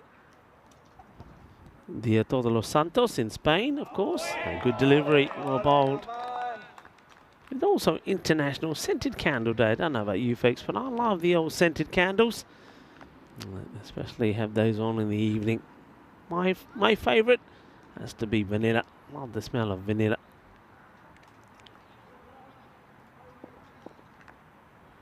And also a day being celebrated by vegans. It's a World Vegan Day as well. And that's a nice looking shot and dealt with. And there in the field, man at third. I like the way he does this. He gets himself in a good position and he's waiting for that ball to deviate, which it doesn't on this occasion. It's a nice stop taken. Chabe looking to get a nice tidy over into just to apply a little bit more pressure on the Ljubljana batters. Well bowled. Good stuff, nice tight stuff. A few people may be thinking, and quite rightly so, you can see that maybe no issues when you got the wicketkeeper that's got the white sleeves on. But what about the bowler? All down to the batters. It's as simple as that. The batter turns around and says, hang on a minute, umps.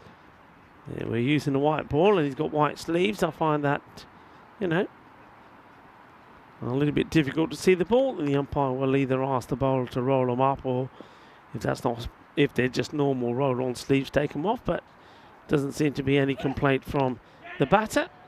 So Aman Chabe will continue. Well fielded and a very good over from Chabe. He's kept it nice and tight. And just the 3 runs come off it, so that automatically adds more pain to this chase for Ljubljana. It takes it up to about just under 11.5. 151 matches now that we've had since the golden ball, and if we're going to get it, teams like this could deliver it. This could be that sort of score. 2 top teams, they know each other well, they would have done the homework, and in a tight contest, you never know, it could go all the way down to the wire. Bharat Kalam to bowl next.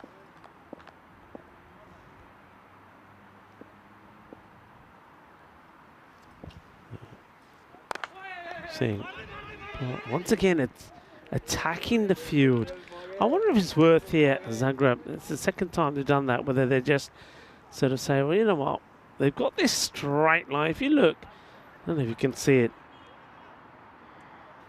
from the man who's at third all the way through to the man who's long off, it's like a straight line of fielders on the offside.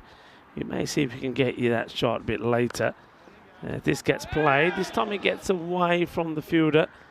The batters will come back and take two. So it's almost like you think, well, okay, well, we can just have one of those men in.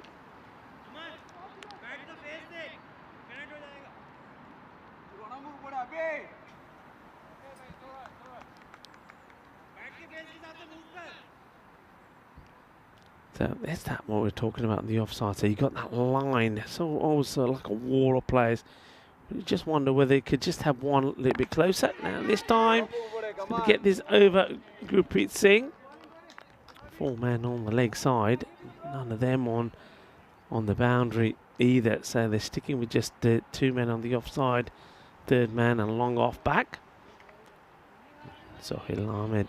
There's that long off. It's a good catcher of the ball. We've seen him take some good catches. Barakalam. Now, once again, to Ramjot Singh, who makes early movement to try and get himself into a good position to play the pull or the hook shot. But gets nothing on this. It's that slightly shorter delivery. And Nabilesh Barakalam gets it to sail through without any contact from the batter.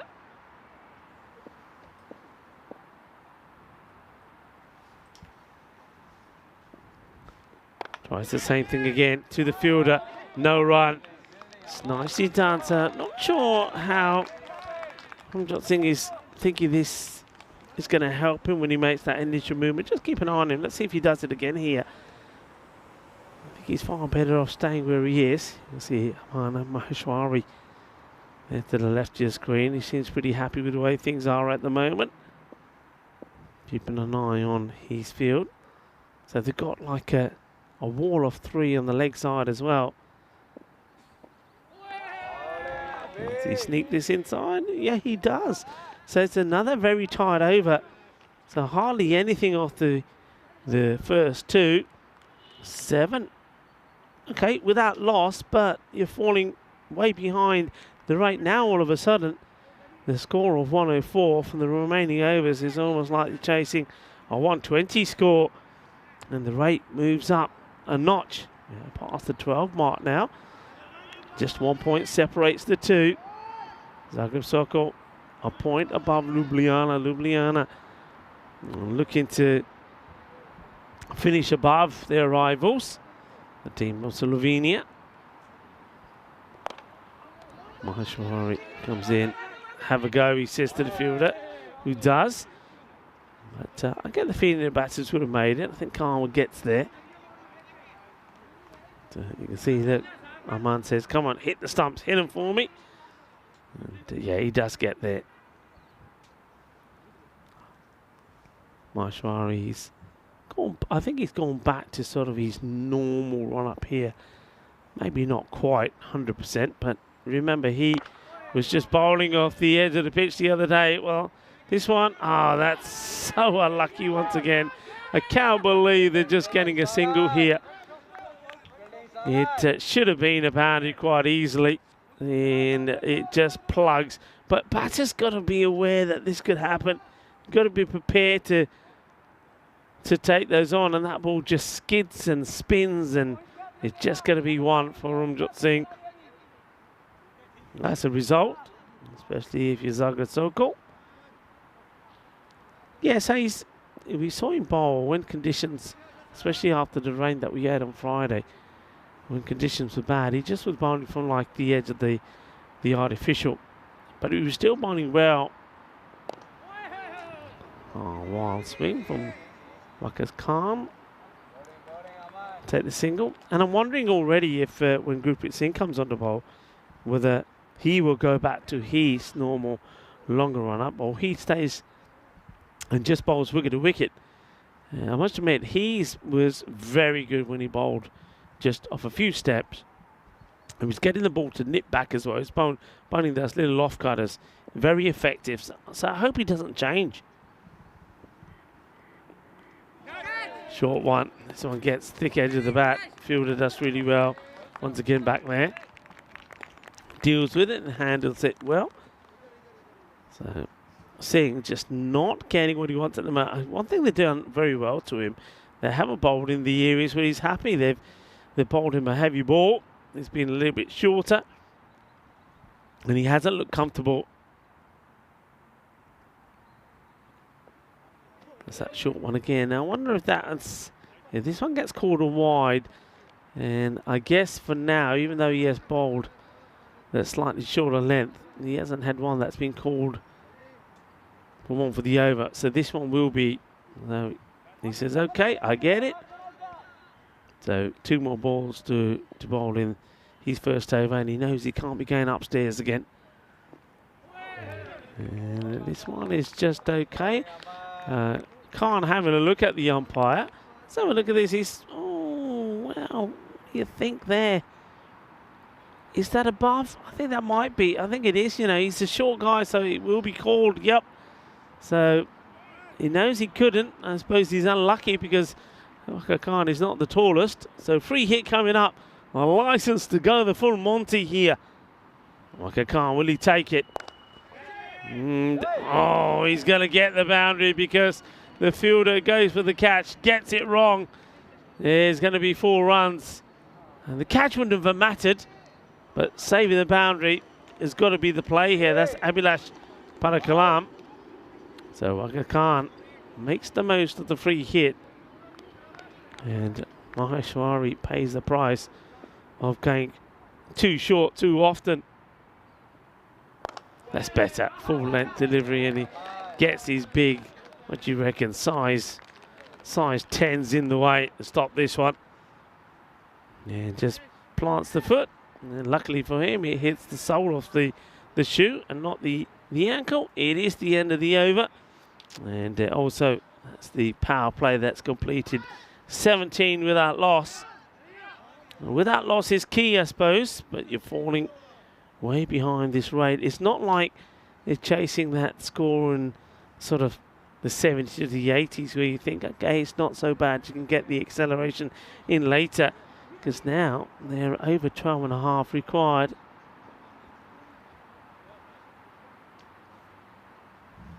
Hello to Mike Seal. That's been joining all the action on the chat as well. And I hope you're well.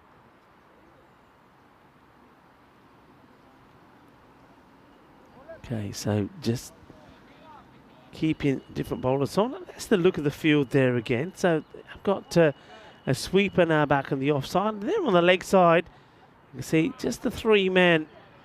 2, you got the mid wicket and long on back, and behind square inside. So all the pressure being applied on the offside, and they have got that 1 man close as well.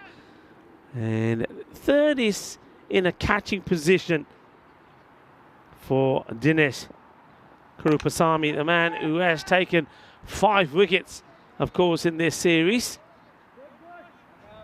So starts with just a single. I'm just saying, still looking very rusty. Hasn't found a way to hit a boundary yet. Dinesh, it was great to have a chat with him also after that 5 wicket haul.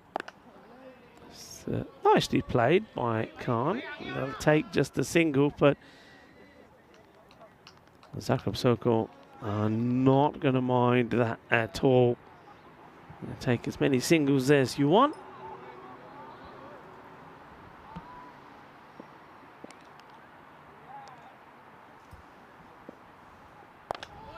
Gets played out, and Gurpreet comes in on this day in history. I like to do this once in a while. Back in 1997, James Cameron's Titanic, a drama about the doomed ocean liner, had its first public screening at the Tokyo International Film Festival. The movie would become the highest grossing of all time, and it made Leonardo and, of course, Kate Winslet international stars. Yeah, What a movie it was as well. I went to the pictures to see that on 2 occasions.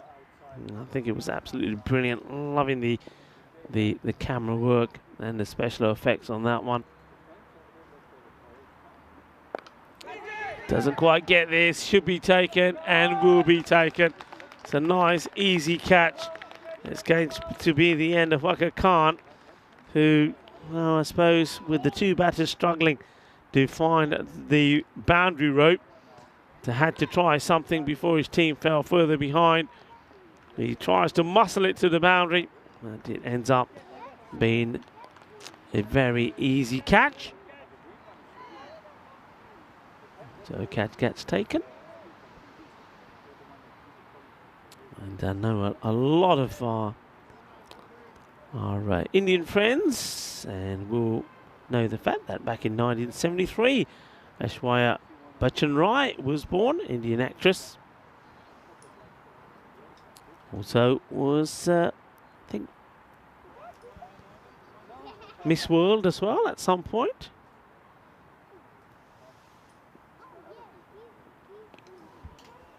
Swing and a miss. That's that down the leg side. Kupasamy just checking his fielders there. 21 for 1. Ball to go.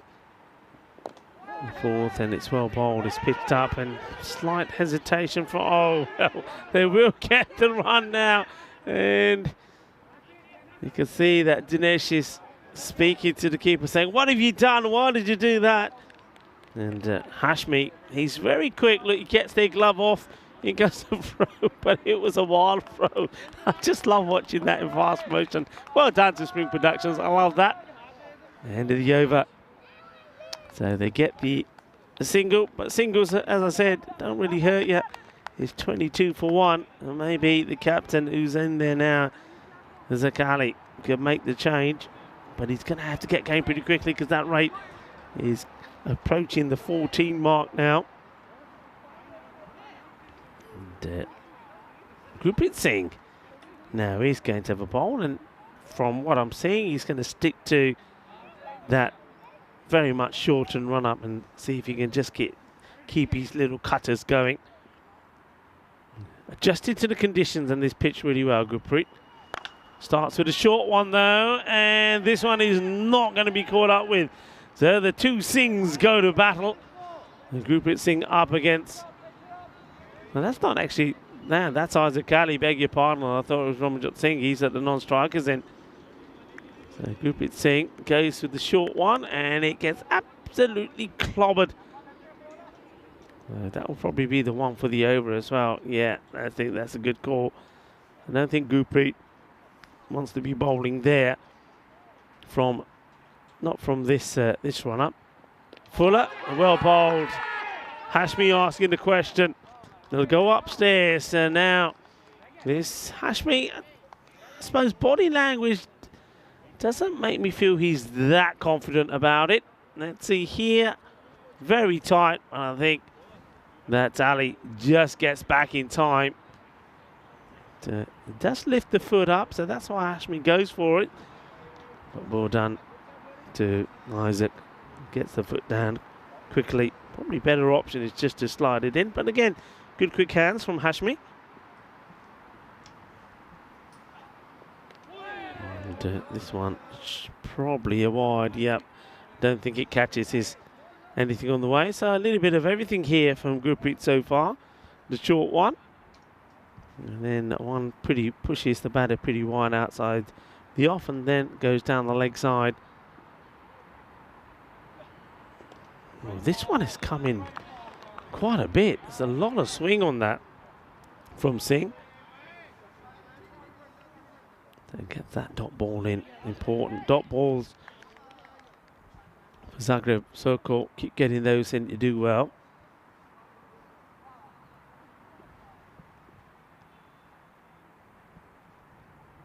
Look at the stance here from Ali, right in front of the stumps. And this is another one that's out of here.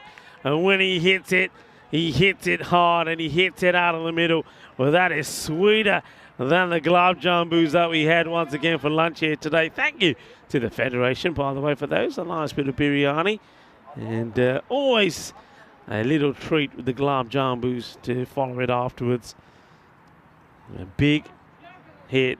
And Gurpreet Singh just getting a little bit frustrated here. I think he's going to get a little bit annoyed that every time the ball comes back to him, it's covered in mud because it's always been thrown badly back or it rolls back.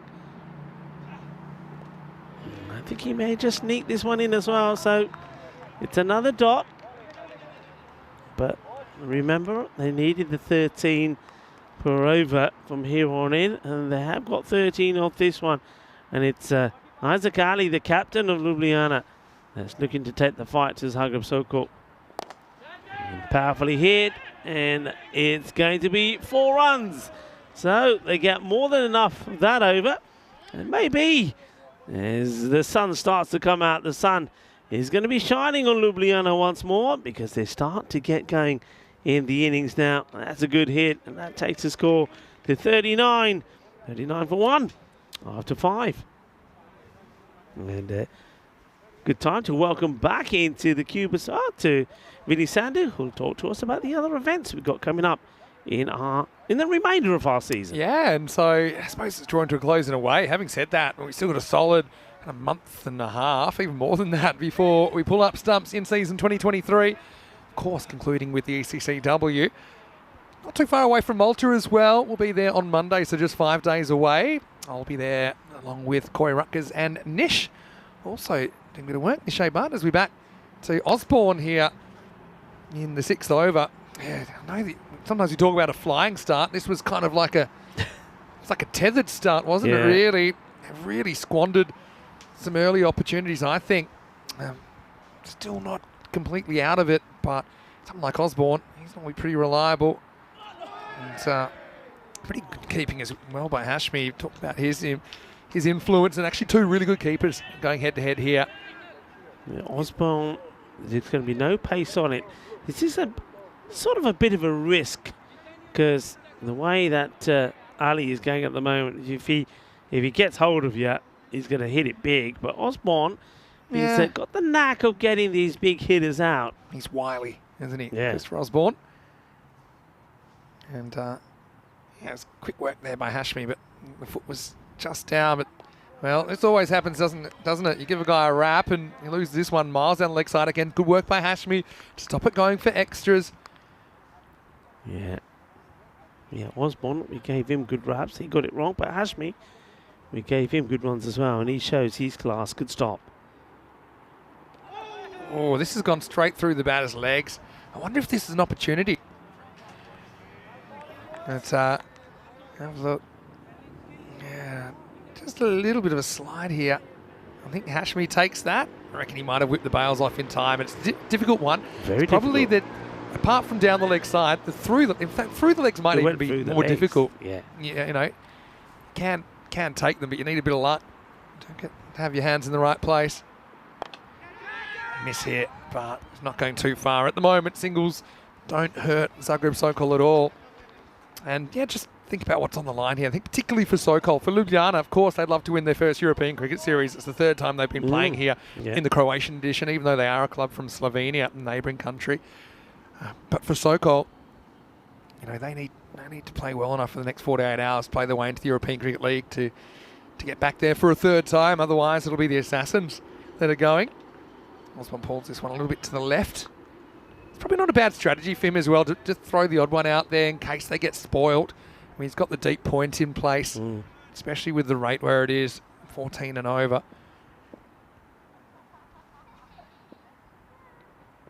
Yeah, it's well bowled. So he's been a little bit all over the shop compared to what you'd expect from Chris Osborne, but that was a nice bit of bowling. Yeah, he's doing pretty tidy, gets that one right. And the thing is, because there's no pace on it, you can see that the batters are trying to create that. I'm not seeing... I mean, it's a single there, so he's now gone 15 balls and he's scored 9. And I just get the feeling that maybe Isaac Ali, the captain who's out there with him at the moment, is maybe starting to think if you can maybe get somebody out there who's going to go at a better rate than him, because every time he's on strike, the rate starts to go back up, and it's now gone over the 15 mark. So Ramjot Singh is not helping the cause at the moment. Yeah, so 44 for 1 after 6 here, but no Siddiqui in the lineup. I think that hurts them a little bit with their hitting ability. So, yeah, Ljubljana, I can't see them pulling it off from here, but I suppose you just need to run big over. Krupasamy coming on now. Dinesh Krupasamy, who took 1 for 5 in his first over. Of course, 5 for over the weekend as well. You can't imagine him losing his bottle, but let's have a look. Outside the line for me. Yeah, me too. He's having a really good think about it. I actually picked up a double noise as well, but I agree. Look at where it actually strikes him here, outside the line of off stump. So good umpiring. Yeah, Good result though still for Zagreb Sokol, a dot ball. There's another dot. That one just stays a little bit low as well. He's trying to work out. Yeah, look at where he's batting here. Look how far back he is. He's really testing. Watch your face there, Hashmi. Just hits him definitely outside the line. That is kind of taken to extremes, isn't it? Can I say that I actually think there should be a rule? Because, you know, the keeper has to remain completely behind the stumps until the ball passes the stumps. I think the batter should have to remain completely in front of the stumps. Do you know what I mean? I'll tell you why. Okay. It's quite a common sense reason. This is going to be a wide outside off. But, I mean, the keeper's up to the stump, so if the backswing of the batter is... It puts the keeper in danger. Yeah. So you could see there, he was so far back and outside the off stump. Yeah, it was Ramanjot, not Izaz. Again, good keeping, but I think that foot stays grounded. Yeah, so in baseball, they have what's called kind of catcher interference, which is when the catcher gets in the way of the batter's swing. But then there's also the batter getting in the way of the catcher. So I don't know what the penalty would be. Maybe just that it's a dead ball or it's a dot ball or something like that. Because that's a safety thing as well. It's very much so. Because if you get a backswing in the grill, it's actually the helmet doesn't really protect you from a bat either at the right angle. Hopefully it doesn't come to that. Hello to Clement Stevic, who is watching, and let us know where you're watching from, Clement. Great to have you with us. Ljubljana's chance is kind of slip sliding away here. It's a nice shot though, but it's high. Is it going to go the journey? It does. So Maximo, he's as the skipper tries to keep his team in it, brings up the 50. They're not gone yet, the Slovenians. Yeah, it's a good shot from him. That's another 6 from Izaz. The question is though, in between those boundaries, there's been a lot of dot balls, and that's what's hurting them at the moment. So even though there's that big 6 there, the rate is actually still going higher. In fact, it's gone from 15 into the 16s now. But this will help a bit more because that is a tremendous strike. So it's 6 more. He's dealing in 6s at the moment. And that's his 4th. And this one is sweet out of the middle. It's in the slot. Is a nice height for him. And he absolutely clobbers it away. So that will make a big difference. This is why you can't count them out, because they do have that ability to clear the ropes. It's just a matter of can they do it often enough to stay in this game. I know that Clement is watching on. I think he was wishing he could be here with Ljubljana, but not able to make it. He'll be hoping that they can pull this one out of the bag. Yeah, probably no need to throw. Throws anyway.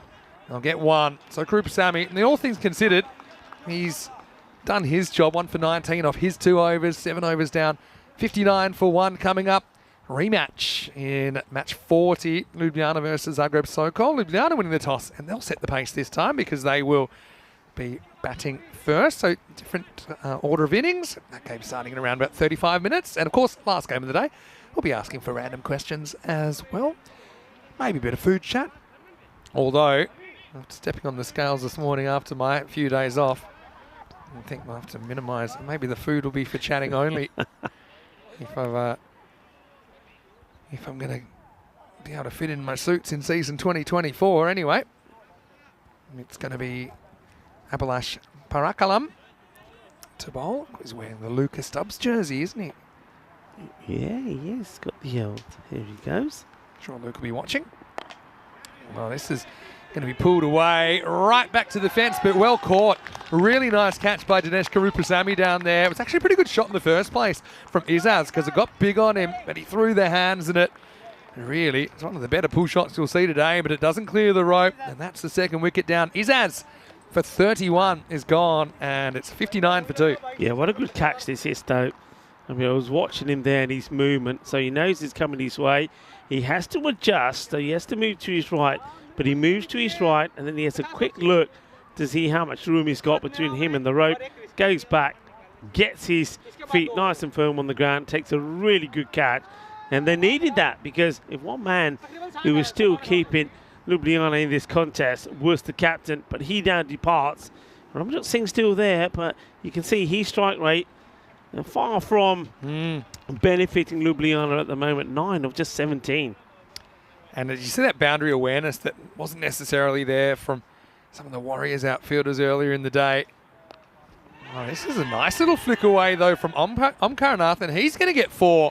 So that's a nice start. Again, he's been sitting there waiting for an opportunity. Gets it now. This would have been a wide, but times it nicely. Yeah, but yeah, just the awareness of where you are in the field, of how much room you got to work with. It's really critical. It's a difficult skill to learn. It's just a judgment thing. Parakalam, though, needs to get it outside the off stump pretty quickly. Yeah, he strays here badly. Doesn't need 2 new batter. You got to at least try and aim for the stumps. Okay, he comes back again, tries to make amends. He's hit firmly into the ground. Better line this time, though, from Parakalam. Again, that's just poor basics. Yeah, the See, whole because thing here. especially now, you're at a stage where you kind of need every single run. And look, no real thought about Ramanjot that this is going to be a 2. Even when he fumbles in it, and it goes 5 metres past him, still not looking back. So I suppose maybe saying, look, I've been here long enough. I want the strike. Let's see what he can do with it. Well, he'll get some bat on it, and this will run away for 4. So I suppose Ramanjot took the gamble, didn't want the second, even though it was there for the taking. Again, he goes real deep in the crease, outside off, clips it away for 4. Good shot. Maybe that's the start of a resurgence for Ramanjot. It's a good shot, but you got to see what he's doing here. Ramanjot saying he is backing himself to. So he's basically saying to the bowlers, look where I am. You got to go for the stumps. The bowlers are taking the bait, and then he's then whipping it away. I think if I'm bowling to him, I'm not giving him that option. I'm saying, you want it there. I'm not going to give it to you there. I'm going to still go outside the off stump. And let's see what Parakalam does here, because I get the feeling we'll see the same initial movement again here from Ramjot Singh. There he goes. Look where he's standing. And that's better. So just keep it outside the off. Don't give it to him. Don't go for the stumps, because he's looking to whip it away all the time. Yeah. And the thing is, you're probably happy to keep him quiet, and you're not too worried about getting him out anymore, because you never know who's around the corner. It's going to be a genuine bat to come out to replace him. Maybe they'll be on a heater. Anyway, Parakalam, last ball for him. It's a big swing and a miss from Omkarnath. So end of 8 overs, Ljubljana 69 for 2. They'll need 36 off the last 2. Yeah, so that one, even though there was that big boundary from it, and 2 fours, 2 singles, there's 2 dots, one of them being a wicket, only 10 from it, so it's more than good enough. And that rate, yeah, now they're needing 16 and a bit per over, which means basically, as Vinny says, 36 of 12. So 1 good over here, which doesn't go magical, keeps them in the frame. Interesting that we're not seeing Sohail Ahmed turn his arm over. And of course, he is always an option. A bit of sawdust on the ground there. The bowler decides he wants to put. And they've got a few options here to bowl here. Maheshwari could have come on and thought, okay, I'll bowl this one. But they're quite happy to go with, I think, a man who's been sort of their lead bowler, Amin Chabe. Only 3 came with his first over. You'd have to go for heaps. And ties up Ramanjot first up. And whoa, that would have been out. Took forever to get down there. Thunduru. Omkarnath. Thunduru. His footsteps are a bit like thunder here. And then they're getting each other's way, and that would have been out. Look, he doesn't put his bat down. Watch. There's a little bit of the Greco-Roman wrestling on the cards about those 2 running between wickets, where they avoid each other in the end. All right, Omkarnath started with a boundary. Can he find the magic here off Chabe? Short answer, no. They're going to run anyway. This is an easy run out, asking for it, and somehow it's been missed, and it's almost put back onto the stumps for a run out the second time around. I think the bowler had more time here, Chabe, because look who he's running against, Ramanjot. Yeah, he rushed the throw, didn't he? Didn't compose himself. Yeah, he wasn't able to. I think he comes out of his hands, and he's not quite ready for it. Yeah, this one is almost down as well, but just gets the bat down in time. Anyway, 34 off 10. Done again. They're going to lament the start. They didn't try enough things too quickly at the beginning. Get a little pickup shot, but it's not really going to happen. And, well, Hashmi fumbles a ball that had already stopped. And all he had to do was pick this up. And he had almost a certain run out. But again, I never understand the taking the glove off when you're not intending to throw the ball. He could pick it up in his glove. He had extra grip. Anyway, probably not his finest hour, but he's done more good things and bad things in this series. Main thing is they're not conceding the boundary in this over. Chabe, once again, keeping things very tight. He's bowled so well, Chabe, and this being such a nice, tidy over so far. So what? There's a couple of balls to go. You can see 32 required of 8 deliveries. If you can avoid these two going to the boundary, it's going to be ever so difficult now for Ljubljana. Not impossible at the moment, just difficult. Well, he gets the full toss he wants, and he puts it away. So there is the boundary. And so, yeah, it's saying 3%. Probably fair. It's a non-zero chance. That one not quite high enough to get called. Yeah, he falls for the trap there, doesn't he? I'm just saying. I mean, he's done this all the way through this innings. It's worked for him a couple of times. And when you have a look at the strike rate that he's at, 19 or 22, I think he needs to go back to the drawing board and try something different. Chabe, he knows he's going to try and do the same thing again. I think one way to counteract this movement and this sort of plot from Ramjot is just to get a nice slow delivery in. Nice and slow. And if he misses it, plays it wrong, he's an LBW candidate for sure. And up in the air, and there you go. Thank you very much. That's exactly what he does. The slower delivery. He goes for the big shot, skies it up. Gurpreet Singh takes the catch, and that's the end of that. And with an over to go and 28 required, you'd feel the Zamra Sokol have done the job here. Yeah, it's just all about the length, I think. No, full but not too full. Guri wasn't going to miss out, so Ljubljana lose a third wicket. 77 for 3 walking sticks. Looks like they're walking away from the win here. And they're on track for what I would call kind of a par score here. I think we're in the top 3 or 4 teams playing. I think that 85's a par, maybe 85 to 90. I suppose it depends if there's fog and you can see or not. But Aman Maheshwari is going to bowl the 10th over. He's got 28 to play with. Oh, we did see, what was it, 31 in Hungary earlier this year, chased off the last over. 36 and then the 5 penalty runs. With the ball to go, right? With the ball to go. I'm going to ask, would have to get on some sort of ridiculous lucky streak if he's going to do it. He's already shown he can hit a boundary. Yeah, Maheshwari, the captain, looking to bowl 6 good balls and seal the victory.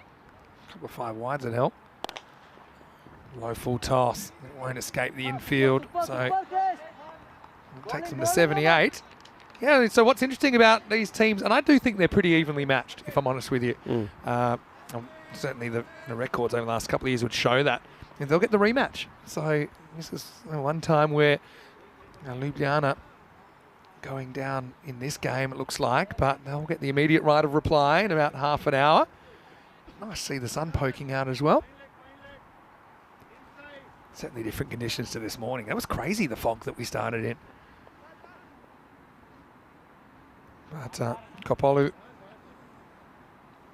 needs a 6. I haven't seen too many left-handers in this series as well, so it's kind of throwing everyone around a little bit. 5 on the leg side. This one takes off, though, from Maheshwari. That now surely puts this game to bed. Yeah, it's good delivery, isn't it? And we've seen him get quite a few that have just taken off when he's got it wrong to the right hand and he's bowled down some down the leg side. So the left-hander is going to be facing a few more of these spicy deliveries. That's not a bad shot. Goes to the skies. It's going to fall pretty close to the field. In fact, so close he gets 2 hands on it. Actually, I was going to say I like the field. It's Sain who drops the catch, but they have 5 on the leg side. Got 2 mid-wickets in the circle. It was an unusual one. Sain had to go with the flight of it. Would have been a great catch if he'd held on. It would have been a terrific catch, actually. He had a lot of work to do, but he got there and got hands to it. And now that's going to be timber. Jug of the foot there, full and straight. Kopolu, I suppose he has to swing hard and have a go at it, especially when you need 25 runs. And he's going to go, and Aman Mashwari is going to be the happier of the two captains, as Zagreb Sokol look like they're going to register another victory here. And have had the issues, haven't they, against the Assassins of Zagreb Sokol, but everybody else, they've been enjoying themselves against all the other teams. And that looks like exactly what they're looking to do here. Remember, they did the double before today over the Chiefs. So nice wicket, a nice moment there for Aman Mashwari, who seems to be finding his form with these matches. Batting is getting better, of course. Batted really well in this one. They almost brought up a half century, 46 and 27. And a nice tidy spell from him as well. So Maheshwari gets a bit of reward for his work. It's going to be Junaid Mullah. Even with the game gone here, he'll be hoping he can at least get a nice shot away. Maybe give him some confidence for what's to come. He goes super late cut. Very industrious shot, but he'll only get one for it. So 81. And looks like they'll be stuck in the 80s, Rico.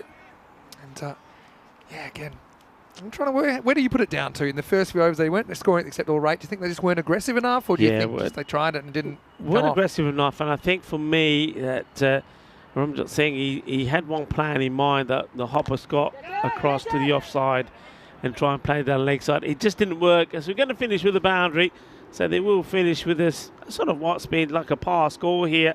They'll finish with the score on 85 with that boundary towards the end. But yeah, for me, it's just like if something's not working for you, try and change it.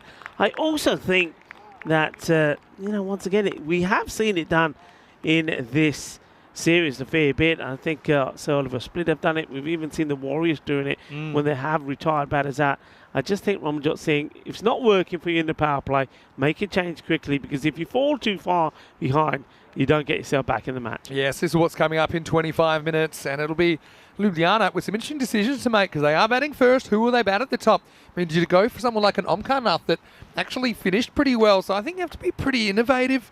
Izaz Ali, I think he'd be good up there as well. Obviously, you saw him making a few runs in that innings, batting at 3. Waka Khan and Ramanjot, they opened up. But yeah, when you look at the margin, it's like 20 runs, I think, the margin. It's basically an extra 2 runs and over. Could they have found an extra 2 runs and over? I think so. I think so. When you look at the running between the wickets at times, just a few basics. But look, credit to Zagreb Sokol. They win the first bout in the 3 matches that these teams will play. At least 3, of course, in case it's possible they'll meet in the finals as well. I mean, there was the aggression there. I mean, Izaz showed it, but yeah, Ramanjot, obviously kept the house down once again, but he just wasn't able to go at the rate required.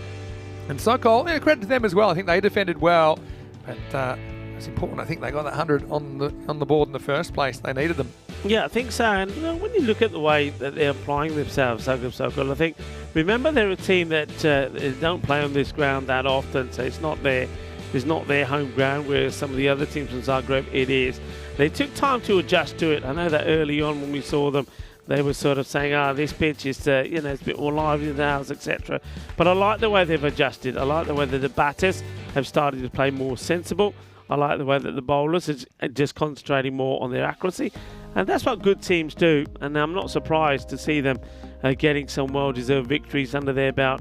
Ljubljana, I think they, like you said, they've got to make some changes, maybe top the order. I think Isaac Ali, the captain, has got to basically bite the bullet and say, right, I've got to open. You see there, 31 of 15. He's the only one that's making any real runs. I'd still think you stick with Ramjot Singh. He's the sort of batter, I think we've seen quite a few batters like him. I mean, Tarun Sharma's another one who, sometimes he gets going, he scores big scores. Other times he goes sort of out run a ball. But he has to be more innovative earlier, though. He waited too long.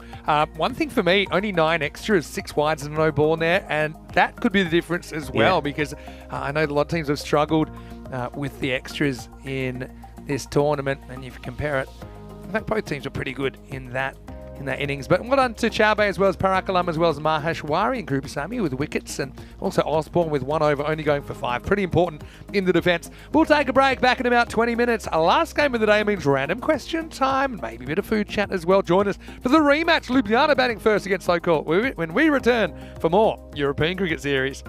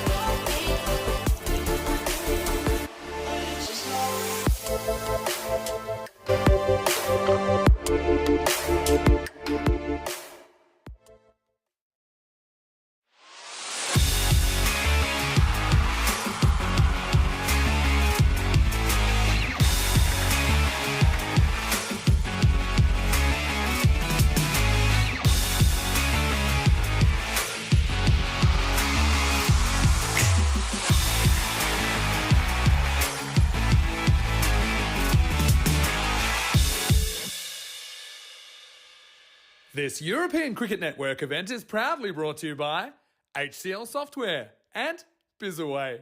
Hello and welcome back to the Mladost Cricket Ground here in Zagreb, Croatia. For the final time today, the last game of day 10 will be a rematch between Ljubljana and Zagreb Sokol. Now these two, they've had some great battles over the years. I can tell you this time, the news from the toss is that Ljubljana, they've won the toss and they will bat first. So I would just think that these two teams, they're around the mark, aren't they? There's every chance that they'll play and finals day against each other, and so potentially Zagreb Sokol's ECL chances will hinge on their performances against the Slovenian team here. Now, interestingly, Ljubljana, we know that they're already part of the ECL as the Slovenian champion club. So I just think two teams that have a lot still to do this week. They want to play their best cricket here. I think conditions here brightening up as well, so I expect the ball to travel a little bit quicker over the outfield here in the last match of the day. Rico Full will take us to the first over. The news from the toss is this time it is Ljubljana. They've won the toss and they're going to bat. It's over to you. Let's get ready for match 4. And don't forget, random questions here as we get ready for the start of match 40 in this ECS.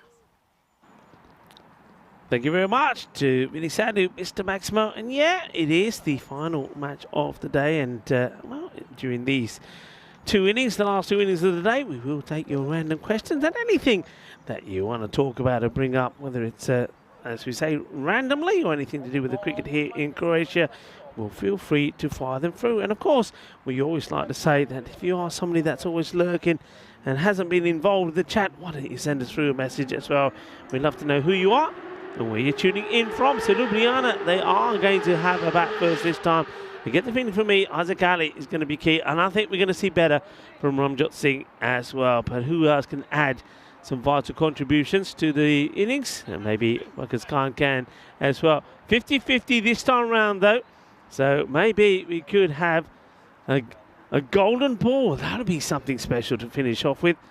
So 50-50 is what the win predictor is saying here. And nice to see that the sun has also made his way out a little bit as well as Gurpreet Singh before the start of the match. And comes out and gives us a nice bag of some, well, I reckon that's a bit of spicy Bombay mix. Yeah, we'll have some of that.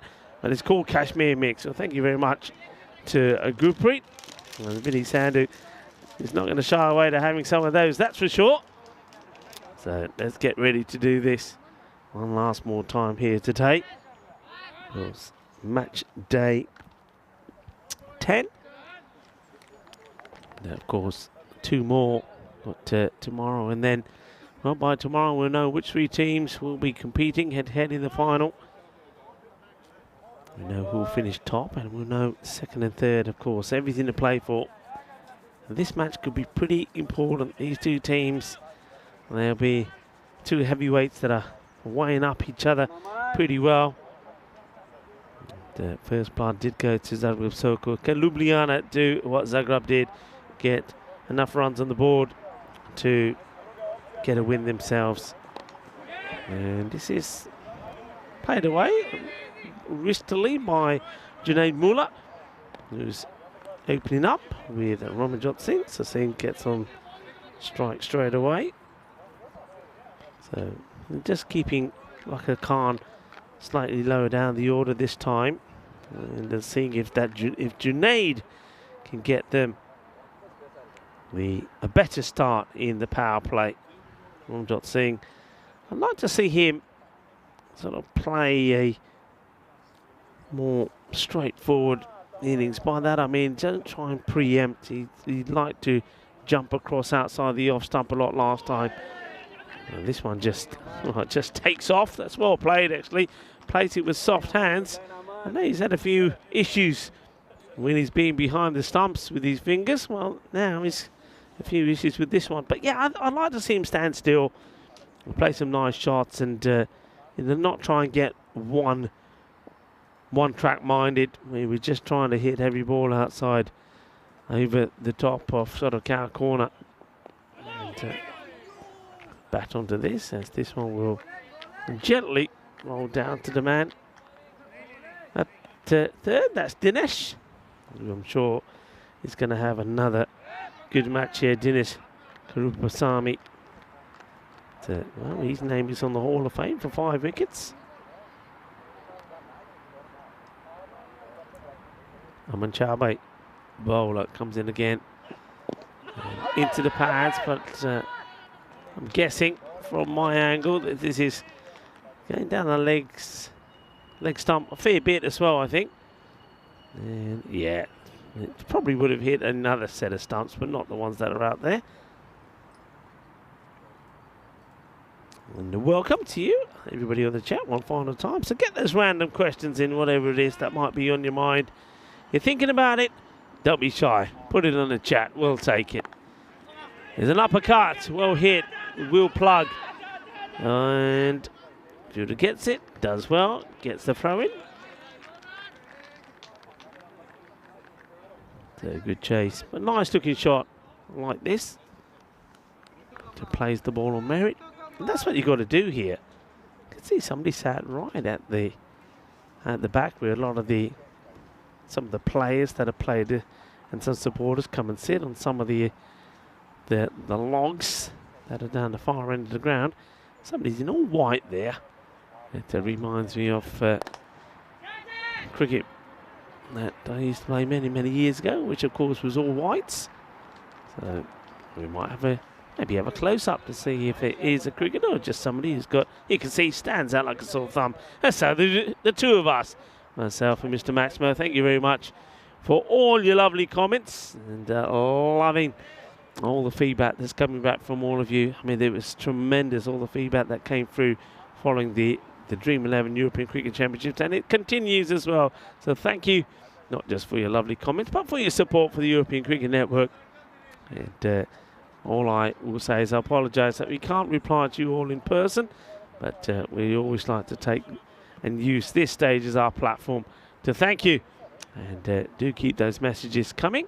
And of course, you can also go onto our website, europeancricket.com, to find out more about not just this series, but some of the others that are coming up, like the one coming up in Malta. As I welcome back Vinny Sandhu into the cube. Thanks, Rico. Good to be back. Last game of the day. Bring the call out. Random questions. Let us know what you want to talk about here. Last game of the day. Tight call there. Parakalam gets it in his favour though. Mullah, they've elected to open the batting with him. He was, from the limited amount I saw him, it looks like he likes to just work the ball away, especially off the stumps. So yeah, maybe we'll like to give the strike back to Ramanjot. He likes that cut, but he can't quite get across far enough to make contact this time. Yeah, but Kalam has bowled well. He does push the ball through a little bit, so he's not like some of the other bowlers where they've sort of cut down their pace because of the conditions. He's still pushing it through. Got some good questions coming in already. Nick's is pretty easy to deal with, saying, when is the 2024 schedule being announced? Well, short answer is, normally we try and have this done by kind of end of November, but it's still very kind of fluid at this stage. So, we'll probably Well, we know the ECL is starting the 26th of February and they'll run for 4 weeks. So I think by the end of this month we'll be pretty set on what will happen before then, but probably be the start of the year. You know, it's one of these things, you can't really plan a whole year and set it in stone because a lot of things can still happen. So I'd say by the end of this month we should have a good idea of what's coming up to and including the ECL 24. It's well bowled by Parakalam here. And Kroom's question is, what can you say when you have an important Zoom meeting coming up in 27 minutes? What would you say to make you look good? So he obviously has a Zoom meeting, and he says 26 minutes now. So what can you say to make you look good? I will say something that is very unlike me. It's like sometimes the more you talk, the less smart you sound. I know that sounds weird coming from us. So I would just say less, but make good contributions in the meeting. I don't know. I mean, I haven't really lived in the era of Zoom meetings too much. I suppose a little bit in the last couple of years. Yeah. There's no substitute for the old face-to-face, though, but it's difficult these days to get people in one place. Our company's a good example. Yeah, got people spread out all around Europe. Of course, we've got our office in Zurich, but it's never quite the same. No, well, since COVID, it's become a big norm, hasn't it? And also people working from home. I mean, that's more of a thing than it's ever been before. This one is guided once again back down to Dinesh. And look, I'm not going to pretend I work in an office environment, but I do know when I have had those experiences, you know, when you're working with someone, something might just have an idea, and you can walk down the hall and you say, hey, what do you think about this? But when you just have a scheduled meeting of 15 minutes or 30 minutes or whatever to try and like cram everything in there, and it's a lot more difficult than if you're actually spending the day in close proximity to one another. But I do think the working from home thing, it's been an unintended benefit, I suppose, because I think it busts this myth that people can't work from home as if they can't be trusted or something. Yeah. You know? Catch it is a shot, but this is going to get over both Gurpreet and Aman Maheshwari. Almost bounced back, didn't it? when it bounced back towards Aman Maheshwari, I should say, as we get to the end of the second over. It's 8 without loss. Yeah, but it's very good for the environment as well. If there's less unnecessary travel, if you can work from your home. Of course, it doesn't suit everyone. I know. Looking at the table, you can see Sokol have put 3 points between them. Now, it's a real battle for this second and third place and fourth place, I suppose. Fourth place, obviously, miss out. But Ljubljana kind of lose touch with that second place, although they do have games to make up against the Chiefs. But the Chiefs, they're going to be pretty determined to play well as well, because that's their only way into the finals. So, yeah, Ljubljana have this match and another against Sokol, and they've got 3 against the Chiefs. Yeah. Coming up tomorrow. In fact, 3 of the 4 games tomorrow are Ljubljana Chiefs matches, and I think that they could be very competitive. Seeing the Chiefs with the Turks in have made a bit of a difference to them. It's a big in-swing, and look who's back bowling seam up. It's Gurpreet Singh. Yeah, it's a good delivery from him, isn't it? Nice, quick, full. And I don't think that was quite expected there, maybe from Ramjot Singh. So the two Singhs go head-to-head. Gurpreet Singh now is bowling quicker. Says, I'm going to need to take my cutter off, because when I'm coming in, it's hitting me hands hard. But what he's not able to do is keep hold of the ball. So I'm quite amazed that he's actually bowling it in pretty well. Oh, I like this question as well from Julian. Good to see you, Julian. Missing you in person, of course. I like that he's going back to, like, he can bowl spin, but I suppose a lot of people can roll out a few offies. But Gurpreet's got quite a big talent of swinging the ball, and he can actually swing it both ways. Yeah, and don't forget, things are dried up now, so he's not going to have shouldn't have too many issues with his footing. So what's Julian's question was, what is the most remote place you have played or watched cricket? It's a very good question. Now, look, where is he set up here? Now, Ramanjot, you saw him do this a little bit earlier on. Actually, I don't mind this, though. He goes to the stumps because I think he can get him out. He just swings that one a bit too far. Because I think a ball that's on the stumps, Ramanjot, he might hit it, but there's a very good chance he won't. He did this in the last match. Yeah. So he's had 5 deliveries here. In the last match, I think he got to about 8 balls. Wasn't doing anything, so he thought this was going to work for him. I think it worked for him for 2 shots, but the rest he still missed. So I don't think it sort of works for him. And I think good bowlers will expose you. And that one's hit pretty well. And I think, well, good bowlers also wouldn't change what they were doing to come around the wicket, because I don't know how that's going to help, because now you're bowling into his swing, and as a result of that, it goes all the way. 6 runs. Give him what he wants. Yeah. I agree. I think you're winning the battle over the wicket. And now, okay, maybe wants the miracle ball that swings down the line, and you might still get it, but I just think a lot of balls are going to be pitching outside leg stump. He goes for it again, high up in the air. This is another one that would go all the way. Bolle. So, yeah, look, go back to the drawing board. He did this before early on as well. As soon as he doesn't feel right for whatever reason over the wicket, he changes to come around. I don't think it works for him. I think you're better off going back over the wicket. And what he's allowed to happen here, he's allowed, I think, Ramjot Singh to bully him into bowling around the wicket. The thing is, Ramanjot's going a full tape ball style batting. And so Gurpreet is now bowling tape ball style bowling. Yeah. You know, oh, here we go. He's he's going to go left. Let's have a look. Wow, this is going to be him out. He's switch hit. It's going to be a no ball. I think it's a no ball. Yeah, but now he's going to switch back to right-handed, and there's nothing to say you can't do that. Well, we saw this in Bulgaria. In Bulgaria, yeah. He's playing his first ever game. He hit 100 and then turned around and tapped out left-handed. But what about that? I mean, talk about all the tricks from Ramanjot Singh. Now he's going to go right-handed, free hit time. That's another no-y. Yeah, it's going to be. It's got to be. So this has got to be another free hit. Goes for the slow ball. And Gurpreet now, you see, now he's got in his mind thinking, why did I go back to bowling pace? I should have just kept to bowling. He's lost the plot so quickly. Yeah. He's bowling well, he's overthinking. Yeah. I actually think it's a battle of two overthinkers. Yeah, very well put. Very well put. It's interesting. I reckon he switches again. We'll come back to you, Julian, but right now, here's another free hit. I think this one might be okay. I think it looks wider than it is to sometimes because it carries on moving past. Yeah, I bet he does. I mean, yeah, maybe because of the extreme angle. Ramanjot, who has been standing there half the time. Yeah, what's he asking here? He's asking how many to come, and umpire probably says, I can't remember. There's been so many extras in this over. It's gone for 15. Last ball of power play coming up. Or not. Okay, remotest place I've played cricket. It's tough. I used to run school camp. This is a bit weird. When I went on school camp, we'd set up a game, and it would be like in the forest, and we would just use whatever we could. Yeah. So I'd normally bring a tennis ball, and then we'd kind of choose whatever, the right size stick, to bat with. Yeah. I kind of that's probably remote. Not a very organised game, but that's probably what I'd say. Okay, I'm going right the stumps here. Nope. Now he's going to go tape ball style again, and this over goes magical.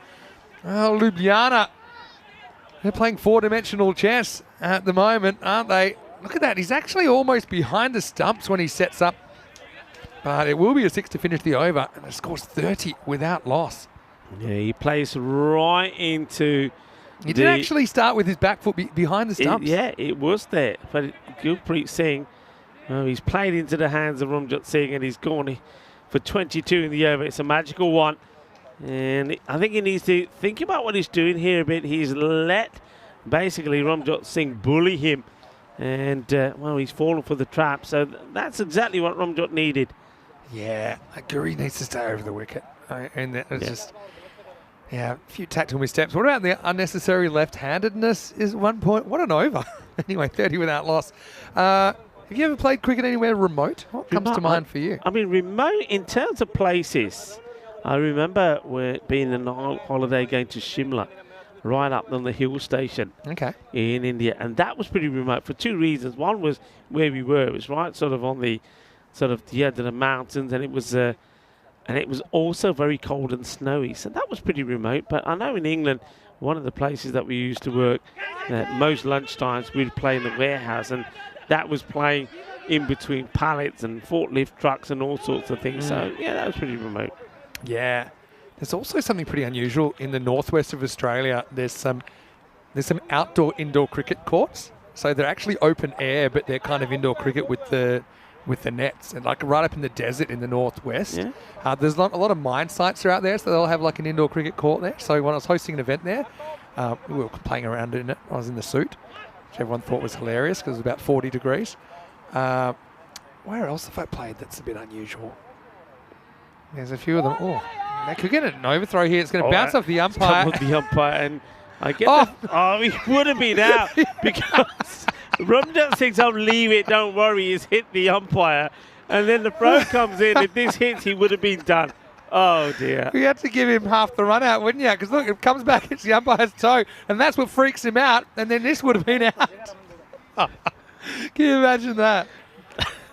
Oh, what a series! Oh, you would have had to pick me off the floor. That's there for was sure. still a run there if they just run. Hit hard, and this, I think, is probably going to sail away for another one. So at the moment, he's going to get just where he likes it. So Ramanjot Singh, who really was finding it difficult to get going in the last match. When I said I thought he'd come back good in this one, and so far, he's proving me right. Yeah, but they keep bowling the slot to him, don't they? Yeah, it's a pretty good shot, but again, they haven't been able to nail a Yorker. And when they've tried, it's turned into a big full toss. Got a couple of freebies last over. Krupasamy needs to find the answers and find them pretty quickly. Okay, shots to catch it. Can anyone get there? No. I'll give you another remote place. I've commentated cricket, Desert Springs in Spain. That's like you're playing on Mars out there. It's a weird. It's a beautiful complex, of course it is. But once you're there, you're there. You can't go anywhere else, can you? It reminds us somewhere they'd send you to rehab.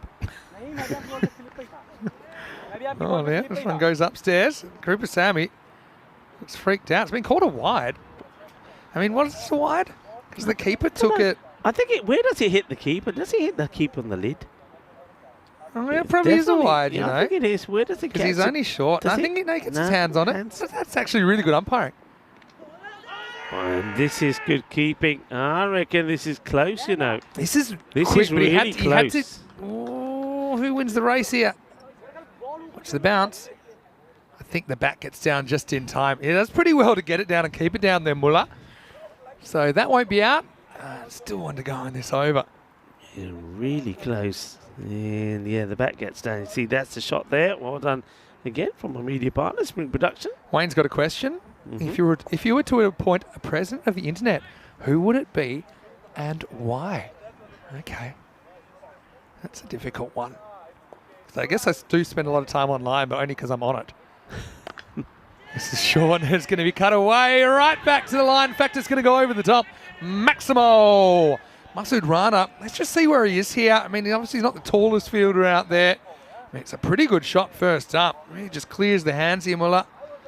And, well, I think he couldn't have done a lot more, if I'm honest. Nice. So, Maximo time. 6 to finish the over. End of 4. Ljubljana up and away. 47 without loss. Yeah, well, what a contrast. I mean, the first 2 overs just went for 8. And now look at them here. They've hit 39 on the last 2. So, fantastic. So, you know who I'd make president of the internet? Pretty easy one, really. The robot. Mm. Yeah, the robot. If the robot's smart enough to make the European Cricket Network happen, then I think the robot is the answer. Yeah, I must admit, sometimes I do feel my age with some of the things that are going on the internet these days, especially the TikTok. Yeah, everyone's shooting TikToks all the time.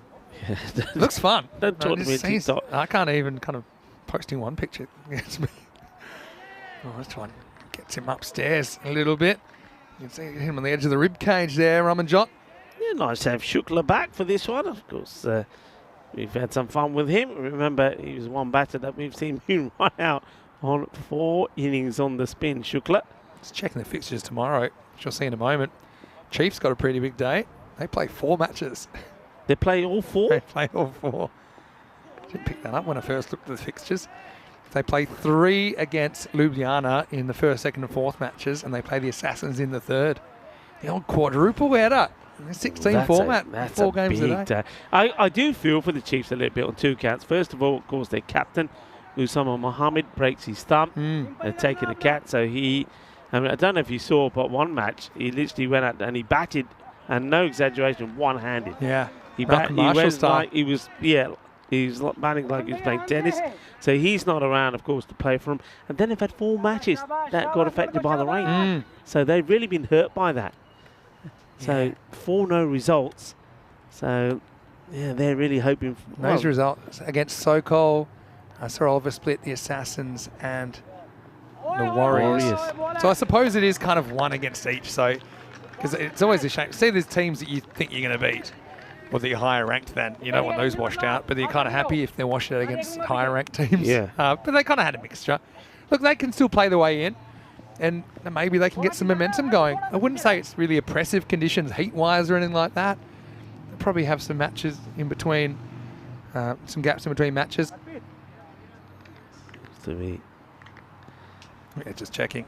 I think that I'm still curious about where he's setting up. Yeah, the green is set here now. So You can't get much further back than that. That's where you need to bowl. It's not out, but now it could be out. And it will be. Yeah, so just had scant regard for his partner there, didn't he? And Junaid Mullah is going to be run out off the pads of Ramanjot. It is Rashid Hashmi that finishes things off.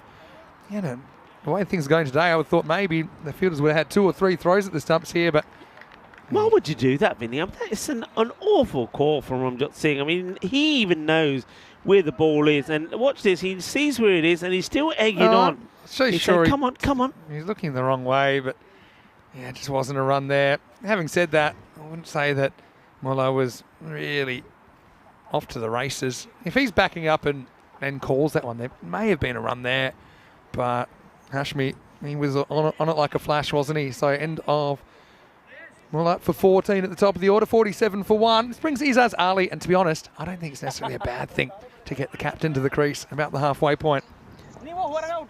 Yeah, I agree with you there. I think for me, I think he should be the man, should be opening as well. But let's see how he fares here. Shukla will be hoping that he has his number.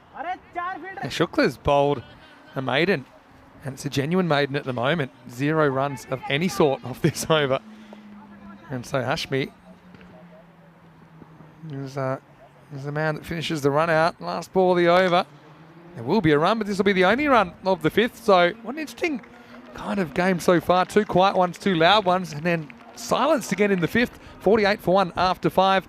Let's welcome you into the cube. Vinny Sandu here, Mr. Maximo, back today after a bit of a layoff. Rico Full with me today. I know you're off tomorrow, but you'll be keeping abreast of the matches. Oh, some good random questions so far. Keep them coming in. Yeah, the thank you very more much. random, the better. They can be about cricket. They don't have to be about cricket. Sometimes we prefer if they're not. Just let us know. Don't mind what they're to do with. Sometimes food. We normally talk about Food food chat's as well. always a good one, yeah. The last match. And one thing I was going to say to you about food, have you tried one of the what they call the local pies out here? Oh, is that the one, what are they called again? It starts with B? Yeah, like the Someone help us out here. yeah. Yeah, now you got me. But basically pastry. Yeah. They come like a cinnamon whirl. Yeah. But they look filled good. with meat and the other one you're going to have with cheese and spinach as well. Oh, they're delightful. They're very, very, very, very good. They've got them at breakfast, actually. Down the leg side. Something like the Baltic, isn't it? Something like the Baltic pies, but they're beautiful. Had some of those the other day. I said yesterday, of course, was Halloween. They'd had a nice bowl of pumpkin soup as well. That was nice as well. Nice looking chop, but there's a sweeper out there. So it's very important that they keep things going. Sometimes you lose a wicket and you can lose your momentum. So whether the chat's good for this, because I remember we were talking about it last week. I've had a lot of the spiced meat's very good here. That's been pretty delicious. Fired in, and take one, but it is backed up. But you can see everybody saying easy, easy, easy, but the fielder pays no attention as he fires this in.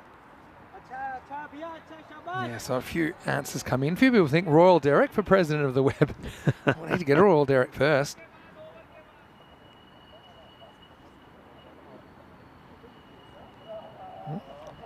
People saying that the batting of Ramanjot is reminding of Craig McMillan. Yeah, he did a few innovative things at the crease. Like went front on to Shane Warne, former New Zealand player, Craig McMillan. This is straight over middle stump. Well, Kettlerogue saying played cricket in the American desert in Mojave. Yeah, interesting. Deer stopped play. Where was that, Julian? Sounds interesting. That's like us in Bulgaria when the Yeah, we horses had the wild stopped playing. horses. Yeah, and I think I've told this story before, but I once had swarm of bees stop play, and I was Yeah. batting at the time, and yeah, everyone went from very tough, giving me heaps, you're hopeless and whatnot. It was the first grade game, to everyone being basically big babies on the floor, trying to stay out of the way. Hashmi able to knock that one down. It went through the legs of Izaz, who's having a few troubles getting going Well, here. We were in Cyprus, actually. I know that you weren't there when we had the same issue. There was a load of bees came from somewhere, and all I could hear all the guys saying, get down, get down, get down. And everybody was on the floor for about, it was about 30 seconds, and we had all these bees go by. And the thing was, though, even once they'd gone by and the cricket started, you could still hear them buzzing. So wherever they It's a bit were, they were still disconcerting, there. isn't it? Yeah. 50's up for Ljubljana, 50 for 1 after 6. Interesting game here. They're on track for kind of 80s, which I think's par between these two teams. But it's an average score that hasn't been average so far, how they've got there. When you look at, there were only 2 runs off that over from Maheshwari. The overs have been 5-3, 22-17, 1 and 2. Yeah. It's been very, very strange. And this one is going to sail. It will go all the way. That's more like it. Nice big hit. Good So, shot. Yeah, Really with good shot. Shukla, after only going for one of his first, it's a slower ball, but this one holds up nicely off the pitch for Ramjit. The other thing it's fair to say is that those last 2 overs, that Ramjit Singh hasn't had much of the strike. That's true, but because he ran away from it and ran out his partner. I want to go 2 overs by 2 overs. It's quite dramatic. It's up in the air. That should fall safely. It does. And in the end, just be a single. Yes, the first 2 overs went for 8. The next 2 overs went for 39. The next 2 overs went for 3.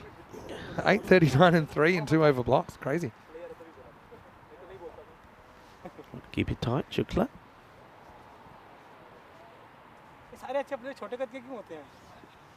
Anyway, it's just 1 shot. Doesn't need to freak out about it. He hits this pretty well, but Fuda going across. Difficult chance. And does the hard work, but it doesn't stick. It pops out. Yeah, Krupasamy down there.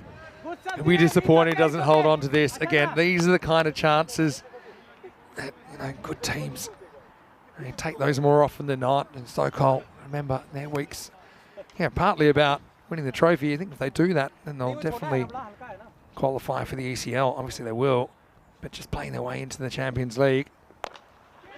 Another opportunity now is Aman Maheshwari, and he doesn't make the mistake, so he removes Ramanjot Singh. So I suppose maybe there you can say that Dinesh, by dropping to Ali, the batter's cross, and then Ramanjot Singh gives a chance and he goes. Maybe he's the more dangerous at the moment. He'll go for 36 or 35 of 22 deliveries. Yeah, Maheshwari didn't really have to move there, did he? So this one doesn't quite go as far. So Ramanjot, to his credit, he scores at a decent rate there. Sometimes he was on, sometimes he wasn't. It was just the nature of the innings in the end. He'll go 35 off 22 with 5 big sixes. So we haven't had a single 4 in this innings, believe it or not. We've had 6 sixes so far, 1 to Mull up 5 to Ramanjot Singh as he departs. 58 for 2. Good wicket to get at this point. So remember, most of these runs have only just come off 2 overs, really. Other than that, it's been pretty tight. Shukla, after being hit for 1 big 6, he has come back and he's taken a wicket. And this over's been 6 single wicket. Could have had 2 wickets, of course, if Dinesh Krupasamy was able to hold on to it. So now we're getting the field set to the left-hander, Coppola, who comes out. All right. Seen too many lefties, like we said earlier on today. Coppola showed that he can actually hit the ball pretty well. He's kind of a high-risk, high-return proposition. But, it's interesting when you talk about what's the right amount to move around the crease and how often we meditate those things. I mean, good players normally don't do it too much. They do it sparingly. There's only some sort of strategy behind it. Shukla, last ball of his spell. It's been a good one. And the hit gets it past the infielder, and they're not very happy that a better effort wasn't made of that. Good running, really good running to get through for 2 there. So Ljubljana scrambling. Maheshwari frustrated, it was just out of the grasp of the fielder, and then he points to the keeper's end, gets at his end. I think his end was probably the better option anyway. 61 for 2 after 7. Like I said, if you're a Chiefs fan, well, maybe I know there's probably a few of them in Kansas City. There's a big Chiefs team there. Well, they'll be excited tomorrow because they've got four games.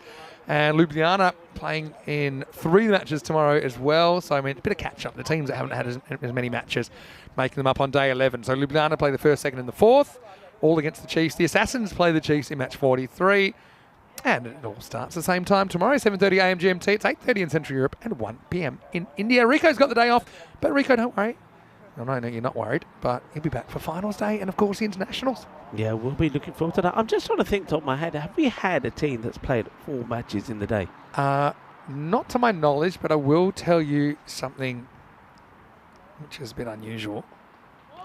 It's from 2021 in Barcelona earlier on. Do you remember they had the championships for to see who went to ECL? It was out of Minaj and La Manga, Torrevieja, and they played a best-of-3 series. But then, I can't remember the player's name. Well, that's pretty comprehensive. Kopolu gets castled. That's the way he went earlier on today. Maheshwari keeps it simple. Goes full straight and knocks him over. And Ljubljana now 61 for 3.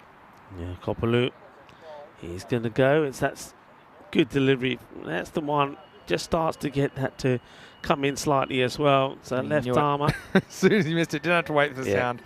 He knew he was a goner. So 61 for 3.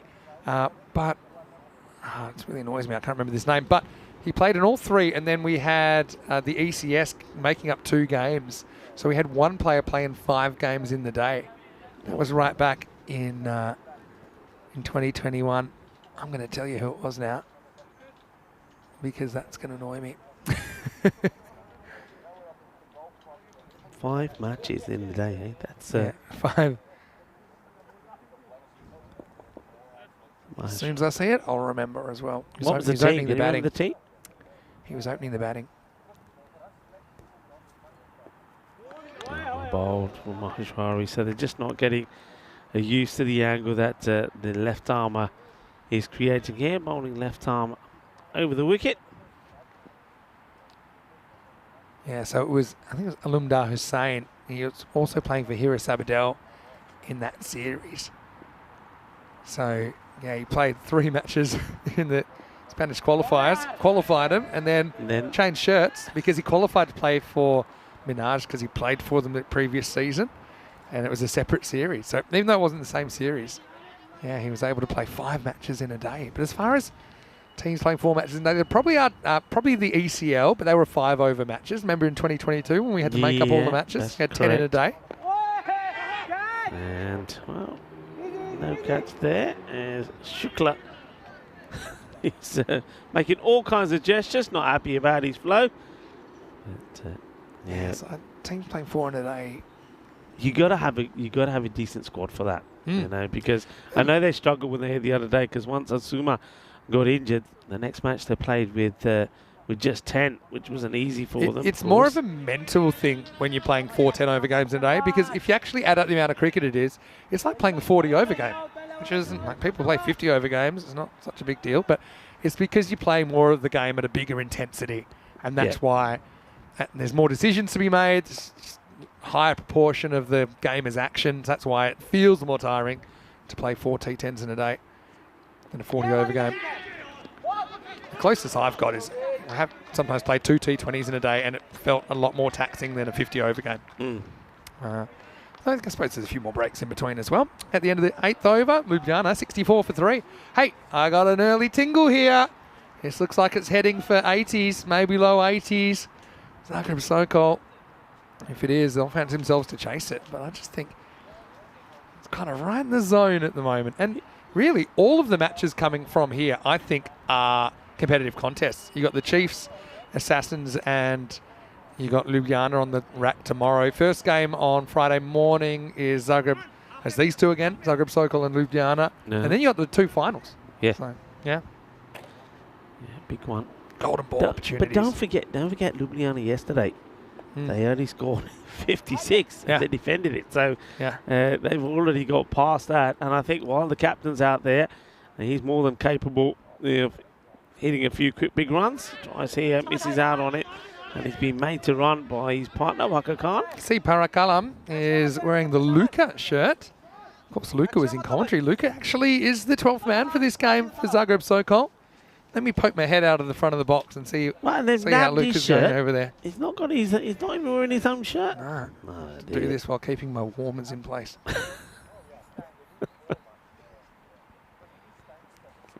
He's talking about his Can I make a hand confession? warmers, by the way. Can I realised I had a sore left shoulder, and it's from me gripping my warmer all day in my pocket, so I put one of my warmers on my shoulder. It's sore. Hey, Luka. How you doing, Luka? Can you hear me?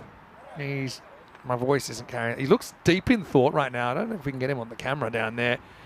He looks sitting in the yellow dashing vest. in his bib. Yeah, he looks great. Broke alarm. Oh, that's a nice looking shot, but Gurpreet Singh should make the stop. I just had a flashback here he because drops the ball again. Because Corey lured me out of the cube in Rome just before the ECC. Yeah. He said, come out here, it's really nice. And meanwhile, he got on my computer and he blocked everyone in the chat. Because I'm the only one that can block spammers. It was called the Peacock Friday Chat Massacre. And everyone was timed out. Yes. Is he going to get there, Sohail? Yeah, he does. Very good catch. Fantastically well taken. He's a little bit slow moving for me early on, but he times it right. He knows he's got to get the dive in to take it. Great catch from Sohail. And that's going to be Waka Khan will go for two. What a good catch. And I don't know if it's slow moving. He was moving the wrong way. He was going backwards. But again, I don't mind that. He's thinking defensively first, wants to save the boundary. And we've seen a few fielders misjudge them by running in too quickly. He certainly didn't do that. But he made up the ground well and took it very well. Diving forward, organised himself expertly there. Sohail Ahmed, Parakalam comes through with a wicket at 67 for 4. And this will bring Krishna Kumar to the crease. Excellent catching. It's a very good catch. So, okay, Krishnan just tries to double this away down to third. Yeah, we saw it. Sohail Ahmed take a catch the other day. It was a great one. We had fielders running all over the place to try to get to the ball, and he came from nowhere and took a great catch. I mean, he's a good catcher. We know that, and that's why he's out there. You got to have your best catchers in the important positions. As Parakalam comes in again to Kumar. Kumar goes for the big shot, misses it. You call this like the Hollywood shot these days when the batter comes down the pitch, thinks he's going to get the big hit in, misses it. And, they're appealing here now. I think they're asking the question. And what's going on here, I think? So Or is that the end of the over? No, there's actually an appeal here. So they have a go here. It hits the stumps, and then I think because he wanders out, the keeper then maybe just here. That's This is a bit naughty. Are they still appealing? No, they're think still there must be appealing for the first one. one. I thought the first one we was okay with. He seemed fine, didn't he? So I was wondering what the second appeal was for. So Yeah, the bat looks down there to me. Yeah, no problem at all. yeah, he's okay. I thought maybe it was the second cheeky appeal afterwards. I think it was the umpire saying, come on, let's swap positions. End of the over, 67 for 4. So that's all it was in the end. Yeah, Popovic ready for the start of this next over. As you can see there, things have certainly, well, at least we can see now. I mean, this today would have been a classic day for the old song. I can see clearly now because early this morning, we couldn't see squat. It was foggy, it was cold, and everybody was fighting over Vinny's hand warmers. But now it's actually turned out to be pretty pleasant. I'm not saying it's warm. It's nothing like it was yesterday this time of the day. But still, it's much better, much brighter. And, well, that will make things a lot brighter also for Ljubljana as the captain Fires one out in his middle, and that goes a long way. Yeah, it's been taking a while to get going, hasn't he? He's been bobbling away, but that's more of what he wants again. Look, it's not a bad ball, but it's one that allows ECS to get under it. Again, probably this stage, you're normally searching for that Yorker. Just don't give him the opportunity to get under it, but yeah, nice shot by the skipper. Any more of that? Yeah, well, Chabe normally is one of the most reliable bowlers, but that was a really good hit. And, nice to see a few more people. We've seen a lot of this, Vinny, a lot of people. Sometimes, you know, families, parents with their kids, young boys, young girls, all watching and getting intrigued by the cricket and wanting to find out more about it. It's hit well, but straight into the hands of the fielder. And this time, Dinesh makes no mistakes, and that's the wicket they won. Zaghali will go for the unlucky 13 of ball number 14. Yeah, could be an important catch, really, Rika, with 4 balls left. 73 for 4 now, 73 for 5, I should say, after that wicket. But Kripsami's got a good pair of hands, and so that'll bring Omkanath. He's getting a bit of a reputation as a finisher. He'll come out at number 7. Yeah, a few people around. I'm sure we'll have a few on the weekend as well. National holiday today, though. Yeah, it is. In Croatia. Holiday. And, I know they got All Saints Day. Some people will say it was the Day of the Dead. I tell you what, driving in this morning, there was that feel about it because we didn't see any cars. The zombies were going to come for us. We did see nothing else on the road. Not that we would have seen much anyway because of the fog, but yeah, there was definitely a strange feeling about today coming in. It's well stopped, so we need boundaries here. Let's have a look at the Ljubljana, given only 25% chance here. I suppose that's fair, but I mean, it's a substantial chance they got of defending if they bowled and field well and they take those early wickets. 2 to come now. Oh, it was there, Vinny. It was there for the shot. Straight down the ground, but Kuma misses out on it, and that's ball number 3 without anything on the ball to show for it. Lost his shape, didn't he? And that shot, tried to go a little bit leg side, missed out. So Krishna Kumar, he's had 3 balls, hasn't been able to add to the total. He'll get 1 more chance. Last ball coming up. You've got to run whatever happens. Well, he hits it pretty well. And they'll run 1, come back for 2. And, well, yeah, might even try for a 3rd. And chickened out. Probably fair enough. I think this will probably be out. I get the feeling that the ball probably came off before the puts his bat down. But it will make no difference to the score. They'll get 2 on there anyway. Yeah, 76 will be the total. Went for 2. The idea of 3. This is where I think maybe he holds his crease and the other guy can come and try and make him throw one more time. Actually, I think he might have made it. Maybe not. Let's have a look. How quickly does this bail fall? Let's have a look. Does he get the bat down in time? I think the bail would just start to come up there. Yeah, I think he's probably just out. I think that shows for me that he hasn't quite made it. I can still see the line there. But anyway, I think that'll be given out. Regardless, it won't change the score. It'll be 76 off the 10. And so it'll be walking stick 77 for Zagreb Sokol. Tricky chase, isn't it? 77. It's only a handful less than par, I think, as Ljubljana seek revenge for the loss earlier in the day. Zagreb Sokol are hoping to make it a clean sweep for the afternoon. Interesting news, wasn't it, from Ramanjot Singh, who moved around like a cat in a hot tin roof, but when he hit them hard and he hit them long. Yeah, it was a strange one when you have a look at the runs per over. There was 2 decent overs. Over number 3 went for 22 of Gurpreet Singh, who went back to pace, but it didn't work for him. And Dinesh Kripasami's first one went for 17. And then other than that, there was only one other that went double figures, and that was number 7, went for 11. But all the other overs around it were sort of like 1s, 2s and 3s. It was a very strange sort of innings. So maybe if it's going to be another victory here for Ljubljana, they're going to have to do what they did yesterday against the Assassins, and that's to keep it nice and straight and take all their chances. And that's more or less what Zagreb did here. Some good catching as well. That was a fantastic one from Sohail Ahmed. Yeah, it really was. I mean, safety first, kind of went back to the line, saw it wasn't going to go over him, and went in and tried to take the catch and did. Look, Chabe, most of the time he gets it right to get whacked for 1-6, but that could be an important one just to get his as at this stage. And then this is the last ball, just searching for every single run possible. I had that as just out.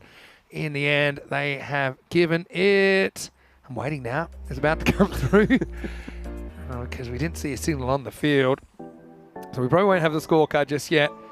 But yeah, it is run out in the end. So it'll be 76 for 6 off the 10 overs. The target will be 77 for Sokol. Join us in a few minutes for the exciting conclusion of Max 40 when we return to Croatia for more European Cricket Series.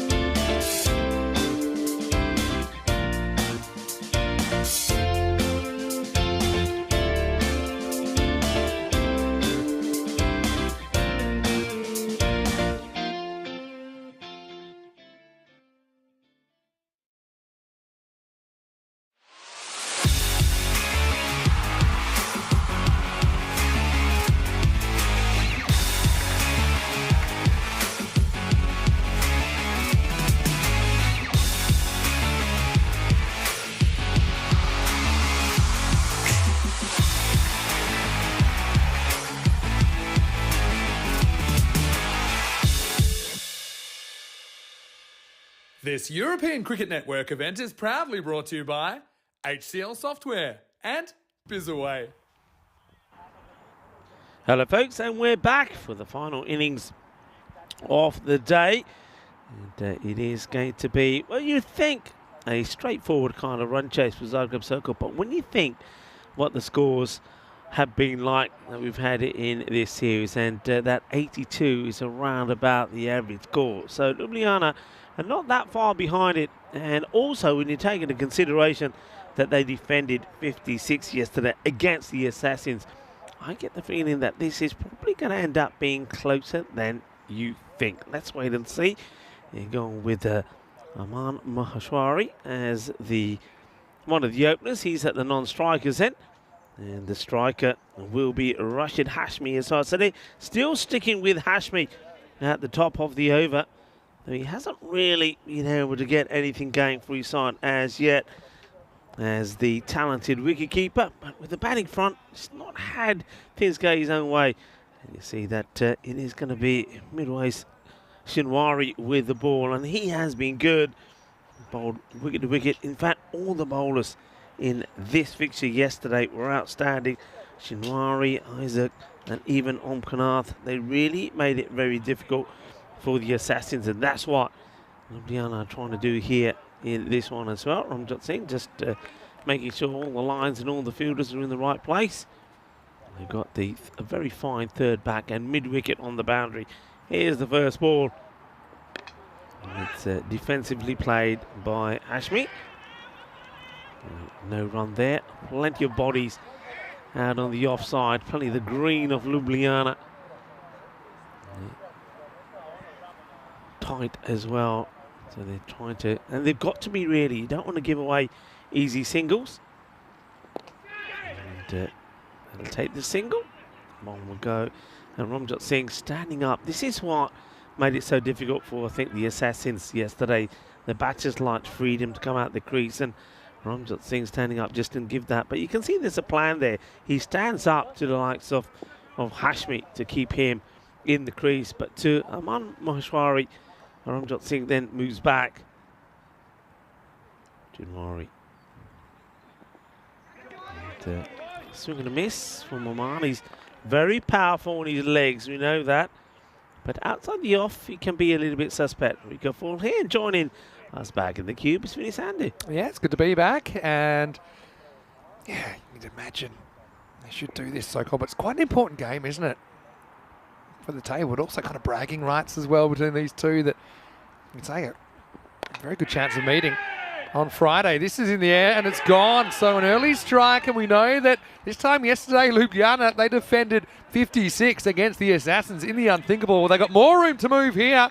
And right now, it's Maheshwari. He has to get on the move because he goes for a second ball duck, and it's 1 for 1. Yeah, it doesn't get this right at all, but that's what I'm talking about. You know, you got to do your homework against some players. And one captain catches the other. It's going to be a... I mean, Maheshwari, but they do the right thing. Get the ball outside the off to him. Don't let him clip you away in the legs. And as a result of that, they get the breakthrough. And that means that a new batter, Mohit Sain, comes in. And they play some nice shots out on the off, didn't he, earlier? Yeah, he did. I mean, he can just bat, I suppose sensibly is the word. Sensibly but aggressively. Just shot selection. They do have the deep cover point out already, and that is a sign that they're respecting his ability to hit through the offside. But they've got a 6-3 field, so they're really tempting him to go across the line, and he was kind of drawn into that trap a bit earlier. High up in the air, could be 2 in 2. Oh no, it's hits the hands of the fielder. You get the feeling that Hassan Ahmed is the man who's trying to catch hold of this, and he doesn't get there, trying to take it crocodile style, Vinny. Yeah, it was always kind of heading over his head, so he had to decide whether he was going to turn and try and take it with the flight or go fingers up. He's kind of caught in between. Lucky break for Sain first up. Yeah, into the first over. It's a good start from Shinwari. Only gives a couple away. It's 2 for 1 after 1. 2 for 1. Quite easily could have been the second wicket there. Actually could have been 1 for 2. But Armin not able to hold on to the catch. 152 matches since the Ghana ball winning. We're going to get one here in Croatia or not? 76. Has a nice ring to it, doesn't it? Yeah, I mean, it is the kind of game that could easily be tied. No doubt. Izaz Ali's going to come on to bowl. But already, you've pinched a few runs back there. So I think now you look at what's required, 8.33 and over. It's pretty much a par rate. So this one, as the percentages would suggest, now it's a pretty even split. Okay, high up in the air, testing one, and that is such a good catch. It really is, and he turns round to some of the spectators watching and gives them a little bit of a fist bump. What a good catch this is. This is not easy. It goes a long way up. Brilliant catch. It's a kind of a leading edge of sorts. It's like a top edge that hangs. He comes from the other side of the field. And yeah, I think equal parts joy and relief there. So Sain had a bit of luck, but he's fresh out of it. Second ball, 2 balls, 2 chances, 2 catching opportunities. The second one is taken, and it's 2 for 2 after 7 balls. So Garman Zua, pretty good guy to come to the crease in this situation. But yeah, I've got to say, that's Krishna Kumar down there. He took a wonderful catch. Yeah, that's a really good catch, and I think he got a few applause from some of those spectators, the ladies and gents that are sitting and watching. So just like yesterday, Ljubljana get the early breakthroughs. And Zaka Sokol are hoping that Manzoor and Hashmi can get something started here for them. Perfect start for Izaz. This one just takes off. It's called a wide because of height. I mean, it really does zip, and it ends up being a good leave. I wonder if this is actually. Yeah, this one. I mean, the one before was. Yeah, it's pretty fair enough. It's a pretty good call. The umpire's getting late in the day for them, but I'm going to say they've been outstanding today. Yeah, very difficult when you're looking at it full on those ones. You don't really appreciate just how much the ball has taken off, but it ends up being a good lead for Manzoor. It's probably right on the edge of the allowable width, but then also height-wise. He's off with the ground here, He's off the ground. I reckon probably is. I reckon if his feet are down, I think they're calling it. Called. Yeah, it's a good call. Yeah, actually, it was called on the field, and I think it's a very good call. Brave call, but the correct call, I think. So free hit coming up. It means that Ramanjot's going to go scampering back. No real need to be up. He's actually going to go so far back, he's almost on the edge of the circle, so he's protecting against the top edge. All right. Means there's a bye there if he misses it. Now they're going to take it on. So that's also intelligent from Sokol to pick up that extra run. Again, I get what he's doing here, but the thing is that if there's a little edge, it's probably only going to be one anyway, so he might as well just come in and save the run there. Yeah. So I think Ramanjot has got a lot of ideas. Things, doesn't he? Yeah, he's got a lot of ideas. I don't always know if he picks the right strategy, but at least he's thinking. Gone. Oh, he should have been going. How'd you drop that? And now you can't even pick it up. That's genuine butterfingers. ਜਦੋਂ ਮੈਂ ਕਹਿ ਕੇ ਆ ਰਿਹਾ ਨਾ ਪਰੌਂਠੇ ਤਾਂ ਖਾਇਆ ਕਰੋ ਪਰ ਹੱਥ ਸਾਫ਼ ਕਰਿਆ ਕਰੋ ਜਦੋਂ ਘੀ ਲੱਗੀ ਹੁੰਦੀ ਹੈ ਨਾ ਬੋਲ ਨਹੀਂ ਫਨ ਹੁੰਦੀ. Oh dear.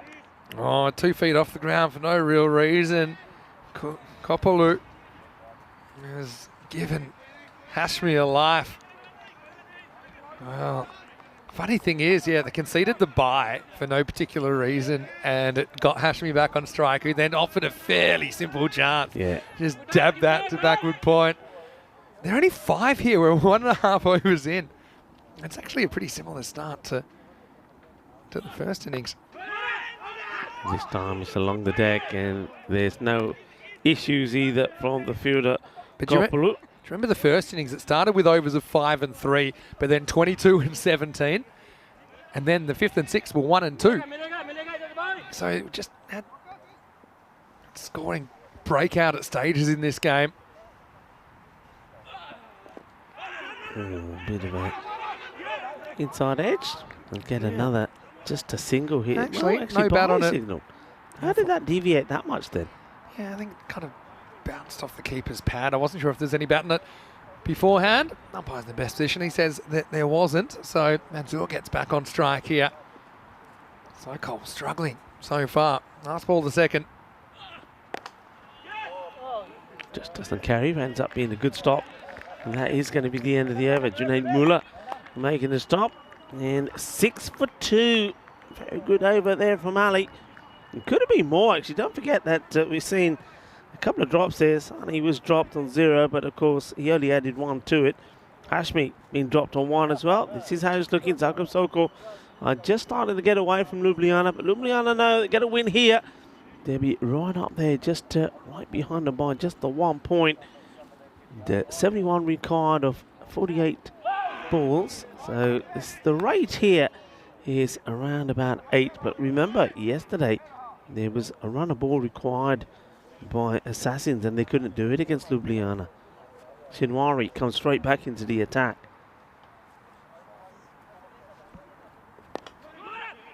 No run. They won't get one here. I mean, Hashmi, no. I get it. You know, he's doesn't want to give up his wicket cheaply, but he's also batting his team into a bit of a hole here, isn't he? You got batters like Sohail Ahmed to come, and Gurpreet Singh, for example, Shukla. You can't just be looking to push. You need to be looking to get more, and they've got the field ready for it, so they're not really giving him that single either at the moment. So if it continues like this, if he bats into the 4th, 5th over, I wouldn't change the field. I just continue with what's working, because at the moment, Ljubljana are well on top. Yeah, he's trying to sort of push and flick and play those risky shots, but they're not getting him the reward he needs. And now they're asking the question here. There's a shake of the head from the umpire. It's just not out. Good decision, I think. It's maybe a bit of a noise, but you could tell the keeper didn't really believe it, and the batter's body language wasn't too guilty.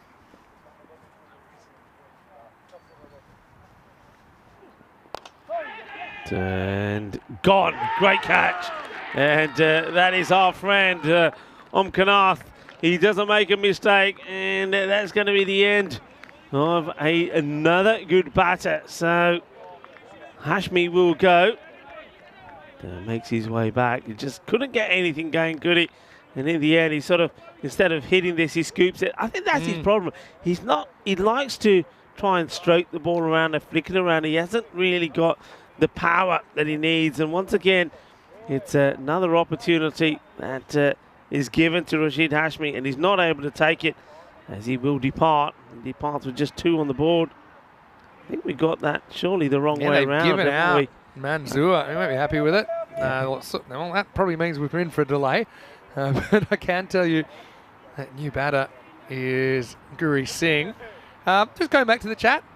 We were talking about the Peacock Friday chat massacre earlier. But Julian was saying he met Corey in person at Kartama, and he was politeness and charm personified. And Corey did admit to enjoying riling up the chat. Yeah, Corey likes to sell himself as a bit of a bad boy.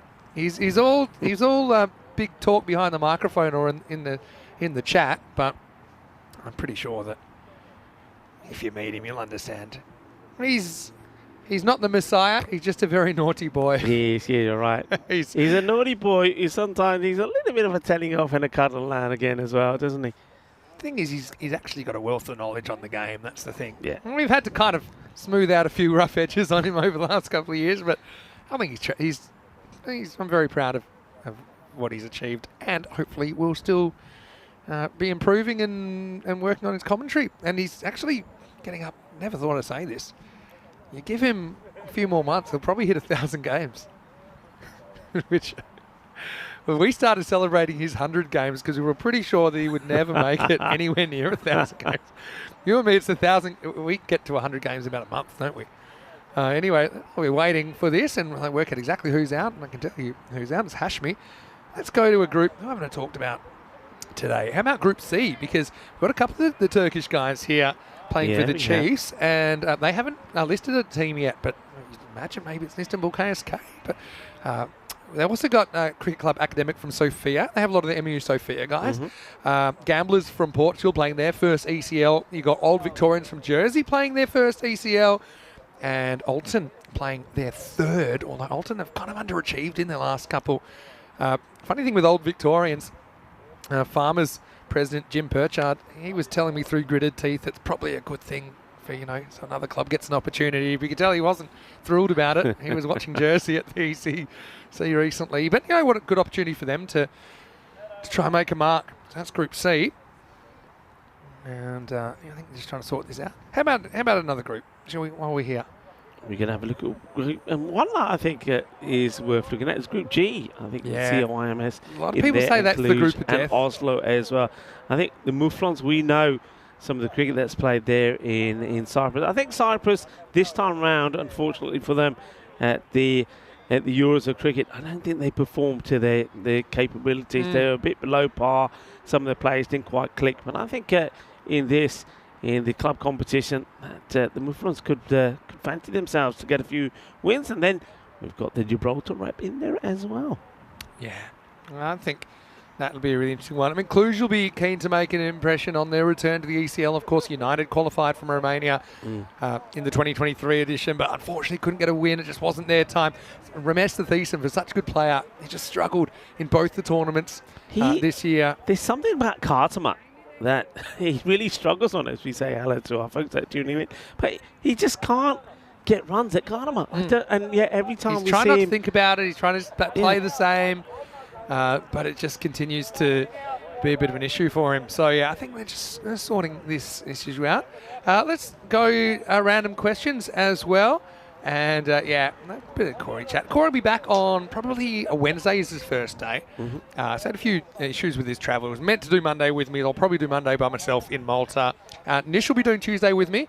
Wednesday was my first day off. I'm actually going back to Australia and visiting some family and friends. Haven't been back for a while now. So I'll be missing about a week and a half in the middle of Malta, but I'll be back for the end. So Corey and Nish will be doing the bulk of that series together, but I should be able to do one game with Corey Wednesday morning before I head off. But I'll be lurking again. It's going to be great to be back in Malta. Of course, we'll be staying in Gezira in that that part of town that we've spent a lot of time. I was there for the Valletta Cup earlier this year, the 19 T20 Internationals there. Of course, we were there for the series at the start of the year, where Gozo Zalmi won it, and they qualified for the ECL. Winning it on debut, so of course. Yeah. And now the earlier ECS was for qualification. All right, we're good to go now. Shimwari finish his over. We had a bit of an anticlimax, but what a power play that is for Ljubljana. Who knows? Maybe they could have defended 56 here. Instead, they got 76, and right now, Sokol only have 6. It's 6 for 3 after 3. Yeah, and I believe that's another maiden as well, you know. So the maidens here in Croatia have been right up there. I think that's probably about the 6th or the 7th, and it's another wicket maiden as well. So that's tremendous stuff. Great bowling from Shinwari. So here's the teams, by the way, for Malta, and it is already on our website, ecn.cricket or europeancricket.com. Also, questions coming in about Barcelona. Schedule hasn't been done yet. Still finalising which teams will be playing in that one. So that's why we don't have a schedule for Barcelona just yet. But just eyeing this, we've actually got 12 teams, and they're going to be in 2 groups of 6. Okay, so it'll be Group A, Group B situation. You've got Group A, you've got Sweet United, of course. It's probably the most improved team, I think, in Malta the last couple of years. You've got the Edex Knights, who are also very highly thought of there with some very good players. Edex Knights always seem to be the bridesmaid there as well in some of the ECS we've had. Oh, that's got to be a wide, I think, this one. Good take. So bowlers can't believe they're getting bowling bounces on this. And what do you think? yeah, Probably over the head if you're standing up. Yeah, probably. Yeah, I think so. Stubbsy's been pretty good on those, I've got to say. He's today. been fantastic. Yeah.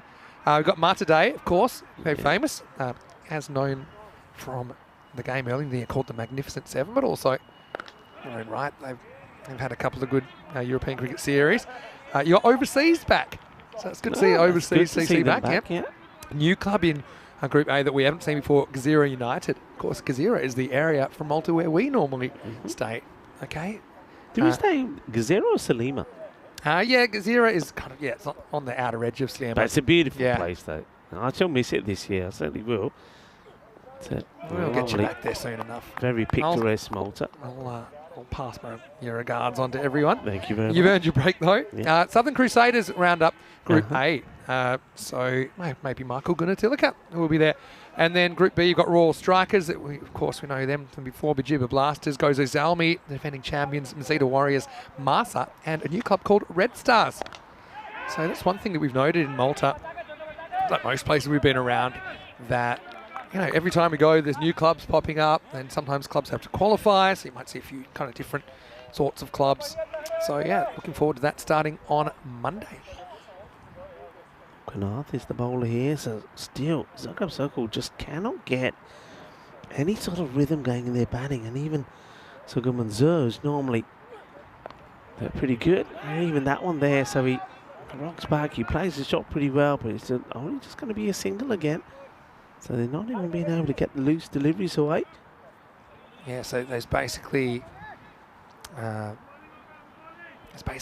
matches per group.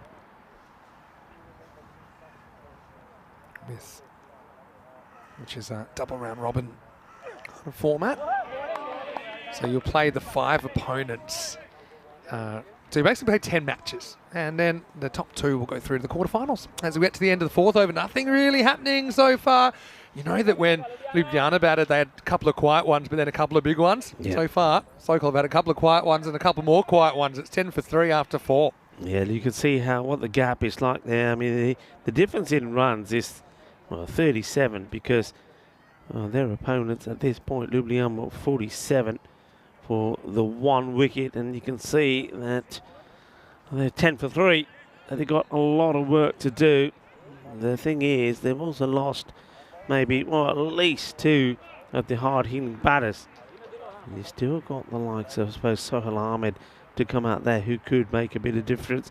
And also, I'm surprised that Shukla's been sort of put down the order a little bit. This is impact outside the leg sticks. That can't be out. Good call there once again from the umpires. Excellent work. We've said this already from all the umpires here. Paul Stubbs and Popovic have been fantastic in their decision making, and DJ, the third umpire this time around, and tournament referee Tyrone Peters, and of course earlier on Stefan Gooch was here for the first week as well. Good work from all the match officials. Well, good not. He's looking more at the pitch than at his partner. Yeah, he'll be annoyed with himself here, Ramanjot. I mean, I always love a dot to keep the same batter on strike, but he just didn't say long enough. It was a bit slow to move to his left. So someone has to get going. These two are combined 3 off 2 overs. And he's going to be out. Tries to give himself a little bit of room, doesn't he? Mansour gets that step across and tries to launch it in the gap, I think, between the long off and the square leg. Gets it wrong. The stumps are clattered. So another recognised batter is going to depart. Good bowling there from Korpulu. Just nice and tidy. And that's the difference also with the left armour. The left armour creates an angle with some right-handers just cannot pick.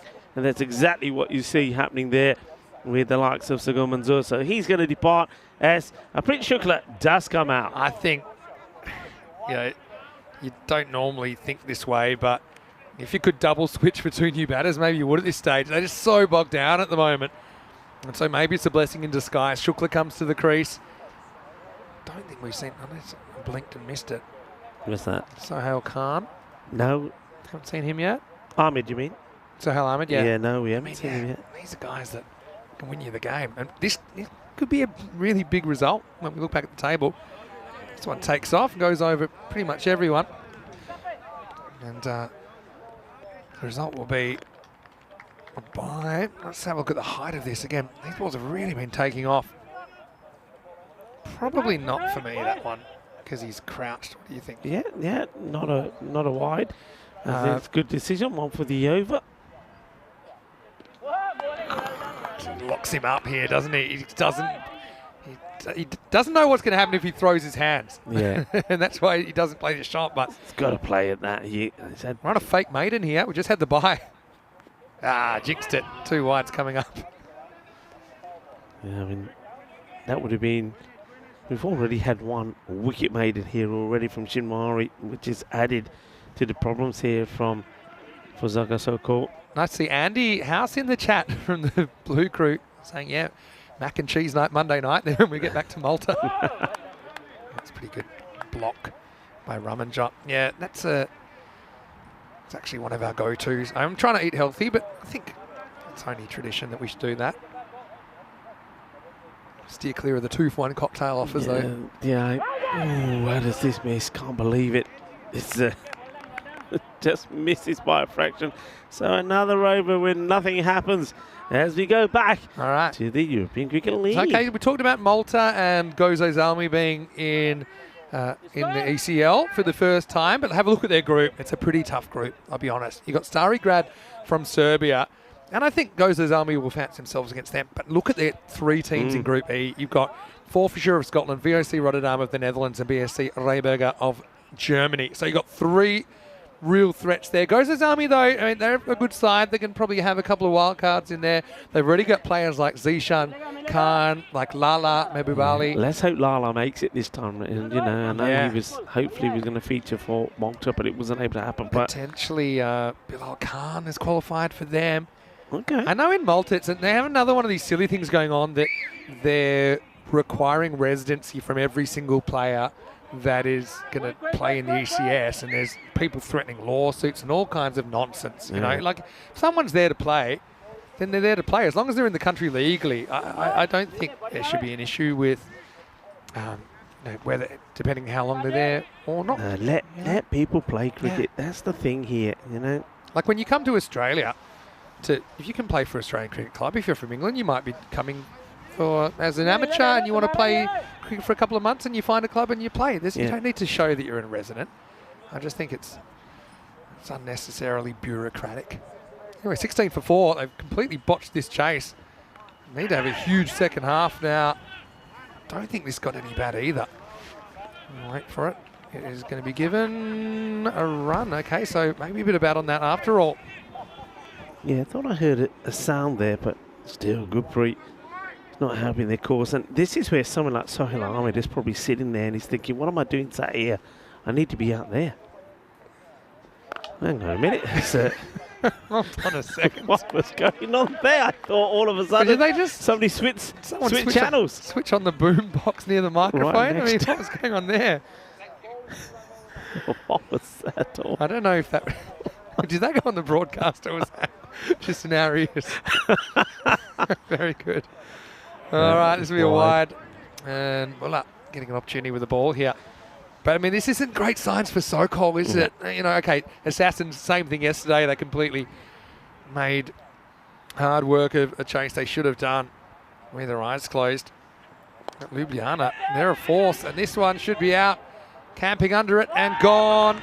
And Shinwari takes the catch. Muller with a wicket. Guri Singh's vigil comes to an end. 2 off 9. He burned some balls. He's not alone in this innings. It's 19 for 5 now in the 6th over. Yeah, no. 19 for 5. He chases the wide one, but you can see there he takes his body away. That's always been the problem for Gurpreet Singh. There are times he can stop that. It's not something he does all the time, but when he's always taking his body away, he doesn't get any runs. He either ends up playing the ball onto the stumps or hoiking it up in the air and getting caught. It's not a good knock from him. They're in all sorts of trouble. As the next batter comes out, and it will be Sohail Ahmed. So let's see if Sohail can get something going. But he's probably thinking to himself, well, what am I supposed to do here? I suppose the only thing, if you can prepare yourself and your mind for it, to say, well, okay, I've got this much time to bat. I'm going to bat. I'm going to stay there. Let's see what I can end up with. Because I still think when you look at the run rate here, it's it's doable. They're needing under 13, but they need a partnership, and somebody's got to play some shots.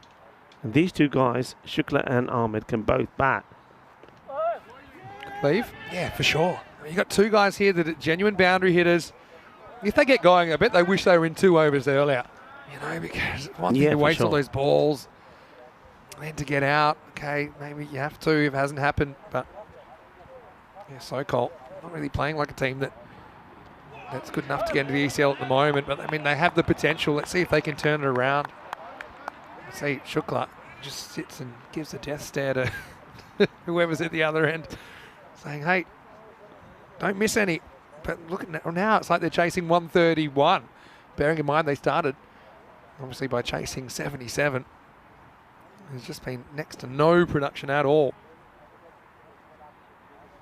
The golden ball tingle seems to have subsided.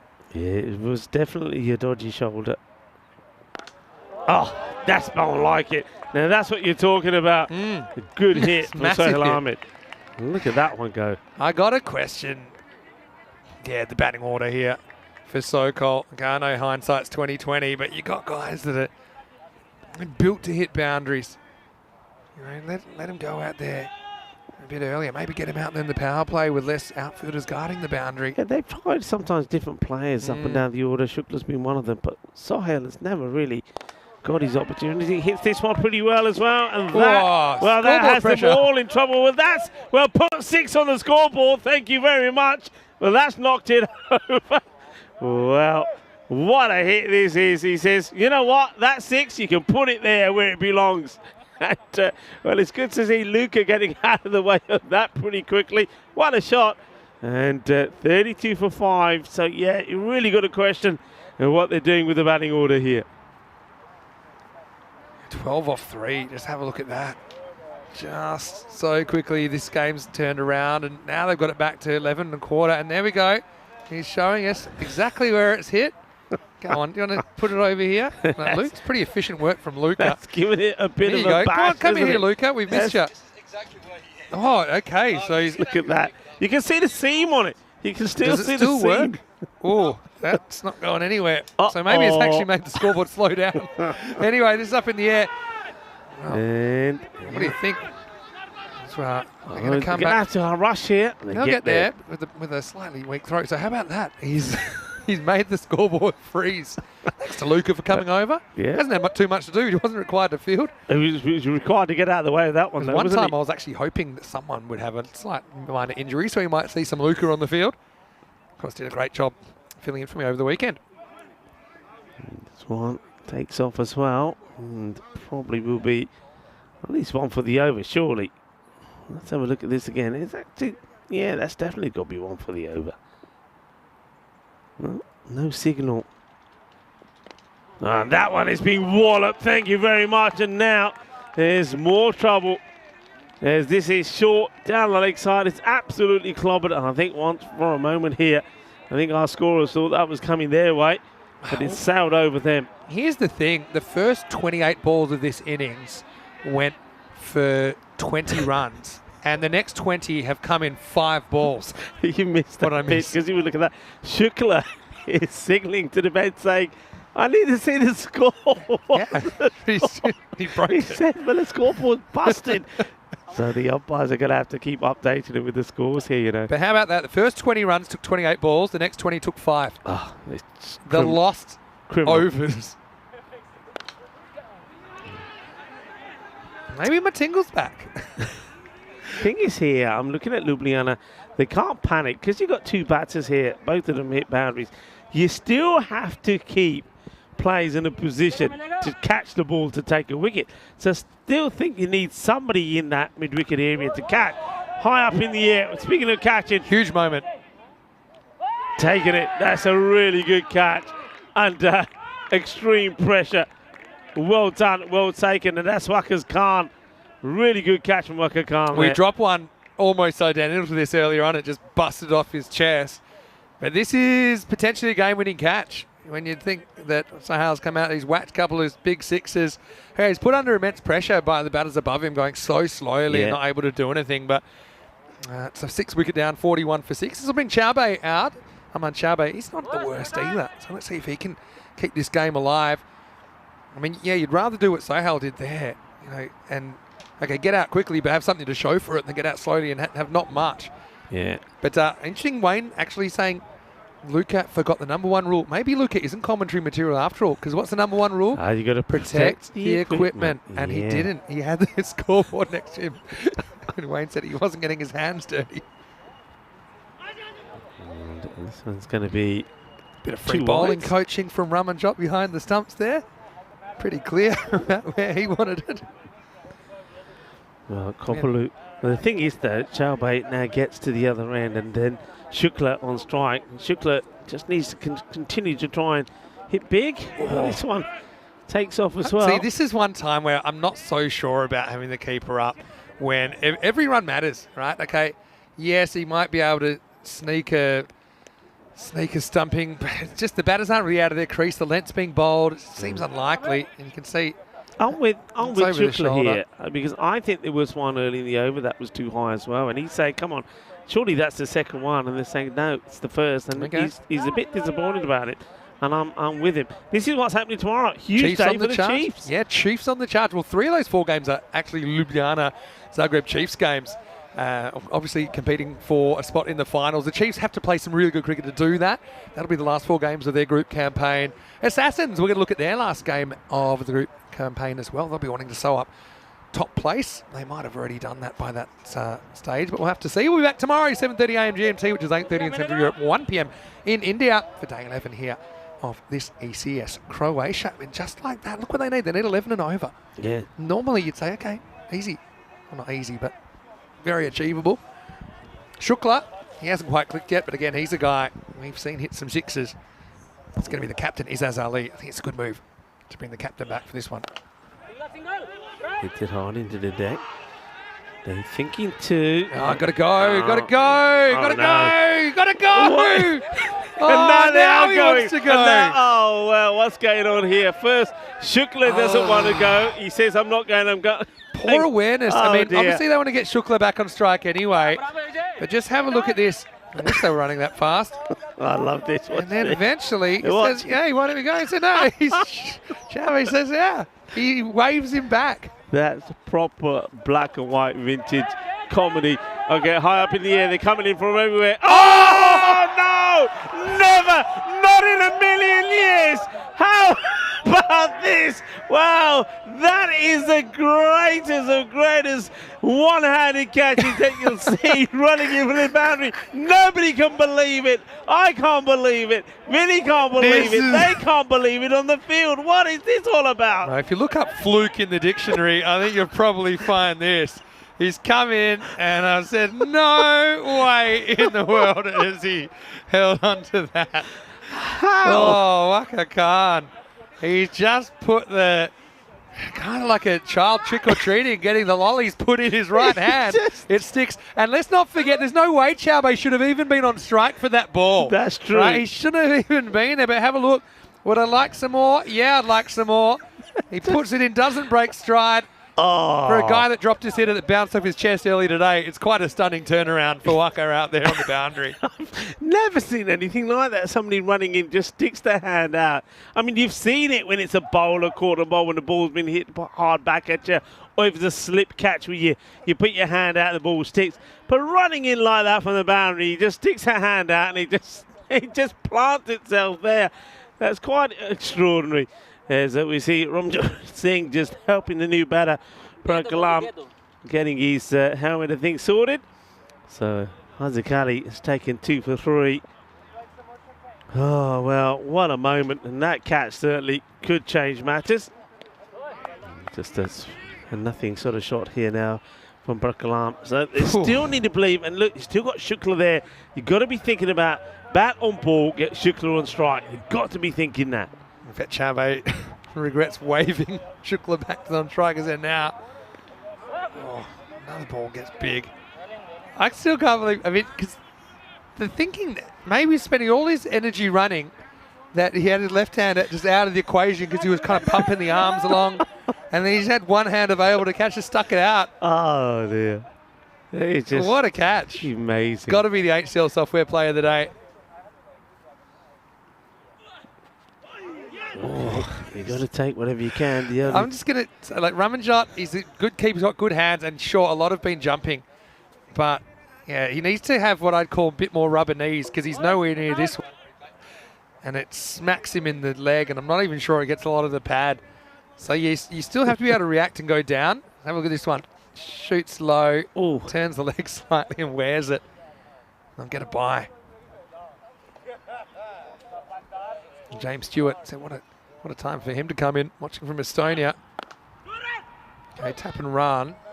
Shukla wants the strike, he'll get it, but he's got plenty to do. 30 required of the last 2 overs. It's 47 for 7 after 8. Okay. Right. Got to go. This is it. The Is lost it all gonna overs, happen though. tonight? Listen to these over totals. 2, 4, 4, 6. 16, 12. And that one, they get 3. So again, it's just the 2 big overs. A bit like there were 2 big overs in the first innings, 3 and 4. This time it was 5 and 6. But yeah, so cool. I'll be disappointed. And it's not the first time they've been disappointing in this series, really, against the Assassins in those crunch matches. I mean, if they'd beaten the Assassins in those couple of games earlier in the series, maybe they'd be on top of the table and the situation would be reversed. Remember, there's a lot on the line for the Assassins and Sokol in particular, with the ECL spot on the line this week. Whoever goes further in the series. Kanath to bowl his second over. His first only went for 4. They need a big ninth here, Sokol. This one takes off, and it's going to be called a wide. And I'm just thinking now, look, he's down on the deck now. Watch this one. And down he goes. And, well, I tell you what, that one is naughty but nice, isn't it? Naughty but nice. Yeah, we're checking for the sawdust, I think, at the end of the day's play, if you're Raman Johnson. But anyway. Oh, dear. I wish I could be that elegant when I was keeping in my career. He hits it well now. How many did they get run here? To Waka. There's one guy I'm not running on right now. He probably booted in for a wicket. Now, this is the thing here. You can't afford There we go. any dots. Was that Yost Hobbage? No, it's just one of the locals walking the dog. Hello, Yost, if you're watching. A nice little bit of National Geographic chat. Camera work from our crew. Parakalam. I like the look on the face of the gentleman walking there, because he's thinking, what am I watching here? What is this? He's trying to work it out. Oh, misstumping. They're running. Now they're going to take it. Is he going to get there? That's well super done. good play from... I'll give Shukla a wrap here. That's such a good heads-up play to get the strike back. First thing first, though. Disappointing he didn't glove that one and take the stumping. It's really well done. Did he knock this onto the stumps? Look. It would have been out, but it didn't knock the bails off. Why not? I mean, he fumbled it in the first place. Now Shukla has to run 2 here. He should do it.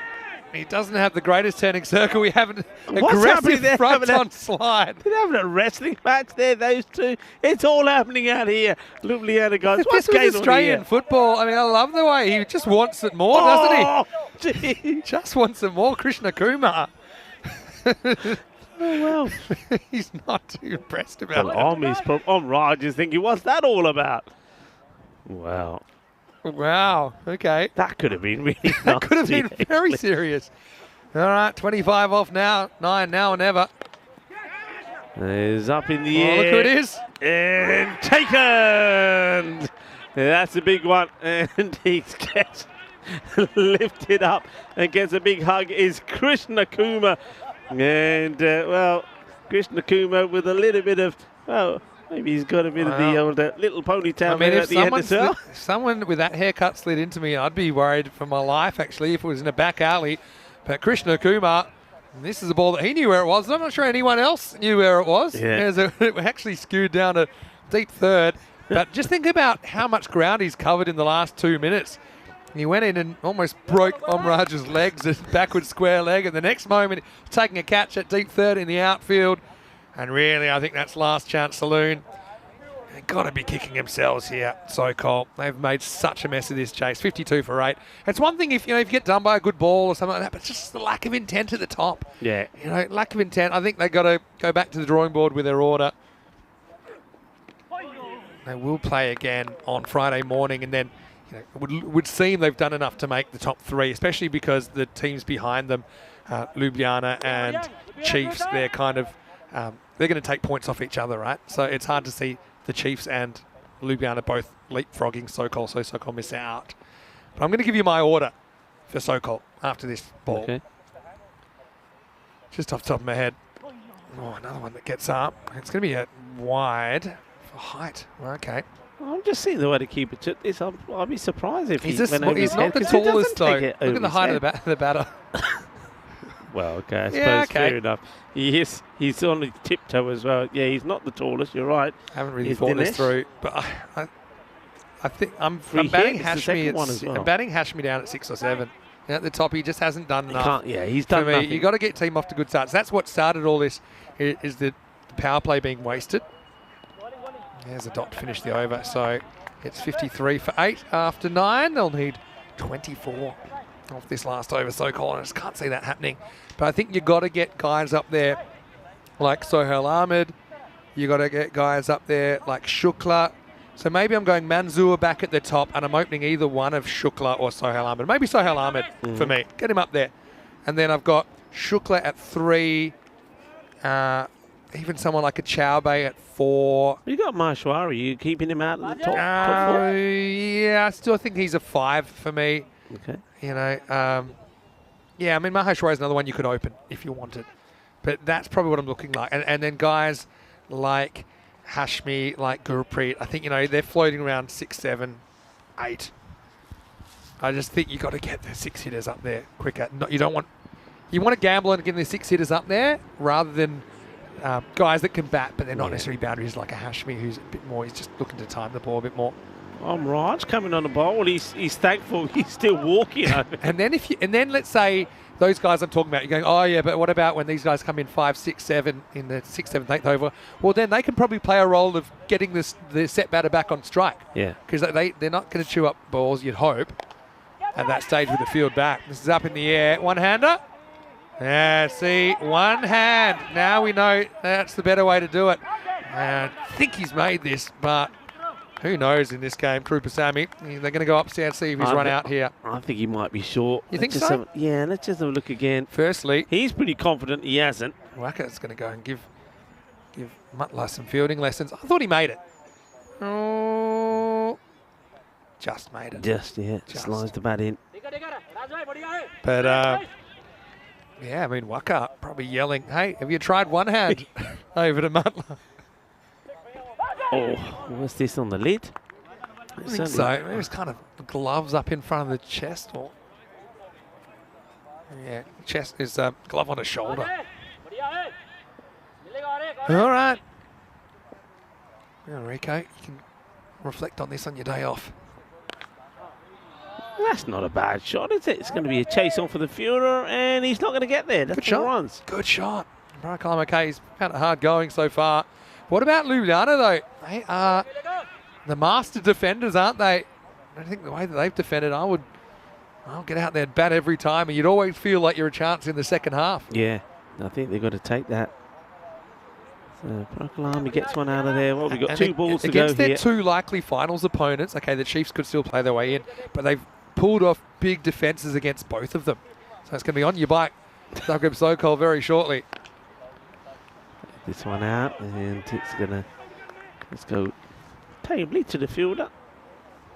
Again, turning your back on the play. You see, they might have had another run there. So just little things, you know, the things that are kind of easy to fix. I'm going to fix them soon.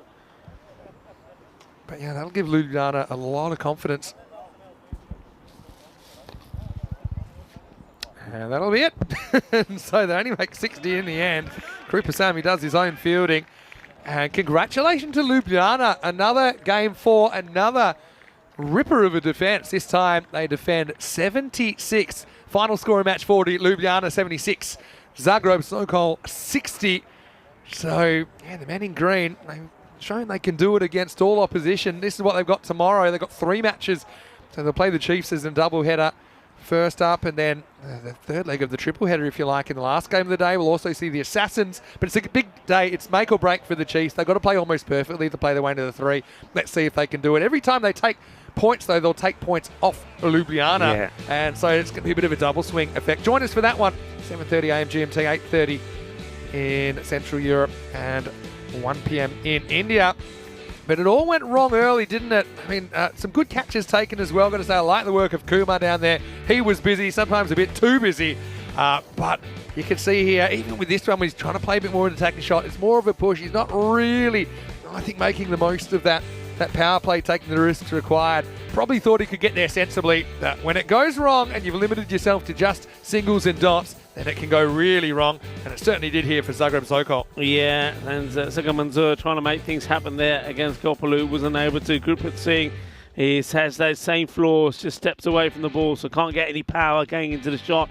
He gave his wicket away, and then, well, you wanted power. Sohail Ahmed said, I've been waiting here. What am I doing down the bottom of the order? And I've got to say, we agree. This one, well, they took out almost Luca and takes out the scoreboard. He said, see that 6? Put it on the board. Well, there's the He actually literally hit the runs total as well. He Which I think smashes it. might have been the best placement I've ever seen. But look, no teams were perfect today. I think Ljubljana, I think that bowling effort again masks what's probably a substandard batting effort from them. They've got some decisions to make as well. I think you have to see Izzar's at the top of the order. I know they missed Siddiqui with the bat today. He's normally pretty reliable in the middle order. But what about that catch? I mean, that for me, that's the HCL software player day right there. And as you can see, I was fully expecting him to catch that. I don't know why he even tried that. Anyway, we'll probably just stop the highlights right there because you're not going to beat it. It's just crazy. Some of the things that we see is quite amazing. And that catch, well, I've never seen anything like that. And then what amazed me about it, it didn't wobble, it just went straight in. It's like some of the balls that have been plugging in the field. Well, that one plugged into his hand.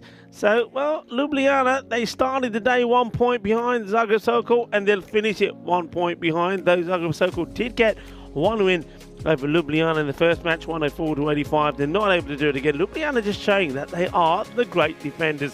And, of course, early on in the day, we saw the Assassin victorious on 2 occasions against the Warriors. And we should be having a look at the scorecard here now. I'll give you a quick rundown of the scorecard. Not a lot really happened until Shukla and Ahmed came out. The lost overs. I mean, just look at the top 5. This shows me not getting it right because that's about as bad as it gets. They get 6 off 31. Yeah. So 6 off 31 from your top 5. And they made 70 look like 170, didn't they, really? Shukla and Sohail Ahmed, they had a crack. They got to get at the top. I know there's 15 games, you want to change things around. But now's the time you should know your best combination because you've only got finals day to come where they'll meet Ljubljana and then potentially Ljubljana again, depending on what happens on on matches tomorrow. Plenty of good performances there. How about Shinwari, 2 for 2 off 1 and 2 for 2 off 2, including a maiden. And then you also saw 2 for 4 from Izazali, the skip up, 2 wickets for Koppalu. And 1 for Omkanath, also 1 for Junaid Mullah. Also Omraj kind of held his nerve at the end, only going for 7. And yeah, 76-60, another last game of the day. And strange because you would normally think that scores would get bigger at the end of the day because obviously you can see, so that's one thing. And then also the outfield, I think, is its quickest. But I think you just got to hand it to the bowlers and the fielders. Maybe a bit easier, it's a bit warmer for them to catch and a few less fumbles. But yeah, Ljubljana, they've done it again. Yeah, what can you say? I mean, they're a team that, whenever you think you doubt them, whenever you think they're not going to perform, they do. And well, we said going into this match, don't forget what they did yesterday, and they did exactly the same here again today. And I have to say that even if they were defending, say, 55, I think they would have done it. Yeah, the way it was looking. All right, well, Rico, I want to say well done to you because you put in a big stint there, and I really appreciate obviously giving me a bit of time away. But Rico has tomorrow off, but he will be back for Friday, which is finals day, and of course, our blended ECI this weekend with women's and men's matches across Saturday and Sunday. I want to say a big thank you to the Blue Crew, obviously to our crew at Spring Production, all the officials, all the locals here in Croatia that have made our time so wonderful. Thanks to everyone in the chat as well. It's been absolutely brilliant to be back. Thanks for making me feel like I never left. So still kind of wide open. 4 doesn't go into 3. Maybe we'll know by tomorrow what the 3 looks like, but certainly have no idea at this stage who will win the series and essentially who will qualify for the ECL. It's either the Zagreb Assassins or the Zagreb Sokol side. So yeah, this is tomorrow. Ljubljana got a busy day, 3 matches. Not as busy as the Chiefs though, who played 4. Also, last game for the Assassins in the group stage. Join us 7:30 a.m. GMT, 8:30 in Central Europe, and 1 p.m. in India. So a final reminder before we go, if you haven't already, please like the video, give it a thumbs up on YouTube. If you're watching on YouTube, subscribe to the channel. I know we're in the 370s, next up 380, and of course, before we know it, I'm sure we'll get to that 400. You can check out our website, europeancricket.com. It has all the fixtures for this weekend as well as the final structure for Friday. And you can also look ahead to the Malta teams. We were talking about the Malta teams, weren't we, a bit earlier today. And finally, our social media at European Cricket. Hope you have a great day off, Rico. I plan to maybe weather permitting, we'll actually experiment a little bit more and maybe try out a few more dishes, Croatian dishes. One or two that I want to try, but yeah, I will do. And I hope you enjoy your time here. Just with looking the at this, Chiefs. I think I might have a mild burn on one of my fingers from the hand warmer. But anyway, just shows you the power. That was the story of the day. We're going to take it from here. We're going to leave you with some of the best bits of day 10. Thanks to our fantastic crew at Spring Productions. Hope you have a happy and a safe evening. We'll see you tomorrow right here in Croatia for more European Cricket Series. For now, hasta mañana.